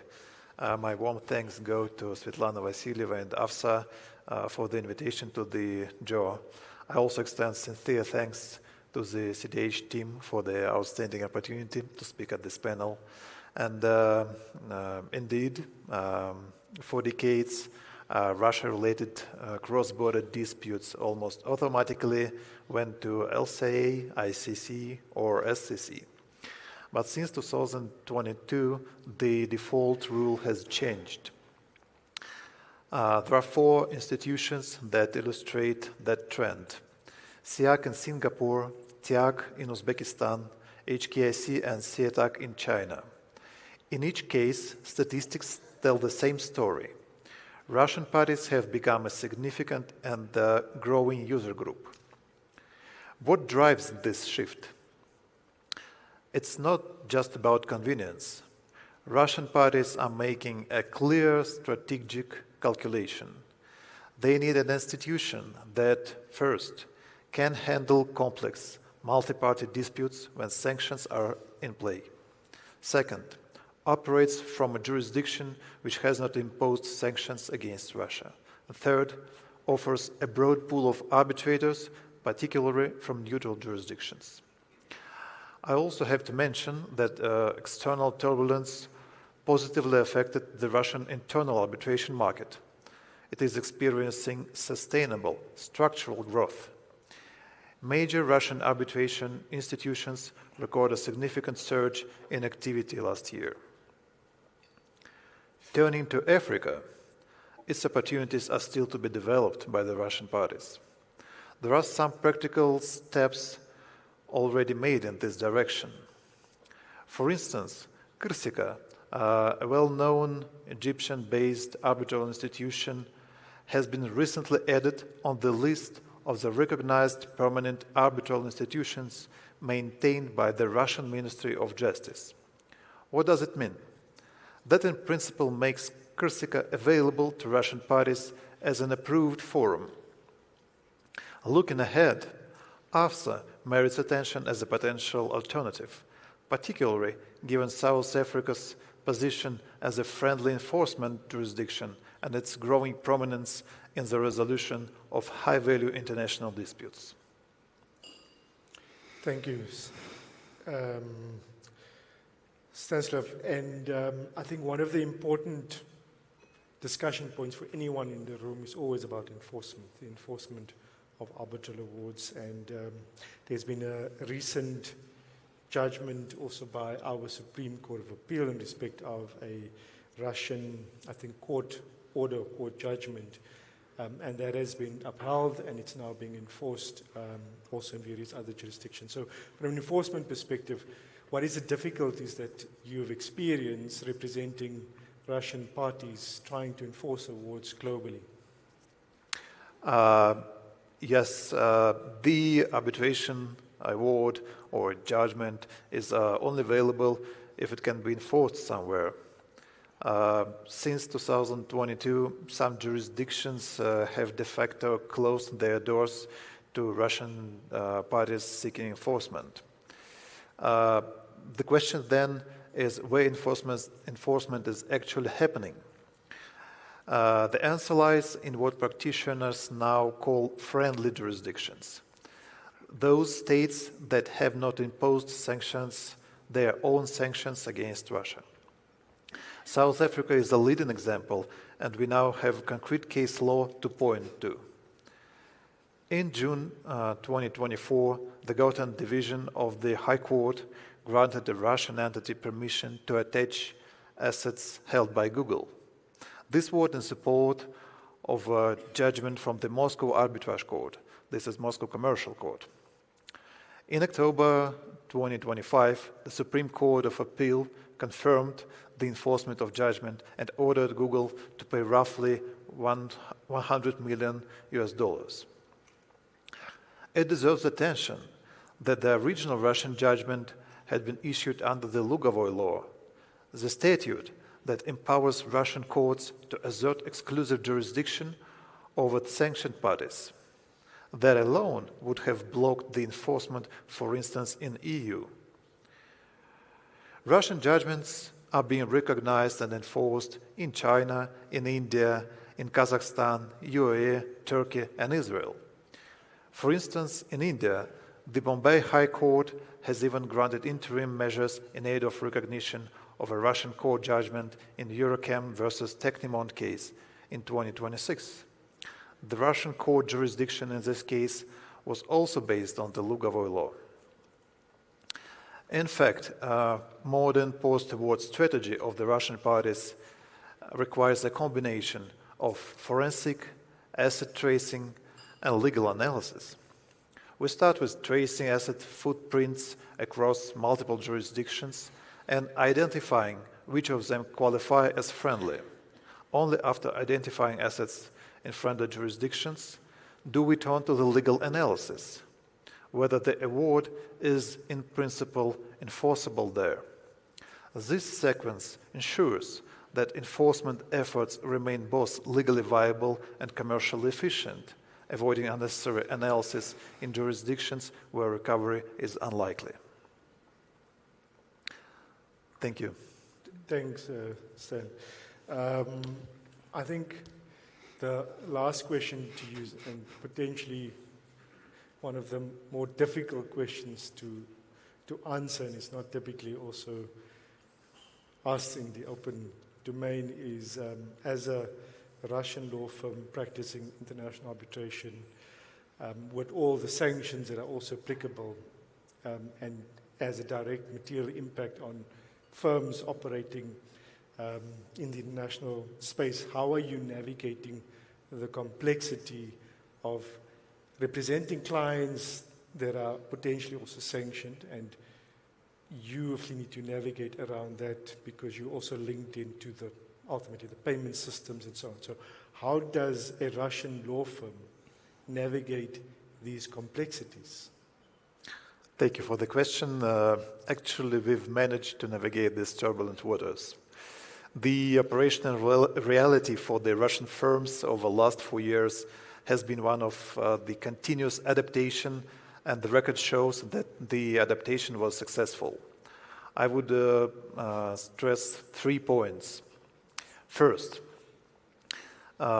clients' instructions. The nature of the instructions from Russian parties has changed substantially. Where clients once arrived with a dispute already crystallized and the arbitral institution already in mind, now they seek strategic advice at the very outset of a commercial relationship, often before a contract is even signed. The questions are: which arbitral institution, which seat, which governing law, and critically, where the enforcement is likely to take place.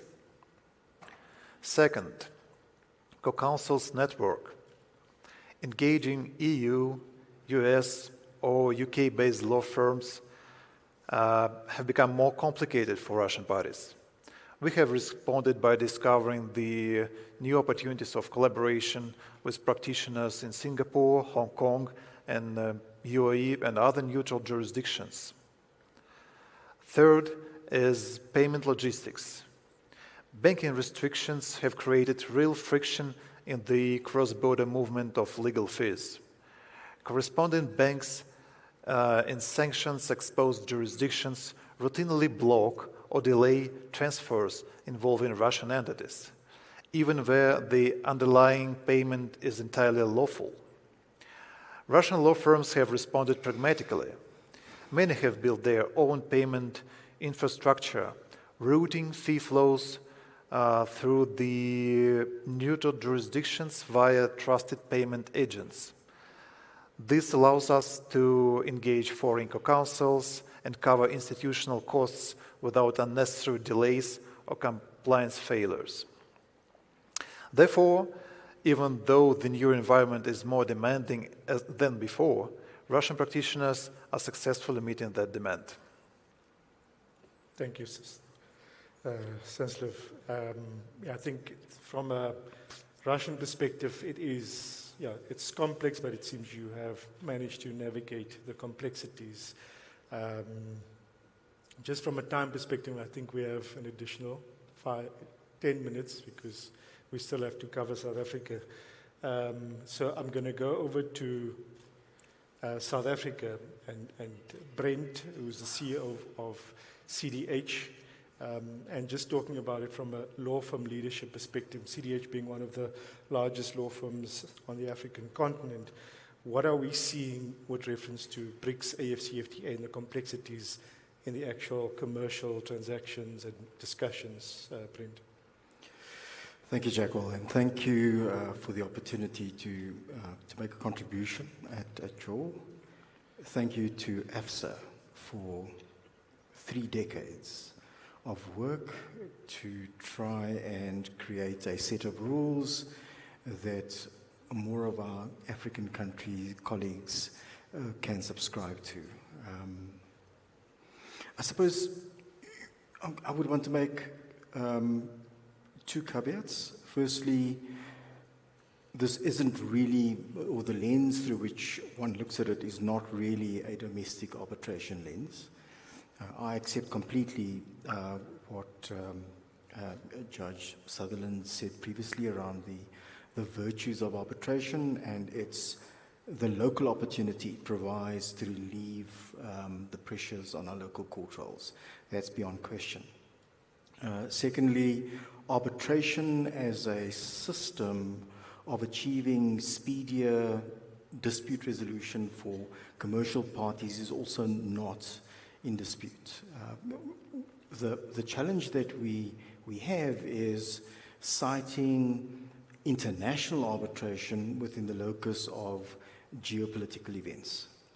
Most people probably don't realize this, but LCI, ICC, and SCC are more than 100 years old, right? LCI was driven by then Britain's investment drive into the rest of the world, and it needed a set of rules to protect its investors, basically. The ICC is similar, also more than 100 years old, and the Stockholm Centre, although it started more than 100 years ago, essentially became a bridge between the East and the West as a neutral venue for arbitrations. So it's interesting listening to Arthur, for example, talk about the expedited developments in arbitration in China. This is not unusual. China is a growing economic power, and it is understandable that to the extent that capital is going to be flowing from China, it wants a system of rules that will protect its investors. And probably herein lies the problem in getting to alternative systems to the legacy systems, and I'll call them the legacy systems. LCI, LCIA, ICC, and SCC are legacy systems. Although they have those histories of origins, what they've had is the opportunity to build enormous credibility and in their systems and trust in their systems over a lengthy period of time. So we must be under no illusions that building alternative arbitration seats is going to take time, and it is going to be a challenge. What we can see already from a BRICS perspective, with all due respects to Bruno, and he's not with us any longer, so I can't throw stones at him. But it's taken 3 years to get BRICS to a place where we now have a system in place, but it's not actually been signed up to yet formally by the BRICS partner countries. That's not surprising, because what you have in BRICS is a variety of countries with actually a whole lot of different problems and different economic incentives. So getting to one set of rules is not going to be straightforward. We also have the African Free Trade ACFA, and there it's similar. You know, we've got a problem with getting everyone to agree on a set of rules, although we've got at least a system agreed to in terms of state party arbitration, but certainly commercial private investor arbitration is still very much a work in progress and is an annex to the ACFA protocol. So again, it's taking a while to get to a place where we've got a system that our country's investors can believe in and subscribe to get to this state of grace, which is what an arbitral center wants to be. It wants to be seen as neutral. It wants to have competent arbitrators and competent counsel to argue those arbitrations, and it wants to be reasonably priced and accessible. Getting to that place is way easier said than done. And we, certainly from an African perspective, I think that we need to be trying to expedite and of course this is what Michael has been on about for a long time, is to expedite the adoption of a set of rules. I'm less partisan about those rules being South African rules, so with due respect to Michael, it doesn't have to be AFSA, as long as it is AFSA type, a system of rules that can be adopted as quickly, so that to the extent that there's global realignment in trade, which there is, we can get to a place where our investors can feel comfortable that they can go to seats of arbitration that are alternatives to the traditional seats. Yeah. Would we likely go to China for arbitration, even although China now has their arbitration centers have a significant caseload. In fact, far more significant than AFSA's caseload. And that just gives you an indication, and it's in fact a great credit to the Chinese, that once they make a decision around the approach that they're adopting, they make sure that they implement it. And that's what's happening at the moment. They are beta testing it as they go, and they're making sure that the system works, but of course it's driven, that motivation is driven by Chinese capital. What we need to do is to get to a place where, within Africa, for example, and speaking just for Africans, we see the opportunities that the AFCTA provides to Africa, and that does mean we have to get a system underway sooner rather than later. Brent, I know our time is up, so I'm just going to allow each one of the panelists, so Brent, maybe just from a law firm perspective, the issues that was mentioned by Stanislav in respect of sanctions, how do we navigate that? And then each of the panelists in 30 seconds can then just close with final remarks, but you can also incorporate your final remarks there. Yeah, so from a law firm perspective, I mean, just to say, you know, law firms and lawyers want to be independent advisors. In fact, they cannot afford to be either ideologically or politically partisan if they hope to be able to service their clients, because their clients are not necessarily partisan from that perspective. And so that does mean that we've got to be in a position to provide whoever the client is with the right kind of advice, especially when it comes to international arbitration, as to the points that Stanislav raised. What seat, what law, what is actually going to protect your interests. When it comes to Russian clients, very, very difficult for us. I mean, we've, as a consequence of a lot of Russian clients being sanctioned, we have had no choice but to actually decline those instructions, not because we're weak-kneed, but because, in fact, the consequences for us of secondary sanctions by the US, which is the only country that has that regime, or sanctions by the EU, which has a regime that can punish someone who breaches sanctions by the EU Parliament taking a decision to that effect, in fact exposes us to severe risk. And that certainly applies to any transactional work that one might do for Russian clients. When it comes to disputes work for Russian clients, the situation is slightly less challenging.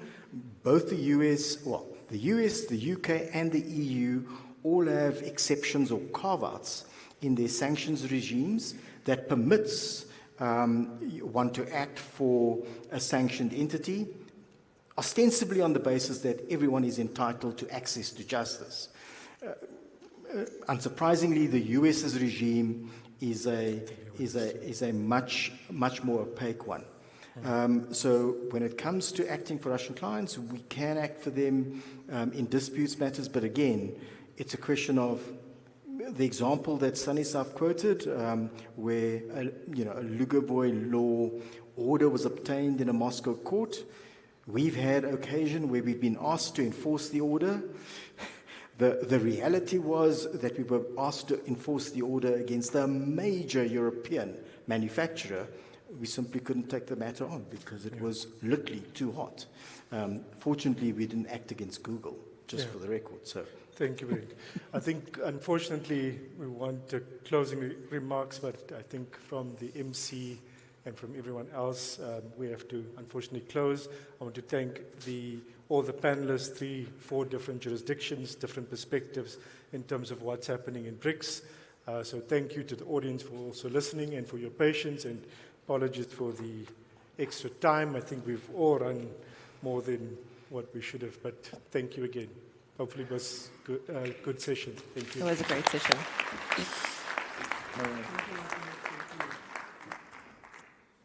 Thank you so much. Can we give our moderator and panelists a big round of applause? It was a great session. And I do understand that they're so robust and meaty, we want more, but due to time constraints, unfortunately, we had to step in there. We will not be having a tea break, ladies and gentlemen, but moving straight into our next session. And this is the evolving landscape of mining disputes in Africa, under the title Beyond Expropriation, Performance Obligations and Mining Arbitration in Africa. And this explores how regulatory expectations and contractual performances are reshaping arbitration in the sector. So please help me welcome to the stage our moderator, Priyanka Soni, who is a partner at Webb Wenzel, as well as our panelists, Kudakwashe Chitanga, Michael Scottler, Diamana Diawara, as well as Nick Alp. Please give them a very warm round of applause as they make their way to the stage. Also, I would just like to remind our moderator and our panelists to please make sure that you watch the timer at the back of the venue just to keep you in those beautiful bubble that you're in.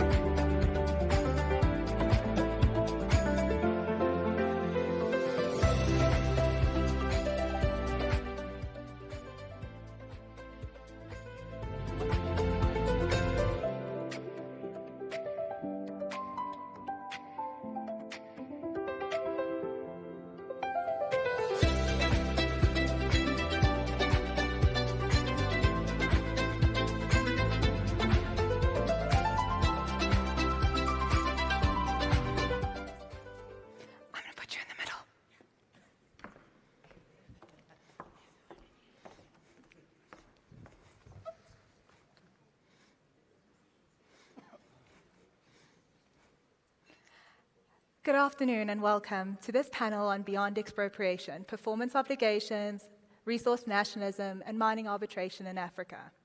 The title is deliberately framed as Beyond Expropriation because the older paradigm doesn't seem to fully capture the mining disputes that we are seeing today.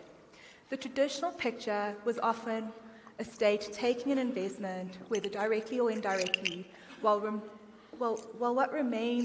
that still remains important, it is no longer the whole story.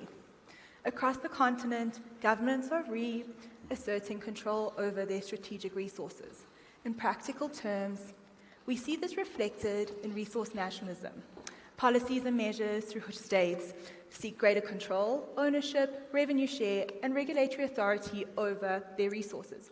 In mining context, that may take the form of changing in mining laws, license regimes, export controls, taxation, local contact obligation, and enhanced compliance obligations.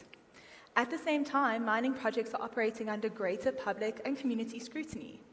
There's increasing pressure for projects to deliver more than extraction alone, whether through local value creation, employment, infrastructure, environmental protection, or broader developmental commitments.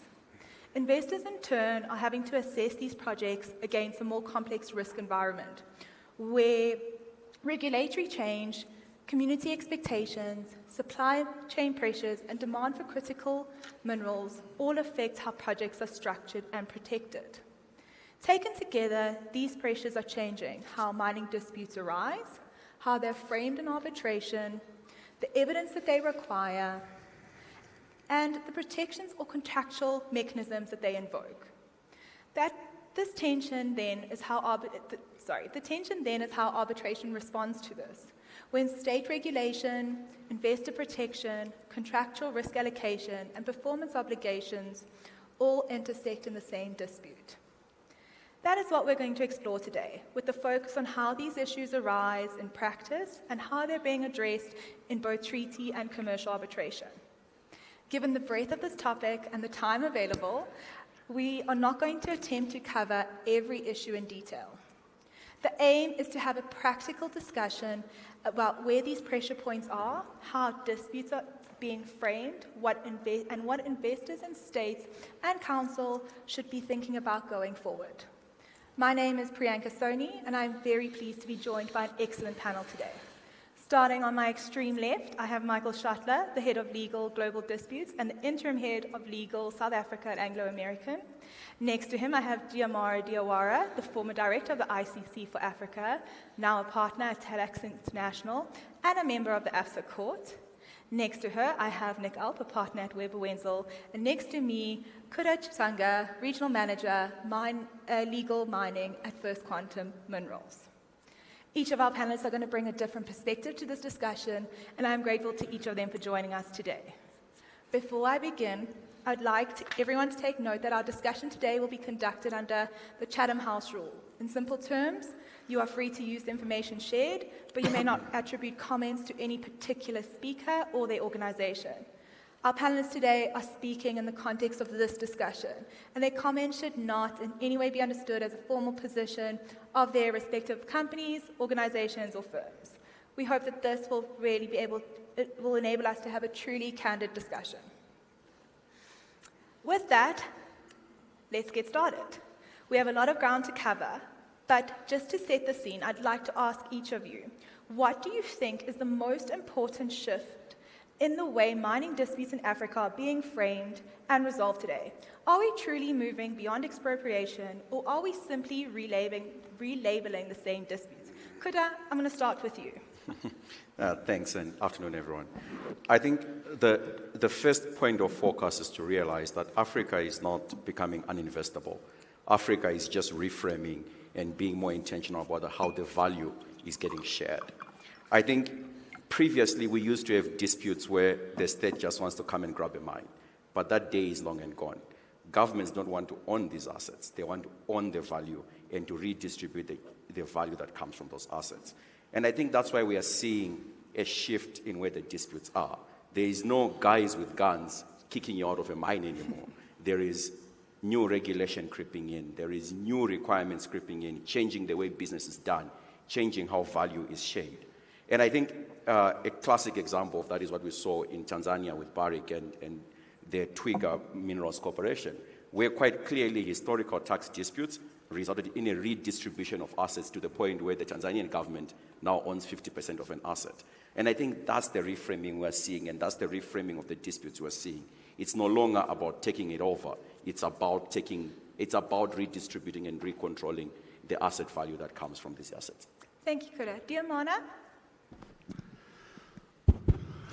Yes, thank you. I absolutely agree with what was just said. It's really a shift in, from the state's perspective, at least from what I've witnessed, both at the ICC but also in my own private practice. It's really a shift generally in the mindset of the states, not so much in the sense of, as you said, guns expropriating, but more about better value distribution. And what we've seen, for example, in the Sahel region, in Mali, Burkina Faso, in Niger, the mass media commentary would bring up the military regime as the cause for the change in the approach to mining in those countries. But the reality, when you dig a bit deeper and when you look at the disputes closely, like I've had the chance to do in Mali, is that actually what is happening is that those governments come in with an expectation of more accountability towards their populations. And that accountability precisely relies in an objective of better distribution of revenue and of performance when it comes to sustainable development. There's really an expectation there, and they are on an agenda to fulfill that expectation using the strong resources of the country to get there. And not necessarily to break the relationship with the private investor. And I think that's really where the focus needs to be. The point is to redefine, not to break the relationships. Nick, can I ask you to come in? Sure, thanks. I agree with what has been said. I agree that states are realizing the value of their mineral resources, and that's become more and more important in the energy, critical minerals demand for just energy transition. And so as a consequence, I suppose the mining companies have exerted greater regulatory oversight over those resources. But from a legal perspective, I think there are two fundamental shifts that have happened. The first is the investor protection regime has been watered down through new generation bilateral investment treaties. The protections that had been afforded to investors are no longer as available. We will discuss that later in the panel. But the second development, and one that's a shift that we have seen more and more becoming, I think it's even more important, concerns the manner in which the mining rights are viewed and how they're being exercised. So mining rights really are now treated not as static property rights, but as conditional instruments which are very much tied to a state's development objectives, ESG expectations, and their evolving policy priorities. So states are looking at examining, they're now examining how the investor exercised those mining rights. Were they being exercised for the purposes for which they were granted, and whether the concomitant obligations were met. And if the performance obligations have not been met, that could then lead to license revocations, other regulatory action. And that's where the real battlefield is being seen now across the continent in many, many jurisdictions. So from a practitioner's perspective, that means I think the single biggest change is that the disputes are no longer about a single act of expropriation or investment treaty violation. They're now about sustained performance in a very politically and geopolitically charged context. And it's quite a substantive shift, I think. It goes to the nature of the rights at stake and the grounds on which they're contested, which have been changed. And so the disputes now turn, as I said, on performance, compliance, regulatory context, rather than a single act of state seizure. That's made the disputes far more fact-intensive and technical. It's the shift I've seen. Thanks. Thank you. Michael, do you think that we're truly moving beyond expropriation, or are we just relabeling the same disputes? I agree with what everyone said. No, look, I mean, I do agree with what everybody said. Look, I mean, when I joined Anglo American 20 years ago, doing an incredible amount of bilateral investment treaty work, at that time, we were seeing a lot of blunt instrument nationalization. That has fundamentally changed the level of sophistication that's come in. Whole lot of reasons for that. To preface it and start off, Africa is not homogeneous. You've really got to deal with each country, each region as its own entity, because they adopt different approaches, they've got different priorities and the like. But that level of sophistication that we've seen coming in is also reflected in some of the changes to how those rights are being exercised. 20 years ago, it would have been unusual for the state to have an active equity participation. There was free carry participation and offtake, but that was pretty much it. We're now seeing states being a lot more involved in our De Beers organization. We've got the Botswana government as an active equity participant, which changes the dynamic and changes the kind of disputes that you're involved in. We're seeing IDC as being an active equity holder in a lot of our rights that we own. Again, that changes the dynamic, and it changes this us versus them kind of dynamic. So the level of sophistication, the level of advice that governments are adopting from investment funds, from their own shareholders, has certainly upped the game from the government's perspective, has probably leveled out the playing field somewhat, and has brought a far higher level of sophistication than had probably been there 20 years ago. Thank you so much.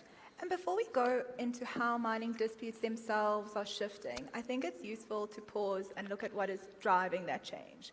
We've already touched on resource nationalism and some regulatory intervention, but I'd like to understand how those developments are being experienced in practice. So Michael and Kuda, I'm going to direct my next question at you. Kuda, I'm going to start with you.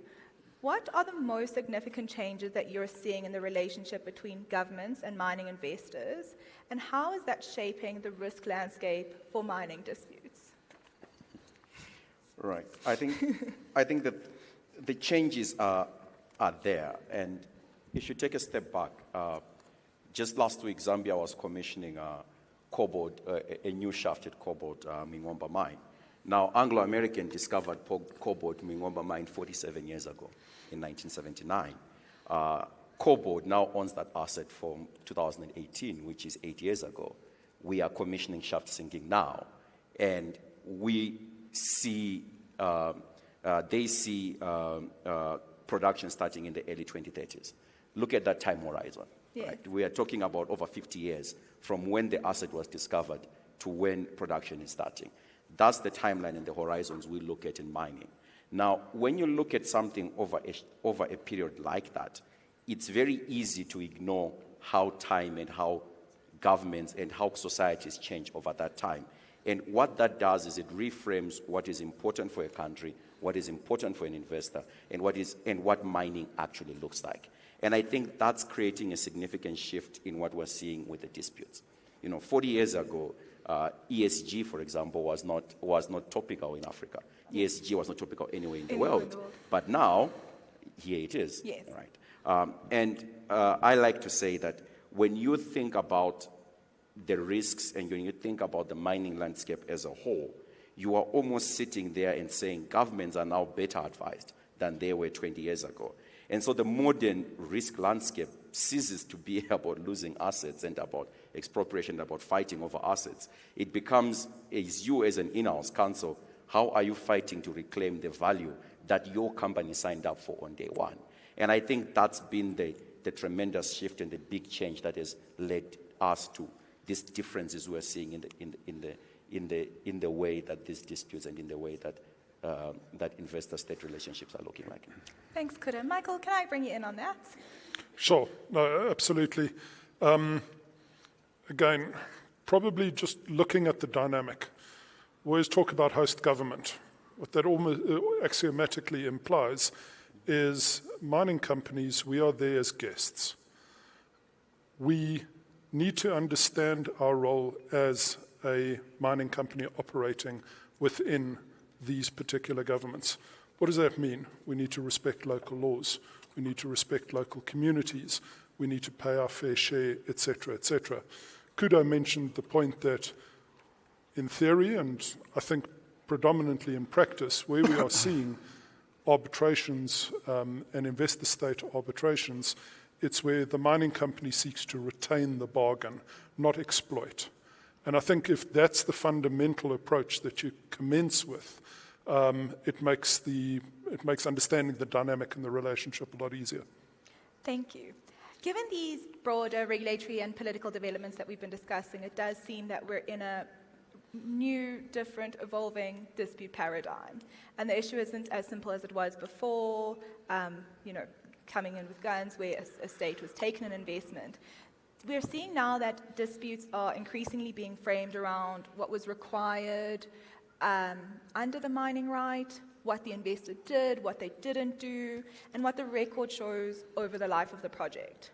That brings performance obligations into sharper focus. And by performance obligations, we're talking about work commitments, processing requirements, developmental timelines, reporting obligations, and license compliances, for example. Diamond, I'm going to start with you here. Why are mining disputes in Africa increasingly being framed around performance and compliance rather than these old traditional expropriation claims? And what does that shift look like in practice? Well, I think that maybe to answer that question, we need to take a bit of a step back, if you allow me, and look at what we call resource nationalism, which is a term that can be a bit scary and sounds like no rule of law and expropriation. The reality that we're seeing with a number of African across, and that's really a continent-wide tendency, that trend that we're seeing, where mining regulations are being revisited after a very long time. If you take a country like Mali, but it's the same in Senegal, it's the same in a number of countries in West Africa, the regulations had been in place for over 30 years. Yes. And it's a fair, I think, for any government point to say, on any issue, let's revisit and see if it's still relevant today in 2026 as opposed to 1990, when it was concluded in a very different context. So when you go into those regulations and you look at what are they tackling, that is very informative on actually where the performance is expected from the investors. And there, I want to take you quickly, I know we don't have much time, but through the process that happened in Mali, because I think it's a very interesting and enlightening one. So you are aware, we heard it this morning actually in opening, that there were a series of military coups happening in Mali in 2021, 2022, and that the successive military powers came in with force, and then that also triggered a number of changes in the region. When that happened, as I said, these powers came not just with the idea of force and military power, but also with the agenda of more accountability towards their people when it comes to the national extractive industries.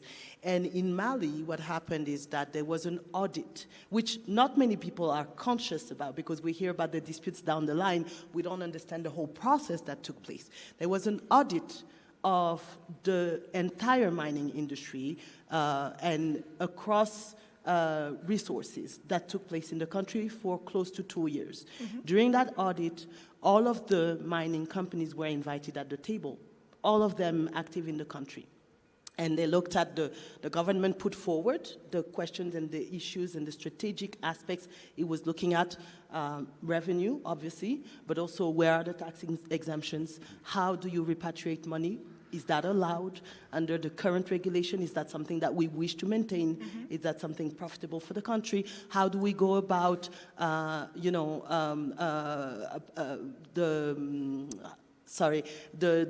costs of the mining companies and how they recoup the cost, what the state also pays to the mining company, the dividends that stay in the country.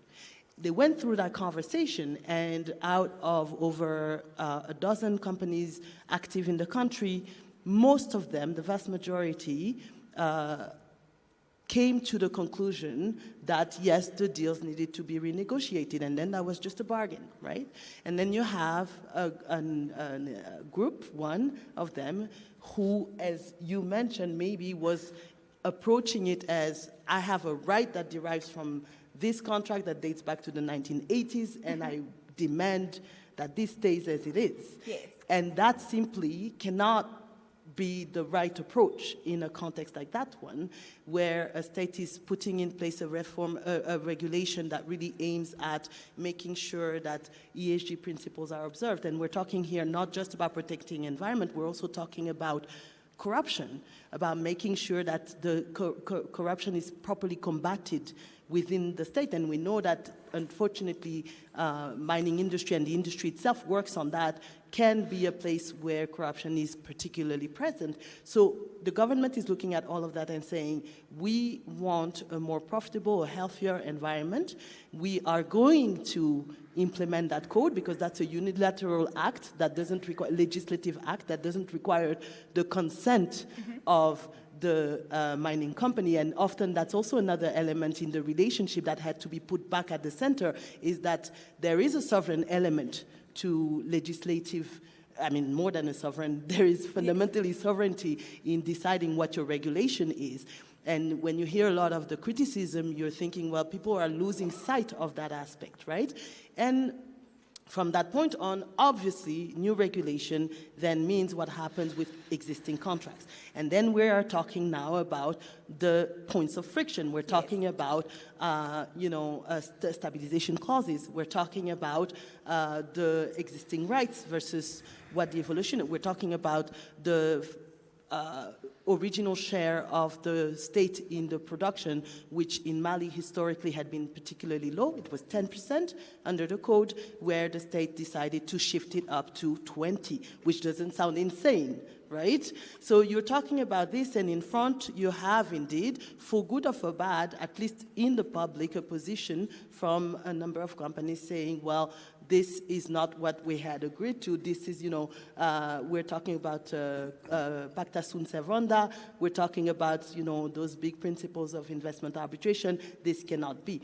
And so that's where the disputes and the friction happen. That's the case of Mali. If you look at other countries, because that trend didn't start in 2023 or 2022, while I was at the ICC, I had already an opportunity to see some of those disputes coming. And one of the important shifts that we observed dispute-wise was that starting, I would say, around 2017-18, you started to have disputes where the state was in the claimant seat.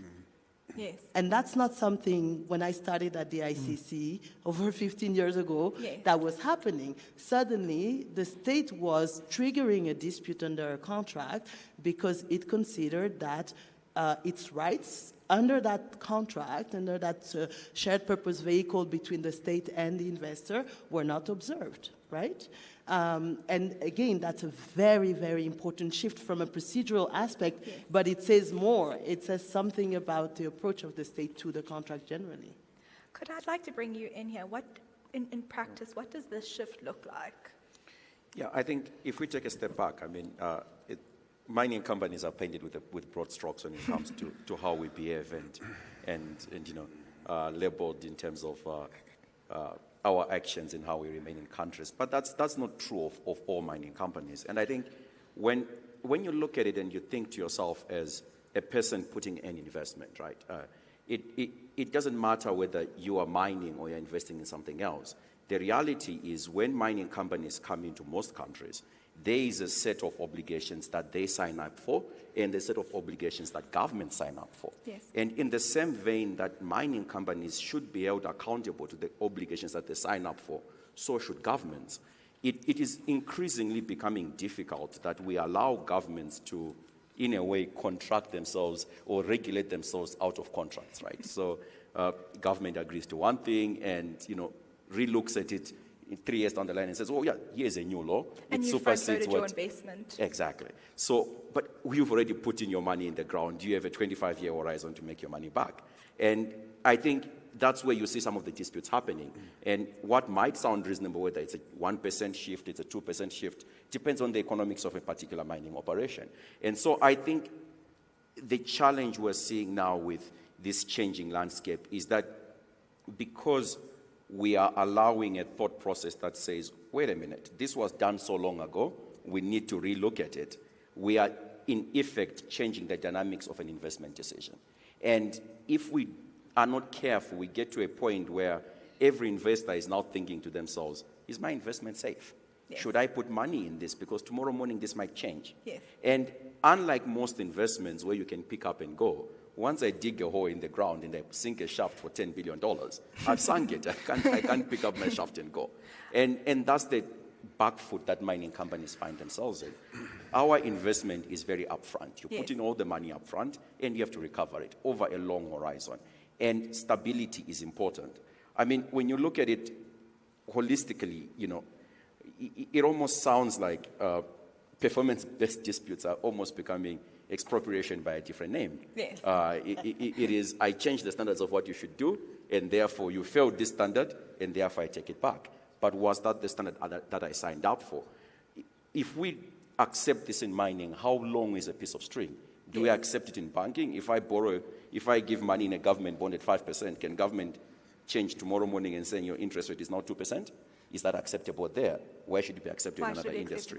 And I think that's the lens that from the mining industry, certainly we start to see this changing landscape and we start to see things out of there. But that being said, I do have to stress that at some point, there is a justification in governments doing some of these things, because ultimately, as mining companies, we have an obligation to honor what we said we should do. So if we've agreed to do something at the point of investment, or if we are in a country, the obligations of the regulations of a country are the regulations of a country. And what we're now seeing is the standard for you to be a mining operator is changing. It's becoming higher and higher, because all of a sudden, it's weeding out the scrupulous mining companies, as you're putting it, and leaving legitimate players in that space. And that balance has to be found to ensure that nobody is taking advantage of the other, and ensure ultimately that that investment decision is protected and everybody sort of lines up with the obligations that they signed up for. If I may, sorry, Priyanka, I want to react on that because I think it's very interesting. Two points. The first one is, in my most kind of recent professional life as counsel to governments, what I've seen, and that is really my perception, not necessarily their messaging, but what I have perceived is that no, it's not an expropriation attempt revisited or repacked into another label. Very genuinely, in the conversation I've had, what I perceive is that very high lucidity from the state's part that they need the mining company as a partner. And very high lucidity there. And that's why, in fact, behind the big noise of the disputes and the media, there are conversations. There must be conversations happening, right? So I think there's a clear lucidity that we need one another, of that codependence of the two players, that from the state's perspective, there's no expertise and there's no willingness to actually substitute themselves to the mining company. And there, even local mining advisors or experts are also very lucid and alerting their government by saying, watch this, watch that. If you do this, we won't be able to cope. There's clear lucidity in my view there. So I think it's important to stress that the objective is not, again, to have expropriation labeled differently. Yeah, and I think you're right. I think what we are seeing is the age of sign and forget. You sign an agreement, you put it in a safe and forget about it. That age is past. You're constantly having to relook at it. And I think Africa is in a bit of a flux at the moment, certainly in the jurisdictions we operate in. We're seeing a bit of a flux. It's governments learning more about their resources, learning more about what their societal expectations are, redefining those, because generations have shifted and time has shifted. Yes. And that flux will need to find a balance at some point. So it's a question of what we're seeing as instability might just simply be a finding of a new balance. And once we find that balance, we will then see a longer-term stability. Certainly, from a business perspective, we view that stronger state engagement ultimately results in longer-lasting agreements. The more we engage, the more we fight over these little things, ultimately the more stable long horizon we'll have. Yeah, and if I may just with one example. I'm gonna.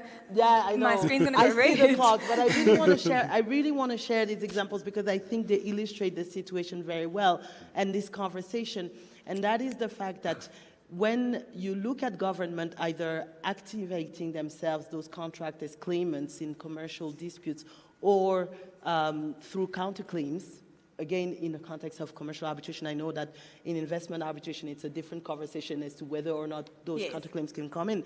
But what you see is that, at least what I've seen in my experience at the ICC, was the case of, for example, the junior mining company that took, as you said, commitments, but that financially was not robust enough to go through with it, and that lost their permit, and then comes back with a claim of, oh, we have sunk costs, we've been expropriated, we lost our permit, it was just reattributed to somebody, and they find an explanation for that, and then they request, I don't know, I know because I have a very clear example in mind. In Congo DRC, the award is public, but $647 million of compensation. And there, I'm sorry, but these are the kind of natural weeding that must happen where you are, as a government, saying, well, I mean, I attributed you this zone for I don't know, 3, 4, 5 years, and you haven't done more than digging one hole. And at some point, I need to make sure that my resource is exploited in a profitable way, or at least that I have perspective and that you are coming through with your commitment. Second type of example I think of, again in commercial disputes, which is quite interesting, talking about ESG, is the case where the mining company, and I've seen that in Central Africa, again in Gabon, for example, where the company has a contract. The state, I mean, I would say you have, in the award, you see clearly failures on both parts, on the part of the state. With states, it's often on payments with payment schedule that you will see falls, or taxation. You see also some falls on the side of the mining company. But what comes out from a lot of the defenses I've seen in the state is the focus on the fact that at some point in the procurement of the contract, in the performance of the contract, I'm not saying it's all of them, but I'm saying the corruption element comes up. And you do have this trend where some of the new governments are saying, we don't want to continue that and we're going to chase after it. Is it political? Is it not? I won't make a comment about that. But you see in some of those countries, the state taking the stance of saying, because I know that there was at some point in the life chain of this deal corruption, I am going to actually make sure it is annulled or it doesn't come through. Again, I don't doubt that there could be other motive to it, political, but that's also one of the realities.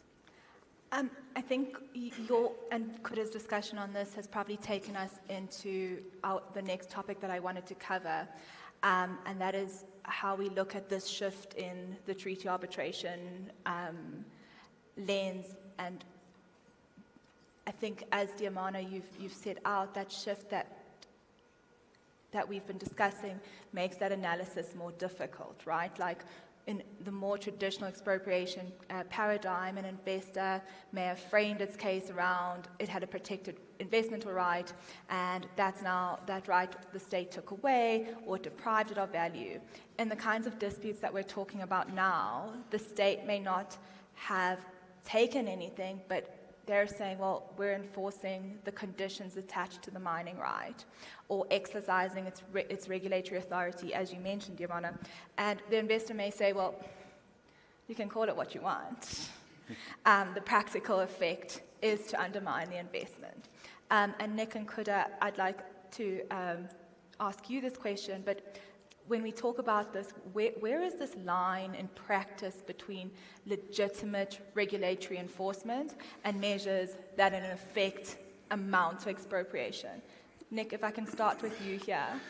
Yeah, Prank, it's a good question, and it's one that has vexed academics and tribunals for many years. I mean, the point is, states are now using regulatory action as a result of unmet work commitments rather than expropriation per se. So those are the performance-based claims we're seeing, and that turns on a completely different technical, factual level of engagement. When it comes to pure treaty claims, there's been a significant shift. So, the early generation bilateral investment treaties, those concluded in the 80s and 90s, they tended to address expropriation in fairly sparse terms and really left it to tribunals to interpret them and give context to it.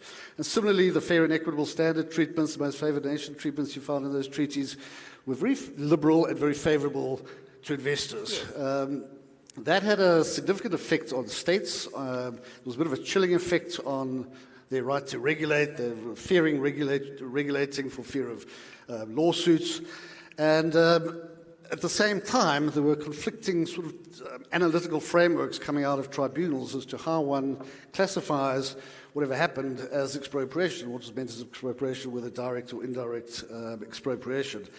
And that resulting inconsistency fueled concerns about the predictability and the coherence of investor-state settlement.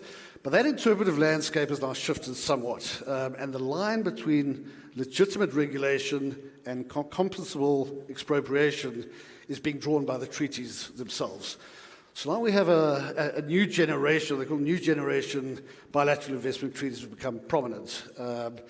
where, just really after, the states had suffered tremendous amounts of losses to investors successfully challenging public interest regulations. These new generation bilateral investment treaties try and rebalance, I suppose, the investors' interests with the state's right to regulate, to prevent regulatory chill and prevent overly broad investor claims. So they've embedded, or they incorporate what is known as a police powers doctrine in them. Now, that's a doctrine that essentially protects the state's right to regulate in the public interest, even if that regulation affects a foreign investor's business adversely. So under that doctrine, the police powers doctrine, the government can take certain regulatory actions without having to compensate investors, provided those actions are for a legitimate public purpose, like health, safety, environment, non-discriminatory, proportionate, and in good faith. And we've seen the application of that in a recent PCA award, August 2025, in Akun versus Ethiopia, where the tribunal found that even a regulatory measure that's even substantially diminished the value of the investment did not constitute compensable expropriation, where it was bona fide of general applicability, enacted for a public purpose, and applied without discrimination. So I think that's where the line is now drawn. It's not every government action that harms an investment that now counts as an unlawful expropriation. And these new generation bilateral investment treaties have gone further. Some of them have got interpretive annexes, exclusions, preambles. Some even exclude from expropriation entirely the right to regulate in public health, environmental protection, security regulations, etc. So there's a meaningful line separating valid regulatory activity from expropriation, and that genuinely public-minded, non-discriminatory, proportionate regulation doesn't cross that line any longer under the PRTs. Be my answer. Thanks so much, Nick. Kuda, from your perspective, where is that line? Yeah, I think it's an interesting line to find, and the day I find it, I'll let you know. Okay. But I think it's really a question of form versus effect. Yes. I think what we're seeing when governments talk about enforcing, and when we as mining companies see expropriation, it is about the form and the effect, right? So to pick on the example of Mali, there's a process that happens, but ultimately, on the day of negotiation, I have 6 executives locked up in prison as I'm negotiating, right? Yes. If in the example of a public example of another mining company. Now, yeah, the form is you've broken the law, I've arrested you, but the effect is I'm negotiating on the back foot, right? So is that legitimate? Is that expropriation? And that's where the balance we need to find is. I think Tanzania, again, another example, right? You are negotiating a dispute, you are renegotiating the shared economic value. Yeah. Because remember, I think what's very clear is we are not seeing expropriation in the sense of give us this mining asset. Yes. We are seeing expropriation in the sense of this is the value we agreed, we want this new value. And when you look at the dispute that happened between Barrick and the Tanzanian government, it literally ended up in a, let's renegotiate the value sharing, let's end up in an SPV that looks like this and that shares value like this. So for me, when the effect stops having a fairness to it, and it starts putting you in a position where you are not negotiating freely, then suddenly the shift has happened. And it's no longer the effect of it is now more expropriation in nature. And remember, at the end of the day, these disputes tend not to happen at the beginning of the mining life cycle. Yes. We are seeing these disputes mid-mining cycle, when the investment is already in the ground. Yes. An investment you can't extract easily. So already the negotiating tables are very different at that stage. So I think it's where that balance really becomes. Exactly. It's where that balance really comes. It's difficult to find, and you have to look at it case by case. But as long as the form and the effect seem to be aligned, then well and good. But we're increasingly seeing form and effect being very different, and therefore mining companies on the back foot because of the regulatory pressure that is creating expropriation claims. Thanks. So if we talk about treaty arbitration, we ask, how the state regulatory conduct is assessed against these investment protection standards. Commercial arbitration brings us to a different question. We look at how the parties allocate the risk of regulatory and political disruptions in their commercial contracts.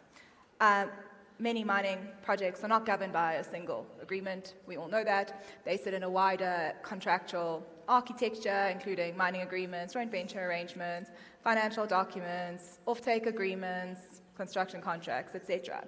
And by the time the dispute arises, as you've said, it's often too late to revisit how this risk is allocated. The question becomes how those contractual mechanisms actually operate when they're stress tested.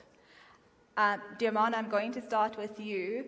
When regulatory or political disruption affects a mining project, and I think you touched on it earlier, what tools are available to manage that disruption contractually, and how effective have you seen them operate in practice? Well, the tools available really, at least from what I've seen from an institutional perspective, are when the parties have provided them, which is not always the case. Yes. But what I've seen through ICC are some of those DBs, and I often tell, and I used to tell governments that they don't make enough use of the dispute boards, actually. Because they see it only as construction tools, which they're not. Mm-hmm. They can very well accompany them in other types of projects. And so when you are at that stage where the dispute has not fully crystallized, but you do have like the tensions mounting on each side, it covers a very complex and contractual architecture. The presence of the DB actually is a very effective way to undo the knots and help the state and the private party, I won't say investor because we're in a commercial contract, to be able to continue the relationship. You, of course, have the mediation clauses. The negotiation phases, mediation, I would say, are a bit trickier. Yes. I remember discussing that with one of the head of legal at Total for Africa, who was telling me the only way for mediation for us to work is to have the threat of an arbitration, floating around in the air, because otherwise it's just, you don't get anything from the government with the mediation clause. So I think in terms of effectiveness of the tool, it's probably less efficient, although those doing mediation in the room must think that I am not, I am a true disputes lawyer, yes I am, but the truth is, yes, for mediations to work in these contexts that are very complex, with several layers of contracts, with operations that are long-term, long life cycle, I haven't seen many successful examples. I would put it like that. And then, of course, you have the very, I would say, obvious and simple way of doing it, which is you trigger your arbitration, you wait until everyone has put the guns on the table and how much your arguments are, and you wait until you get to the hearing, and then you sit down and you talk. And interestingly, I remember at some point we were trying to do a stats over all of the disputes I had in my former case management team involving African states, and we realized that those who settle, they often settle at a very, very, very advanced stage in the arbitration, and yes, there's a reason for that, right? It's when you understand how serious are the arguments on each side, and how yes, damaging it can be for you. Michael, can I bring you in there? If you can tell us when these disruptions affect mining projects, what tools are available from your perspective, and how effective you actually think they are in practice? Sure. So as somebody who only gets paid to litigate and arbitrate, the starting point should be avoid arbitration, avoid litigation. And there are a host of steps that you can take, because ultimately, if you've reached the arbitration stage, positions are embedded, you get to the point exactly which was made, which is everybody's retreated into their corners, everyone's just taking lumps out of each other. If there's going to be a settlement, it probably comes in late, and I'll deal with that just now. But, I mean, so pre-formalized dispute, clean hands doctrine. Yes. Make sure that you comply what you said you were going to comply with. Don't get involved in bribery and corruption, etc., etc. Because the minute you don't have clean hands, you can have the best legal case, you can have the most comprehensive bit and bulletproof mining right, you've lost that case, period. Whether you lose it in the arbitration public, in the sort of public domain, it doesn't matter, you've lost. So, clean hands. Comply with the things that you said you were going to comply with. Then, there are certain issues that are unavoidable. Invest an incredible amount of money in stakeholder management and stakeholder relationship. Understand your communities. Those are the ones that are putting pressure on government. Yes. Understand the geopolitics of the environment that you're working in. Understand where the pressures are coming from. Understand why government is trying to do certain things. And see whether you can, don't want to use the word concede, but whether you can accommodate each other in a way that is mutually beneficial over the long term, as opposed to simply going, my mining right says A, and you will adhere to A. So stakeholder engagement is fundamental to, is probably the most valuable tool to avoid getting to that position. You can't avoid it. You can try and preempt some of it with your investment treaties, with your stabilization provisions, and the like. But yes, you do get involved in disputes. You do get involved in those arbitrations. Again, get innovative in your arbitration. An arbitration doesn't need to run like a well-oiled sausage machine. Statement of claim, and we file our witness statements, and we come out at the end. Some of the arbitrations that I've seen the most beneficial outcome have been those where the parties, the tribunal, are innovative, not only by saying, look, let's consider mediation mid-process, or let's consider some other form of engagement where the parties can actually engage properly, whether that be, and always love the term hot tubbing, or whatever you want to call it.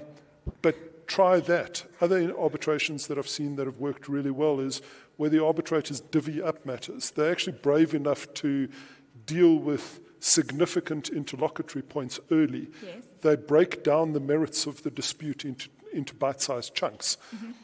Because very often, we drink our own Kool-Aid, you take a position, you go, I'm right, doesn't matter what the other side's pleadings are, and we fight to the end. And after a sort of 8-week trial, which makes lawyers very happy, you suddenly then, 3 years later, get an arbitration award, or 6 months later get an arbitration award. Yes. If you can avoid that, and you actually bite-size chunks that, and the arbitrators start guiding on foundational pieces, very often the parties can actually find each other a lot quicker and in a far more efficient way. You don't have to arbitrate the whole every time. Sometimes you have to. And it's not only as clumsy as quantum and merit split. There are other ways to do that as well. And if you can be innovative, if you can be creative, and not just go, it's gone into arbitration, it's handed over to my lawyers, I'll see you in 3 years' time, that's where you can make a difference. Thank you so much. We've covered quite a bit of ground. We've looked at this broader regulatory context, the way disputes are changing, how treaty arbitration is responding, how the contracts deal with regulatory and political disruptions. I want to close by moving from this analysis to a practical strategy. And so rather than asking you all one question, I'm going to ask you each one short question aimed at navigating the road ahead. Nick, I'm going to start with you. What is one clause or protection you would not proceed without in a mining agreement today? Frank, a good question. Contracting is about risk allocation and risk management. And, you know, with the best will in the world, disputes will arise. You know, I often say, people say there are two certain things in life, death and taxes. I would add disputes to that. You can't necessarily always control the outcome of that dispute and whether it will arise, but you can control how that dispute will be resolved. And that, you know, you can just control, for example, what rules will apply to and govern those disputes, what law will apply to that dispute, who will determine that dispute, where will that dispute be determined, and will the resolution of that dispute be enforceable? And so it's fundamental, I think, to have a properly constructed arbitration clause that regulates those processes and ensures the best possible outcome of a resolution to the dispute.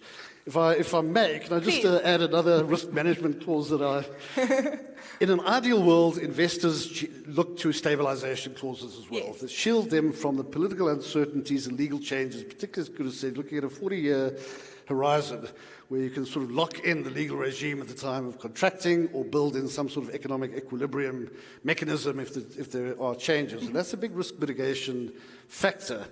States are increasingly reluctant to go down that route because I think they perceive that to undermine their right to regulate.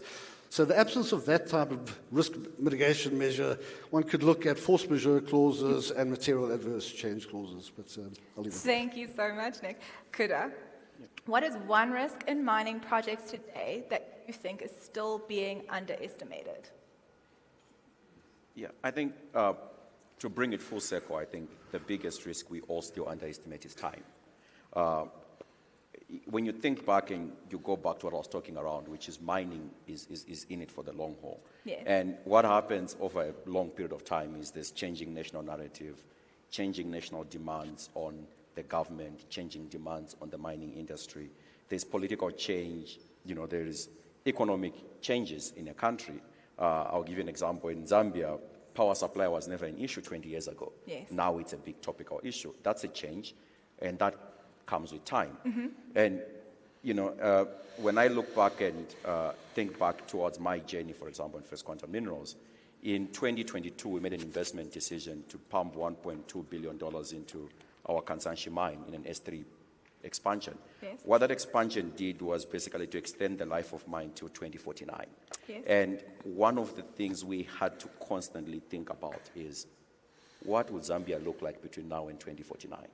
That's the biggest thing we have to think around. You can think around what the law says, you can think around what the regulations are, but ultimately you have to map between now and the date when my investment is done. Yes. What does that look like? So I think time is the biggest Time risk. is the biggest risk. Thank you so much. Diamana, coming back to you. What is one trend in mining disputes that people should be paying close attention to over the next few years?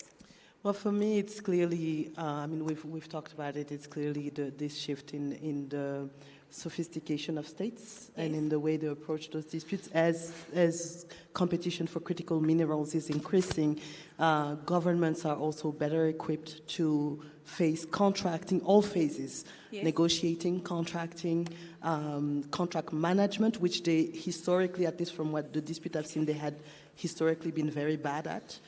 They're finally understanding that archiving documents is something you must do.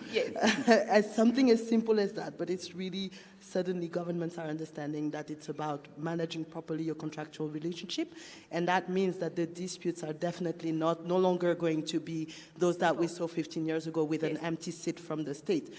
They are there, they have expectations, they are engaged, and they want to see them respected, and if not, they're ready to also fight back with counterclaims and sometimes with introducing requests for arbitrations, which we didn't see before. We simply didn't see before. From your perspective, what do you think is from your perspective, what do you most value from external counsel when navigating mining disputes or regulatory risk?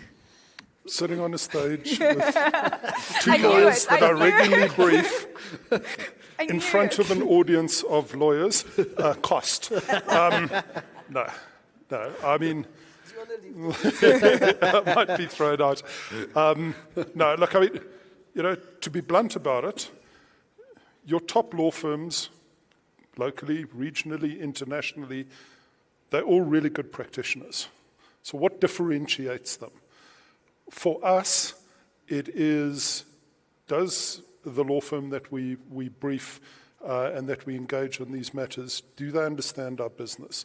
Really understand our business, not superficially, yeah, I've done a couple of mining disputes, but understand who we are, what our philosophy is, what our values are, what our objectives are longer term, particularly aligned with values and things like that. If you can get that sweet spot of a law firm, a grouping of law firms that actually invests the time in you, and you invest the time in them, to build up those relationships, get that understanding right, that's the answer.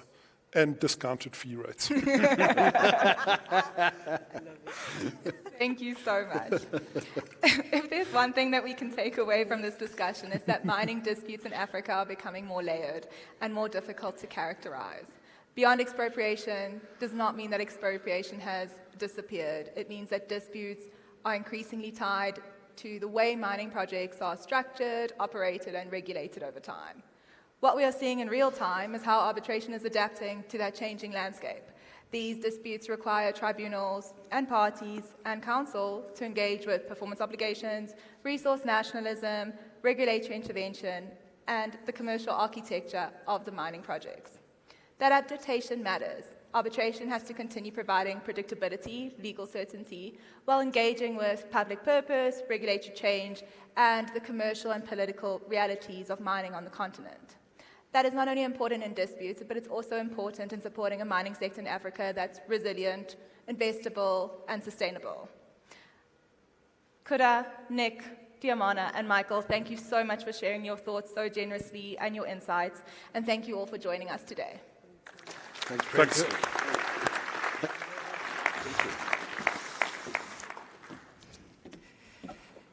Absolutely amazing. One more round of applause to our moderator and this incredible panel. So much to reflect on as we continue with our program. Ladies and gentlemen, it's now time for our final panel of the day as we turn our attention to the positioning of Africa within the global arbitration landscape. Titled Reseating Africa, Structural Reform and Arbitral Hubs, explores how institutional reform and growing confidence are driving the rise of African arbitral centers. Please help me welcome to the stage our moderator for this last session, Professor Lindalwe Mhlongo, joined by our panelists who are Priyesh Daya, Charles Martin Mkhone, Advocate Pule Seleke, as well as Mjau Ramate. Please give them a big round of applause as they make their way to the stage.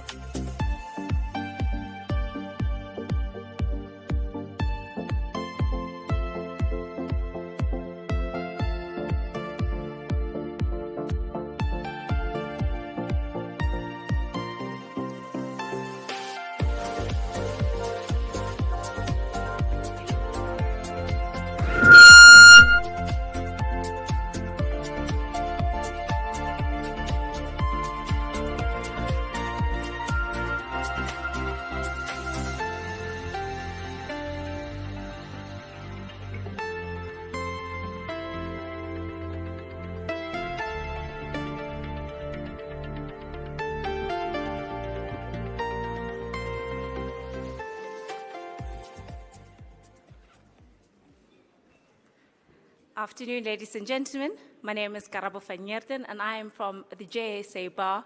And it's for the first time in my entire life I get to welcome you all on behalf of the chairperson of the JSA, Don Mahon, as well as the chairperson of AFSA, Temeka Toby, and just to welcome you to our plenary session. The objective of the session this afternoon is to give a practical rather than a theoretical approach. It is to identify concrete measures capable of enhancing confidence in African tribunals and their competency, and to enhance the confidence in Africa, and also to ensure the credibility of our institution. With that note, I'd like to introduce to you our moderator who will take on for the rest of the afternoon. Prof.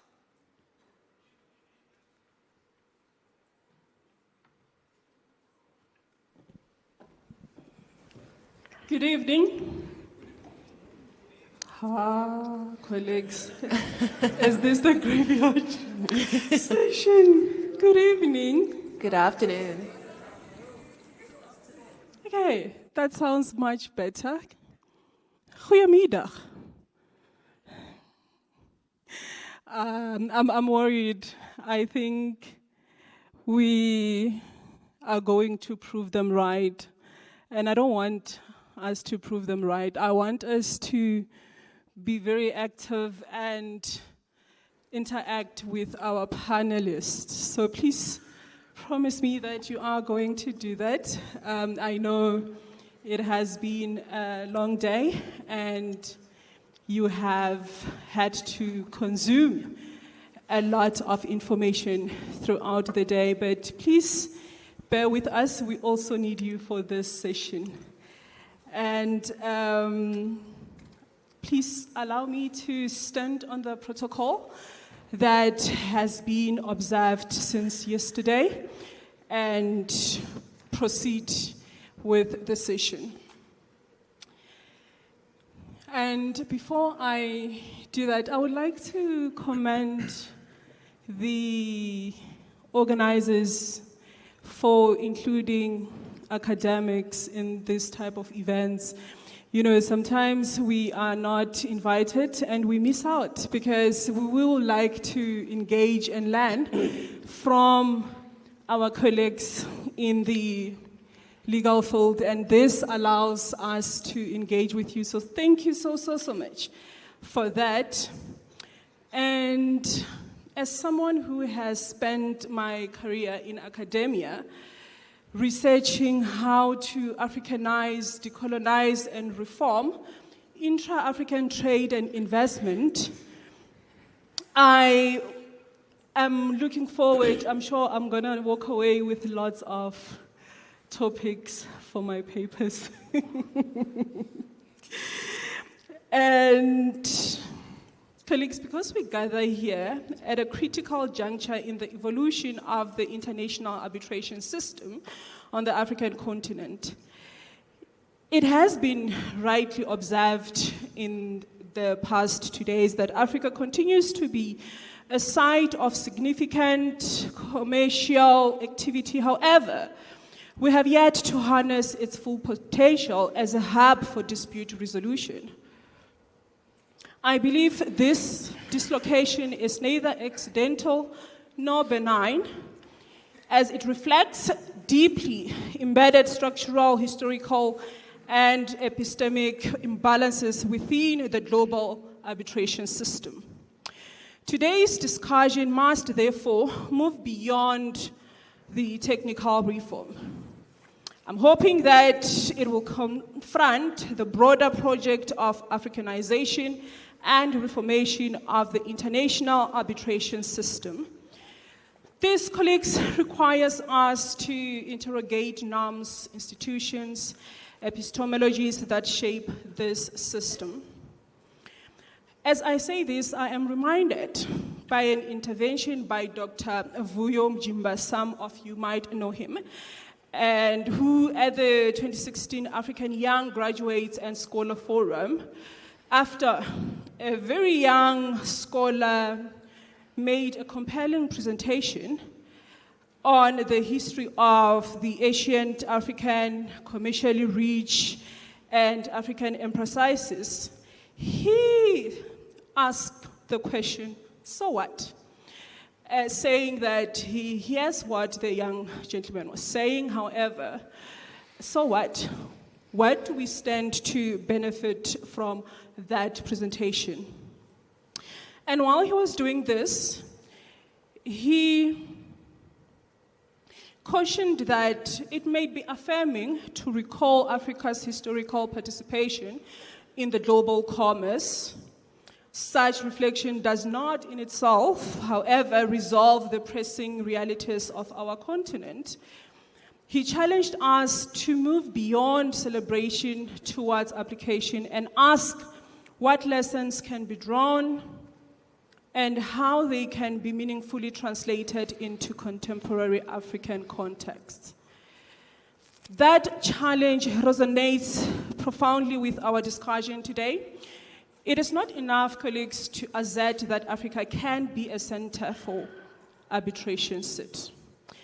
The main question for this session is what structural reforms are required for Africa to become not merely a site for dispute, but the seat of their resolution. Africanization demands that arbitration systems on the continent are not mainly replicas of the external models, but are grounded in African legal traditions, responsive to African commercial realities, and capable of commanding both domestic legitimacy and international credibility. It requires strengthening our institutions, investing in professional capacity, and building judicial confidence while reimagining arbitration as an instrument that serves Africa's development and sovereignty objectives. But colleagues, as we engage our panelists, we must seek to find the bottom line. Apparently, lawyers are people of bottom line, so I'm hoping to find that bottom line with you, as this bottom line entails finding the non-negotiables that will enable Africa to transition from being merely a source of disputes to becoming the seat of their resolution.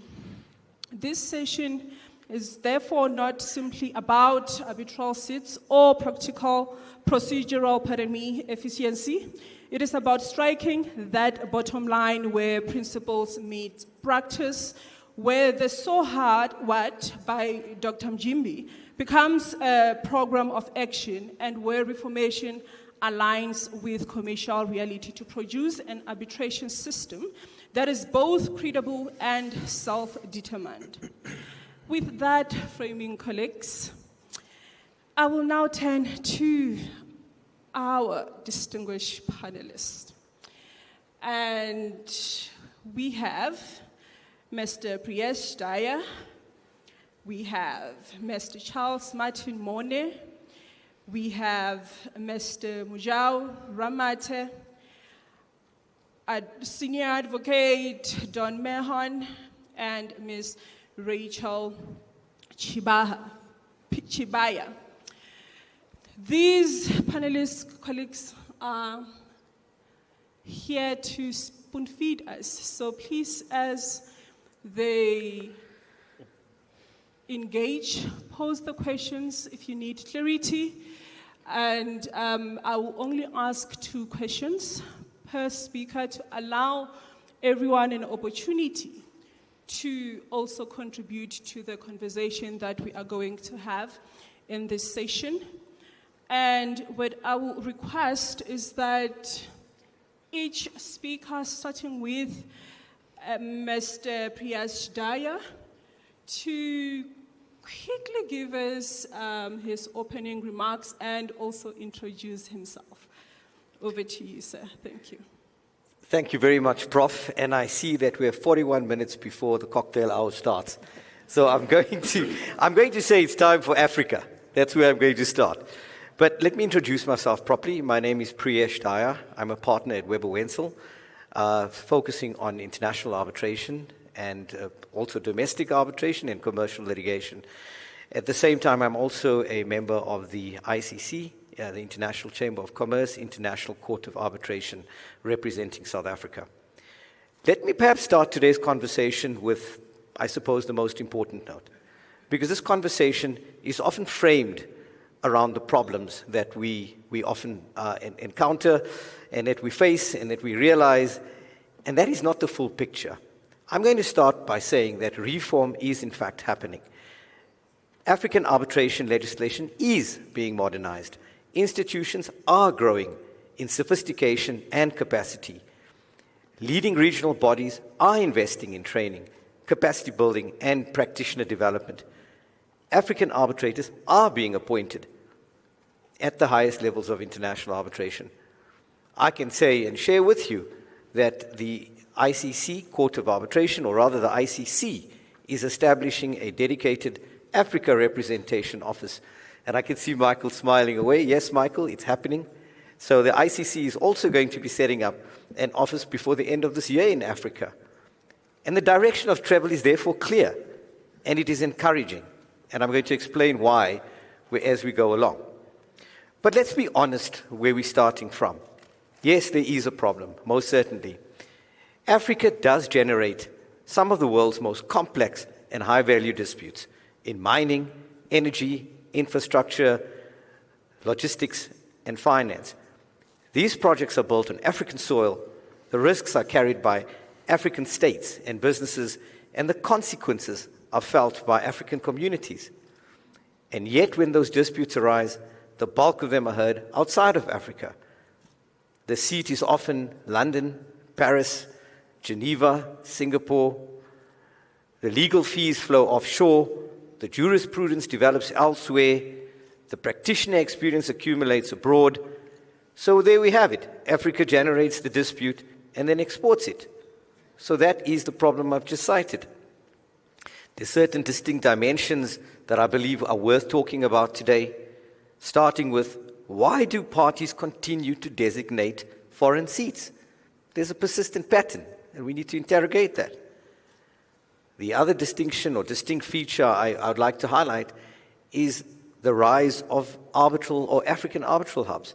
Whether the proliferation of these centers across the continent is a sign of momentum or is it a sign of fragmentation of effort?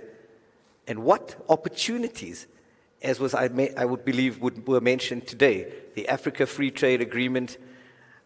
We have exciting projects. The one I can cite is the Lobito Corridor. What opportunities would those present to Africa? Disputes are inevitable. They are going to happen. So, colleagues out there, these are not abstract questions. They are questions that will determine whether Africa remains only the place where commercial disputes originate or whether it becomes a serious, trusted, and competitive part of the architecture through which those disputes are resolved. So this is the conversation, and let's start. Thank you so much. Your opening remarks nicely link with just 2 questions. It's not a lot. Just 2 questions that I have for you. And the first one is, Africa generates some of the world's most complex and high-value disputes in mining, as you indicated, energy and infrastructure. Yet arbitration clauses in intra-African transactions routinely designate London, Paris, Geneva, or Singapore as the seat for dispute settlement. Please explain how Africa got here and why this pattern persists. What is needed to change it from your extensive experience in constructing and engineering dispute resolution mechanisms? Thank you. Thank you for that question. I think the reality is we must question why the pattern still persists. And I suppose we as lawyers equally have to interrogate our daily practices. Often the offshore seat or the choice of that seat is not a reasoned choice. It is default carried forward, in my view, by way of precedent, by way of lender preference in certain instances, and unequal bargaining power. And perhaps in explaining each, I'm not an academic, I'm a practitioner. I'm going to use some examples as well.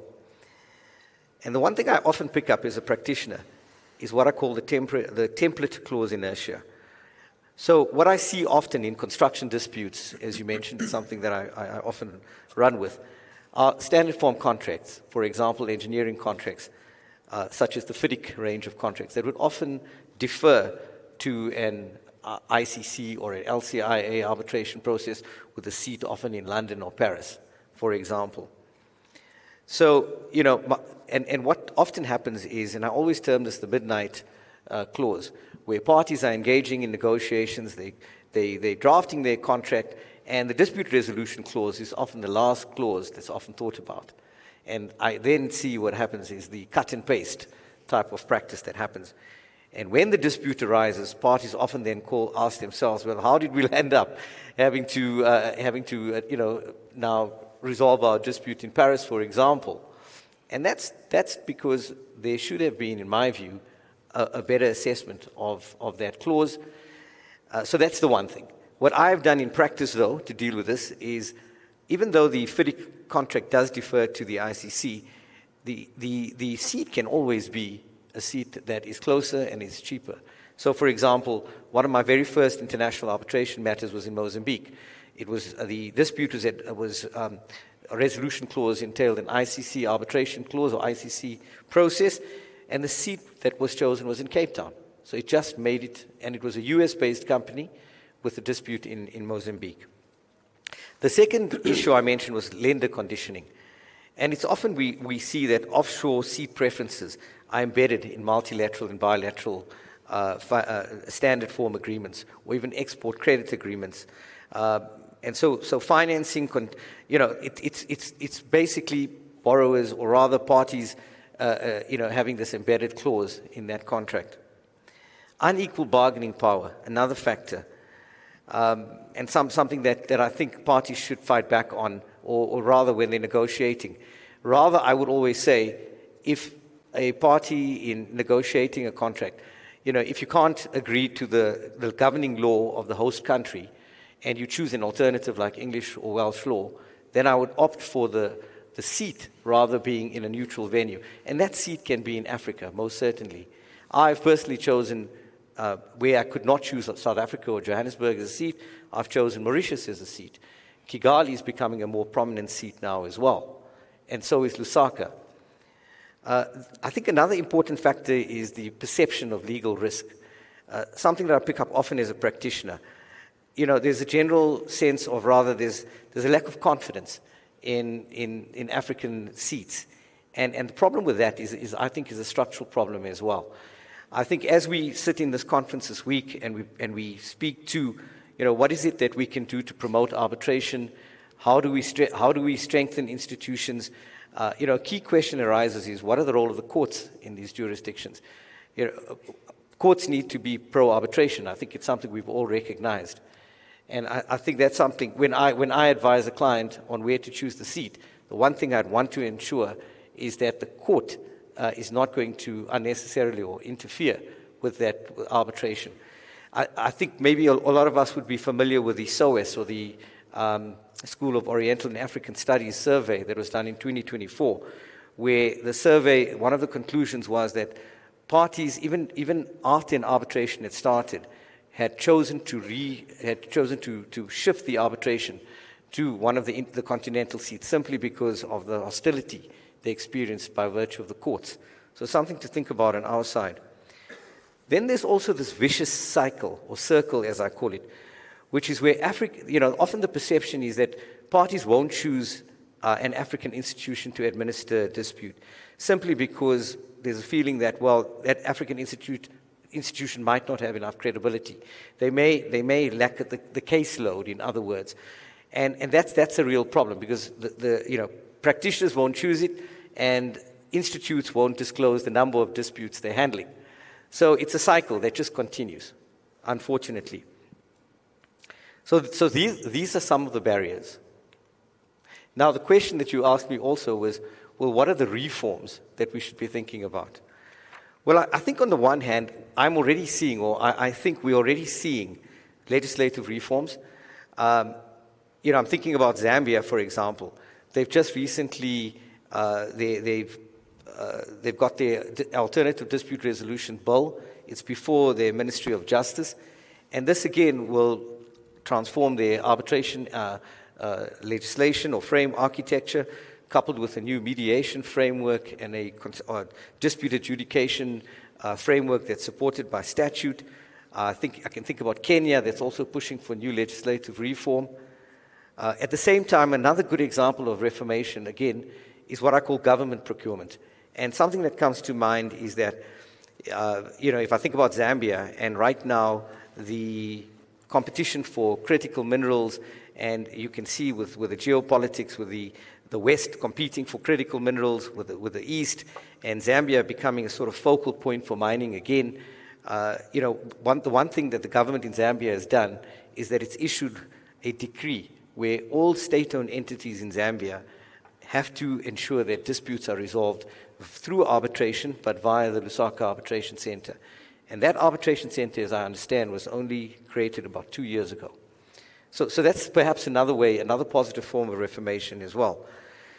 Then again, regional model clauses. I mean, we all know that AFSA is a growing, for example, hub for international arbitration.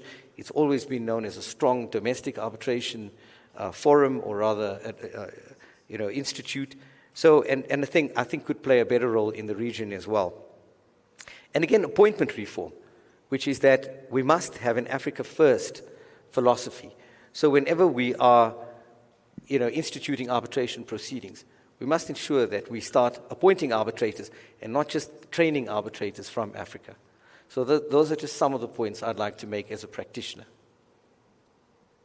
Thank you so much, Mr. Dyer. And since you said Africa First, please promise us that moving forward you will choose a seat in Africa instead of looking at the global north. But my next question to you is, several African countries are positioning themselves as regional tribunal hubs, and the ICC is already establishing a representative office on the continent. My question to you is this proliferation healthy, or does it risk fragmenting Africa's efforts? Thank you. Look, I think it's a very good question. As I said, being a member of the court, there's one thing that's come to light, is that I don't believe there's in any way there'll be a competition with local institutions or African institutions. But perhaps I can start off by saying that the future is not one where there's one African seat replacing London or Paris. Rather, that there should be a network of credible African seats. Johannesburg, Nairobi, Kigali, Lusaka, amongst others, each playing its regional role, or rather adapting to sectoral needs. And the more important question, obviously, for these hubs is that they attract disputes. So my sense about that is that, there's certain things with institutes that are important. For example, credibility of the institution. Does the administering institution have a demonstrated record of procedural competence, independence, and quality control. I think this is critical. Neutrality is another feature. Does the seat offer genuine neutrality, including one where a party or a state, where there's state-owned entities involved? Costs, critical.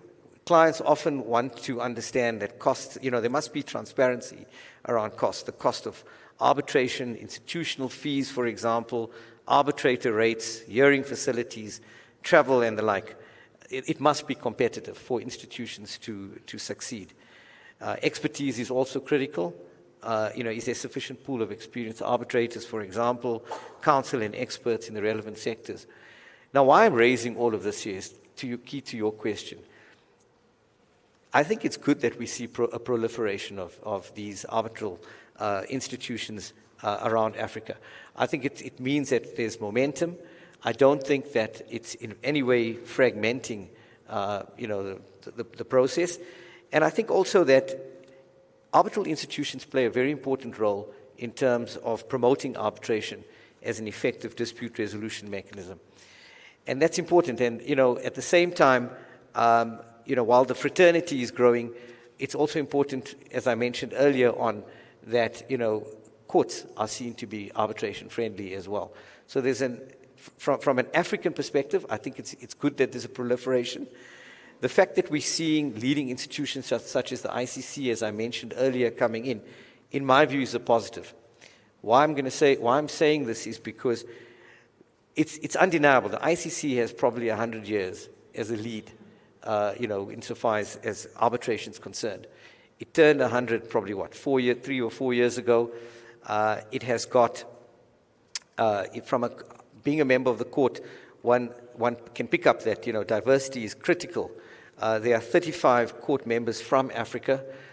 The role of the court members naturally are to scrutinize proceedings before awards are publicized, to deal with challenges with arbitral appointments, and more importantly, also to be involved in the shaping of arbitration.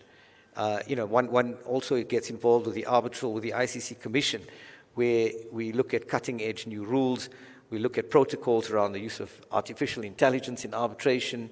We're looking at new ways of expedited proceedings and making it more affordable. But why is the ICC coming to Africa, one has to ask? And I would say it's not simply a symbolic sign, but if you look at the number of disputes that the ICC managed last year, I think, or rather 2024, they were close to 800. Okay, I'm getting there. The point I'm trying to make is this here. It's not a competition. I think it's a sign of an investment, and I think it will be good for local institutes to collaborate. Thank you so much, sir, for unpacking that for us. I will now move to the gentleman next to me, Mr. Charles Martin Morney. Please introduce yourself and in 3 minutes, give us your opening remarks. Thank you.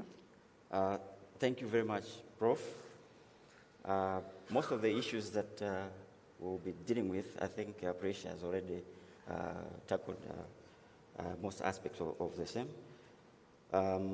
But just to add that the rise of arbitral hubs in Africa must be understood against a broader global framework that defines a seat of arbitration and how it can be effective. So in this regard, we are looking at the London Centenary Principles, which were developed in 2015 by the Chartered Institute of Arbitrators at the time that it was celebrating the 100th anniversary. So if you look at the principles provide a useful benchmark against which we can measure ourselves. So the principles, among others, include a modern arbitration law, an independent judiciary, access to legal expertise, proper facilities, enforceability of awards, and adherence to ethical standards. So these are the principles which are most important as Africa, as we are looking at the city in terms of arbitration. So in other words, arbitration is not sustained by law only, but it is also sustained by systems that function effectively in practice. Thank you. Thank you so much, sir. My question to you is, the current international arbitration system has been criticized for failing to uphold democratic accountability, independence, and impartiality of the arbitrators. As someone involved in building arbitral institutions and structures, what does it mean in practical terms to create an African arbitral institution that is both locally relevant and globally competitive? Thank you. Thank you very much, Prof, for that question. I think one of the important things that I forgot to mention when I started speaking was the fact that I'm the current CEO and registrar of the Malawi International Arbitration Center. And maybe that's why this question is very important.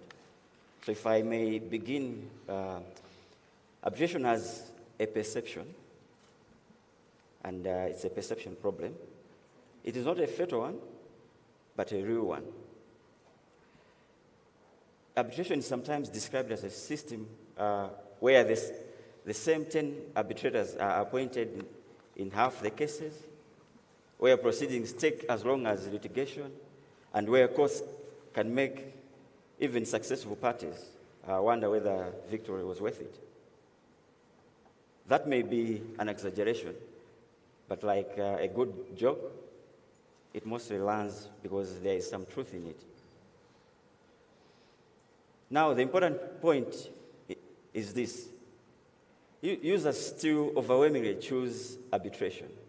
If you look at the latest global surveys, they consistently show that arbitration remains the preferred method of resolving international disputes. And this is primarily because enforceability under the New York Convention basically guarantees a successful party that by the end of the day, they'll be able to recoup the fruit of their award. And then also, if you're talking of neutrality and flexibility. So basically, the system works, but I think it's a matter of making sure that it evolves. And this is where the new African arbitration institutions like the Malawi International Arbitration Center, the Lusaka International Arbitration Center come in.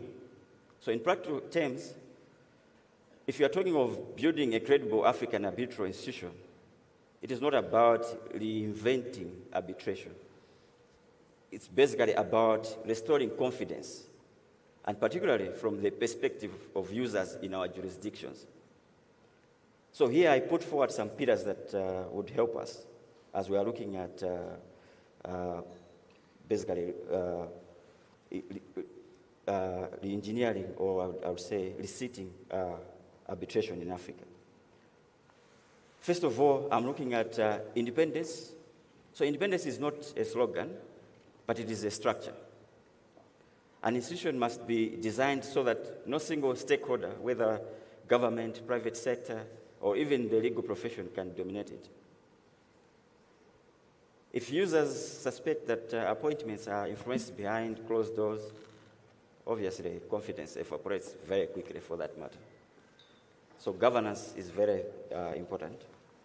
And then we should also be talking of transparency in appointment procedures. And then we should also be looking at publishing the criteria for the appointment. Because in arbitration, as I said, perception is very important. Then secondly, we should be looking at impartiality. So impartiality must not just be demonstrated, must not just be assumed, but it must be demonstrated. If you look at the case of Halliburton versus Chubb, it basically reminds us that arbitrators have a continuing obligation to disclose any evidence of or possibility of impartiality or partiality. But beyond the law, institutions must cultivate a culture where disclosure is routine. So the standard should be, I should not be, I think I'm impartial, but I think the standard should be, would a reasonable outsider think I am? Because perception in arbitration is very important. Thirdly, we should be looking at accountability. accountability must be introduced without destroying confidentiality. We normally talk of arbitration being private, and that is one of the strengths of arbitration. But institutions must not hide behind confidentiality to avoid transparency. If you look at the leading institutions, they normally publish statistics, how many cases they have handled, how long they have taken. So Prof here is reminding me about the time, but just to summarize, when you are looking at creating a locally relevant and globally competitive African arbitral institution, we mean building a system that is independent enough to be trusted, transparent enough to be accountable, practical enough to be used, and robust enough to be respected internationally. Thank you. Thank you so much, sir. I liked it when you said that independence is not a slogan, but a structure. And I think some of our future agreements must include this in their preamble so that we are reminded that for us to have that independence, it means we need to have those structures as well. Thank you so much. My next question to you is, how can emerging arbitral hubs avoid replicating institutional templates from the global north? And how can legal institutions reform arbitration in Africa to reflect the legal realities rather than imported procedural models? Thank you. Thank you very much, Prof. I think I would say that it is very easy to copy and paste rules, but I dare add that it's very difficult and harder to copy and paste legitimacy. So many emerging centers begin by looking at ICC, LCIA, or SIAC and say, this works, let's adopt it. To be fair, that's okay. The rules are excellent, but the risk is that we end up building institutions that look impressive on paper, but are disconnected from the realities of the users they are meant to serve. So how do we avoid that? First, we must design for our disputes, not for someone else's disputes, but for our disputes. African economies are dynamic, and we know that, but they are also diverse. So disputes often come from industries like construction, energy, agriculture, procurement, SMEs. If you look at our disputes, sometimes they require efficiency and, of course, cost sensitivity. So if the process is overly formal, overly expensive, overly slow, it will simply not be used. So reform begins with proportionality, simplified procedures, faster timelines, cost controls. In other words, we should not assume that complexity equals sophistication. Sometimes sophistication means simplicity.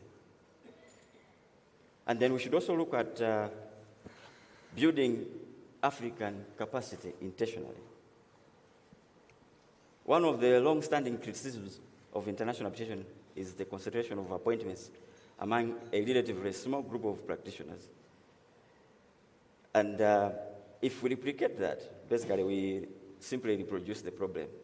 So instead, the new African arbitration institutions like the Malawi International Arbitration Center, the Lusaka International Arbitration Center, must actively expand the pool through training, mentorship, and deliberate appointments.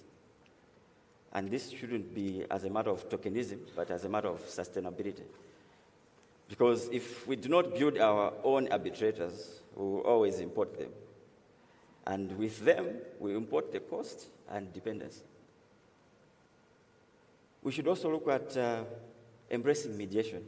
You know, in our African context, preserving relationships is very commercially important.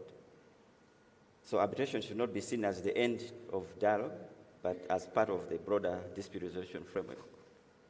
So we need to consider integrating mediation and not compromising The other issue is that we need to consider thinking regionally and not just nationally. With the AFCFTA, cross-border trade within Africa is increasing, and we know that. So where there is trade, disputes are inevitable. So in our institutions, we must be outward-looking, collaborating regionally, aligning our standards, and positioning ourselves within the continental framework. I know Prof is trying to remind me that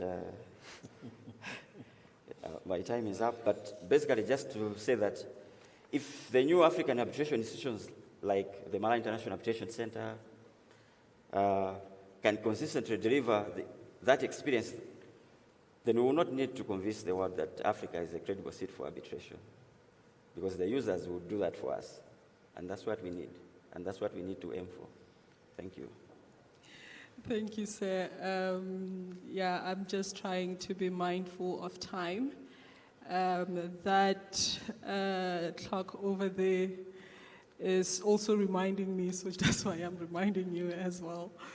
But thank you so much for unpacking that for us. I now move to Advocate Mahon. I must say, I actually met Advocate just 2 weeks ago. We had a stakeholder engagement at UNISA, and he came through with his team and honored our invitation. So I do like to thank you, colleagues, for honoring the invitation to engage us when we had our stakeholder engagement. And Advocate, please. We are left with 11 minutes.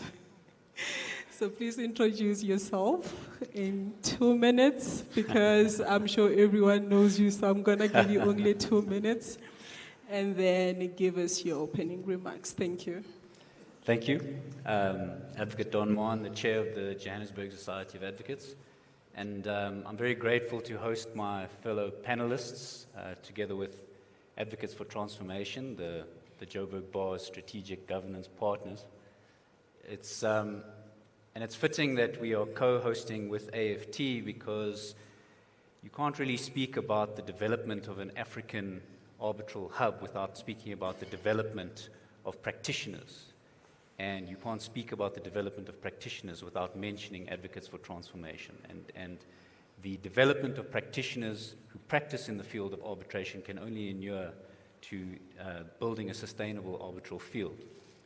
I won't say much more in introduction for 2 reasons. One is I can't add much more by way of introduction to what my colleagues have said, but also mindful of the time and the fact that we've been given the graveyard shift. I wouldn't want to subject the audience to the fact that my voice is the last one that you hear before you drift off to sleep. So with that, thank you very much for joining us. Thank you so much, Advocate. And my question to you is, looking ahead, what will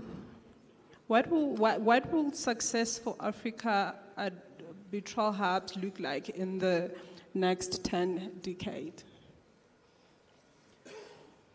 Well, success in my view would be characterized less by dominance and more by normalization. African arbitral hubs would be routinely selected for disputes connected to the continent, without that choice requiring justification or persuasion. At a structural level, success would involve a convergence of several elements. First, a consistent and predictable judicial approach, and I see that we have some judges in our audience, some of whom are former members of the Johannesburg Society of Advocates, I'm proud to say. But we need a judicial approach where courts support arbitration through enforcement and restrained intervention. Secondly, institutions that are not only credible, but efficient and user-focused, capable of administering complex disputes with professionalism. Equally important is the let's call it the human dimension. The emergence of a deep and diverse pool of arbitrators and counsel and other practitioners drawn from across the continent, whose reputations command international respect. And that leads somewhat into what I'd mentioned in my introduction about the development of practitioners in the arbitral field. In sectors such as infrastructure, energy, mining, where Africa is particularly active, that expertise is already developing and can be further consolidated. From a practitioner's perspective, especially in large-scale construction arbitrations, the proximity is very often what matters. There's a distinct advantage in having disputes resolved closer to the projects within the legal systems that understand the commercial and regulatory context. If African hubs can leverage that advantage while maintaining international standards, they will become the natural choice. Ultimately, success would mean that the selection of an African seat is no longer seen as an emerging or alternative option, but simply as an appropriate one and a preferable one. Thank you so much, Advocate. My next question to you is, the global financial crisis and colonization led to states to develop a protectionist approach at the international, continental, and regional levels. Is there a risk that efforts to promote African arbitral hubs may become overly protectionist? Thank you. There is a risk, but it's not inevitable, nor, in my view, predominant. The historical context that you refer to is important. The global financial crisis, much like the legacy of colonial economic structures, understandably prompted a degree of inward-looking policy thinking across many jurisdictions, including in Africa.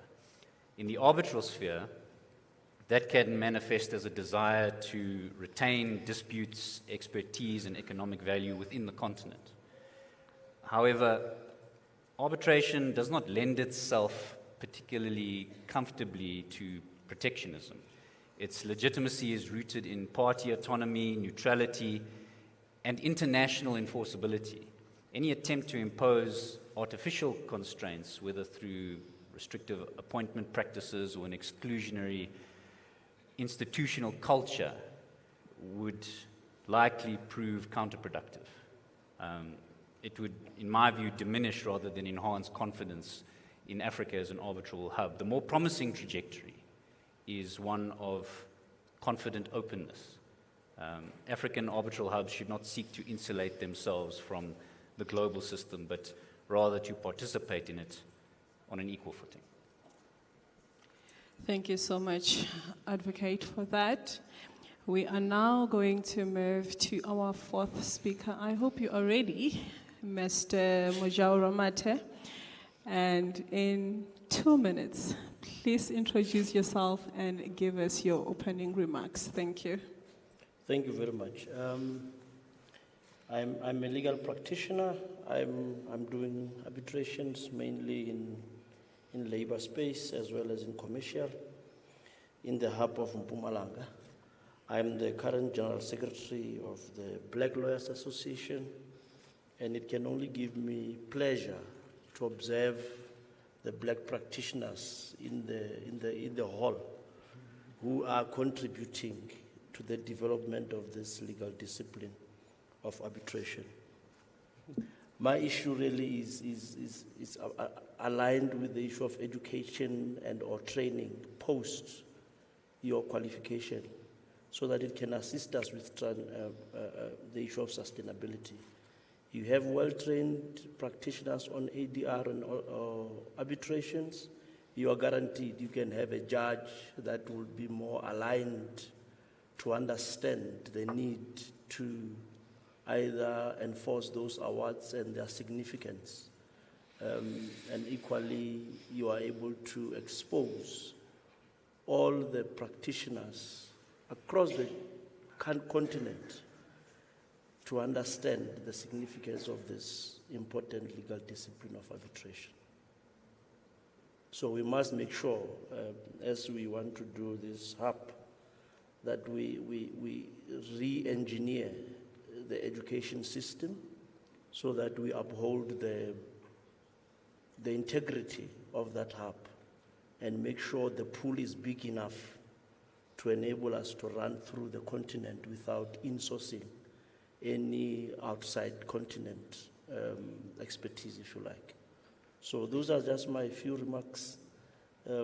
Looking at the time we are given with my sister to squeeze ourselves in 3 minutes between now and the cocktails, but we'll try our best. So we are basically standing in the way of everyone going to the cocktail, but we are almost there. We started at 4:30, so we are 45 minutes in, and I'm hoping that we will be able to wrap up just after 5:30 so that we can head over to the cocktail. But my question to you is, your work highlights the gap between formal arbitration frameworks and operational capacity. From your observation, why does Africa remain underutilized as a set of arbitration, notwithstanding the scale of commercial activity taking place on the continent? Thank you very much, Prof. I think for me, it starts with us as practitioners, as we draft and get involved in those commercial transactions. When parties engage to draw that agreement, and we miss it at that point, to make sure that African hubs are involved and included in those transactions. And second to that, you find a situation where we are required to then have enough capacity and resource internally if we do these hubs, or within the current hubs as we have them in the continent. We need to maybe look at peer review mechanisms amongst ourselves as the hubs, improve how we deal with these transactions, and make sure that we adopt the best practices coming from other well-renowned structures like the ICC, as my brother has earlier spoken to, and make sure that our structures are such that when that process of arbitration is ensued, there is equally a state that has made the ground easy to operate. Most of the African countries, they are embedded with war and all those type, which then affect how people respond to have a hub in Africa and or sit to decide their commercial transactions in Africa. So if the enablement is done by the state, it then affords African practitioners to then participate and direct the various economic transactions to be dealt in the African hub as and when that dispute arises, because definitely it will arise at any given point.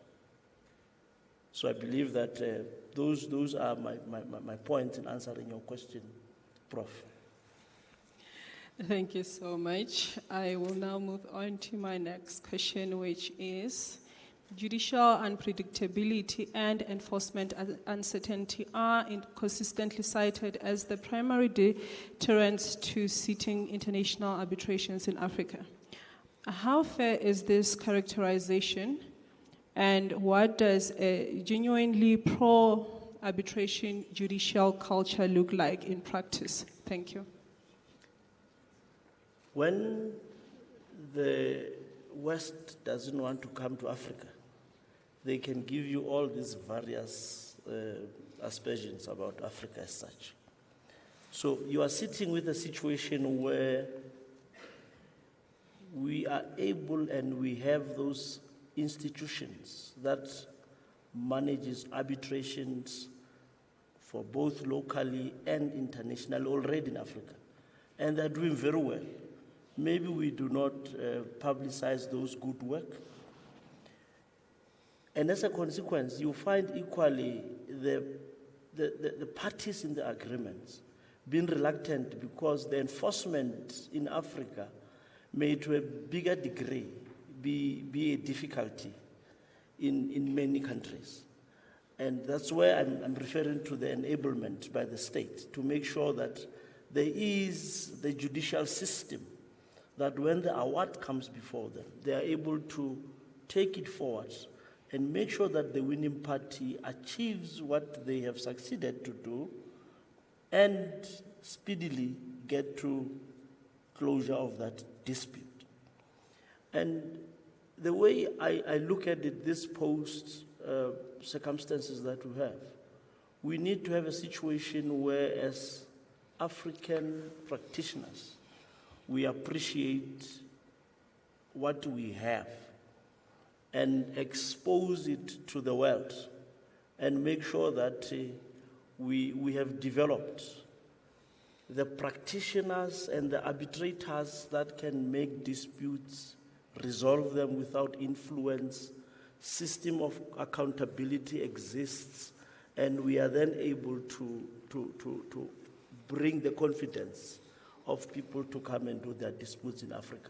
You remember I said, if you have presiding arbitrators or rather judicial officers who has an experience in arbitration, it becomes more easier to understand the enforcement and the need to expeditiously deal with those disputes without hindering the parties to the dispute. And I believe if we can succeed to do that with all that my brothers have attached to the debate, we can have a better African hub to host the arbitrations internationally. Thank you very much. Thank you so much. I also believe that it is possible to have successful arbitration hub in Africa, and I am looking forward to those developments. Hopefully, when we meet 5 years from now, the picture will look different. So thank you so much. Thank you. Ma'am, are you still awake? They usually say women take time, so let's see how we do. They can judge us from how we handle the time. It's now between you and I. The gentlemen have already covered everything, so please introduce yourself and give us your opening remarks. Thank you. Thank you, Prof. I think I'm the lucky one here. Being the last to speak, it means I'm going to summarize my presentation and I'm going to be quick. And also, we are generally used to be the last in Zimbabwe. We come last on the alphabet. And we are proud of that. And being the last, the media team even forgot to mic me, but it's okay.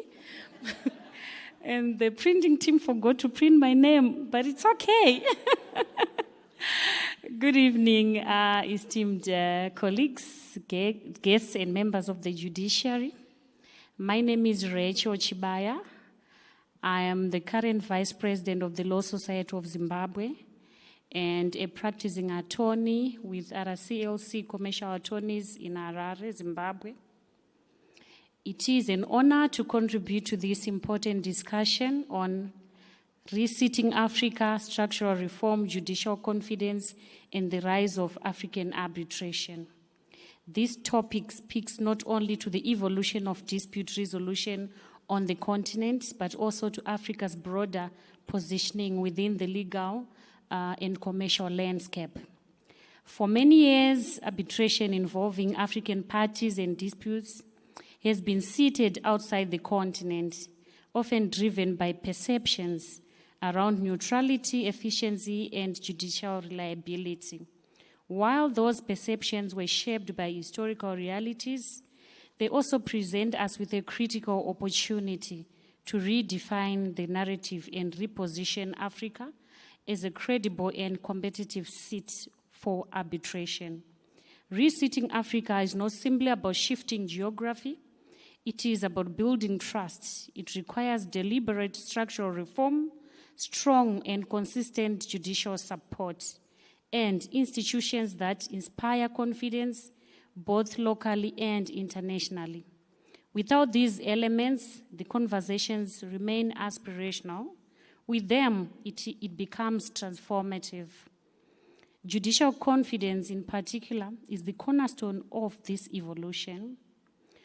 Courts play a pivotal role in supporting arbitration through the enforcement of agreements and awards, and through measured, principled intervention where necessary. Predictability and consistency in judicial decision-making are what ultimately give parties the assurance that their disputes will be resolved fairly and efficiently. At the same time, we must ensure that the system we build are not mere replicas of external models, but frameworks that are responsive to Africa's unique legal, economic, and cultural context, while still aligned with international best practices. The rise of African arbitration is therefore not inevitable. It is intentional. It will be shaped by the choices we make as practitioners, as policymakers, and as institutions. So therefore, I look forward to discussions that we are going to have now that I'm sitting in between the cocktail, but I'm sure we shall have little time to engage. Thank you, Prof. Thank you so much. Thank you so much, colleagues. The good thing is that you have covered the first question, so I won't have to ask you that. I will move on to the next question, which is, how can African jurisdictions reposition themselves in a way that not only builds confidence, but also challenges the dominance of traditional arbitral hubs in a manner that is consistent with decolonization? Thank you. Thank you very much. As already promised, I'm going to summarize. So I had done a research based on the topic, but due to time, I'm going to go straight to the point. So I've already said that I'm the Vice President at the Law Society of Zimbabwe. And in Zimbabwe, we have a dual role as the Law Society of Zimbabwe. On the other hand, we are the regulators of all legal practitioners in Zimbabwe. And on the other side, we represent all lawyers in Zimbabwe. And key on our mandates, the most important one, which is in particular and pertaining to our discussion, is the continuous learning education that we offer as the Law Society of Zimbabwe, and this is mandatory. So in response to your question, I must say, as the Law Society, we are better positioned to contribute and play a critical role as an institution in upholding and making sure that we assist in where we can as administrators to some extent, and in training our lawyers in general. So there's several deliberations or actions that I think most institutions, bar associations in this region must also consider.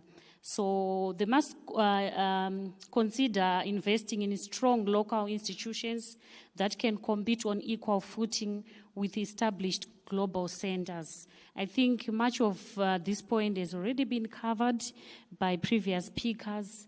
And another issue that I noted down is as institutions such as the bar associations, I think we need to also invest in developing and promoting African arbitrators, ensuring they are not only included but trusted to lead complex, high-value disputes. And also we play a very key and critical role by encouraging African parties and governments to choose African seats, particularly in intra-African disputes, and thereby building a track record of success. And we also contribute in shaping the narrative as institutions and bar associations. And as a continent, Africa must actively tell its own story, highlighting successful arbitrations, progressive jurisprudence, and institutional growth. So I've done my summary, and I think I tried my best, moderator. Thank you. Thank you so much. You definitely proved everyone wrong, women can actually be agile and be on time when needed. We just like to take our time sometimes. But thank you so much, colleagues. Can we please give them a round of applause? Good, so it looks like most of you are still awake, unless if some of you are hiding behind the glasses, but it looks like your eyes are opened. So I have engaged them, and I will just... Are we closing? Are you still busy? Are you going to wrap up still? I thought you were wrapped up already. Not yet. I No, it's wanted fine. to I'll wait. open the floor. Oh. Just one or two questions from the floor so that we are fair. If there is any questions, colleagues, it's now your opportunity to engage our panelists. Hopefully I can see you with the lights directly in my eyes. So please just raise your hand if you would like to engage our speakers. Okay, it looks like everyone is covered and they are happy with the discussion, because I am not seeing a single hand, and I guess we can say that the speakers did very well. And colleagues, thank you so much for this opportunity. You guys have been great. At least you didn't fall asleep and start snoring on us while we were engaging here. So thank you so much. I will now hand over to the madam over there. Thank you so much, colleagues. Thank you. One more big round of applause for our moderator and our final panel today. Thank you so much, everyone. Ladies and gentlemen, that concludes day one of the Johannesburg Arbitration Week. I hope you had a fantastic time, and these wonderful sessions were very stimulating and well balanced, and I think we appreciate the depths of the insights that were shared with us today. Today's discussions have definitely underscored the complexity and the importance of arbitration in a shifting global landscape. So we look forward to seeing all of you tomorrow at 9 a.m. sharp. But before we leave, there is a cocktail evening. It is, however, a closed event which you needed to register for. So those who have registered for it, you can join the cocktail evening in the Bill Gallagher room at right now, 5:30. But one more round of applause for our panel and our moderator. Thank you so much, everyone. I'll see you tomorrow, bright and early. Have a wonderful day for day 2 of Johannesburg Arbitration Week.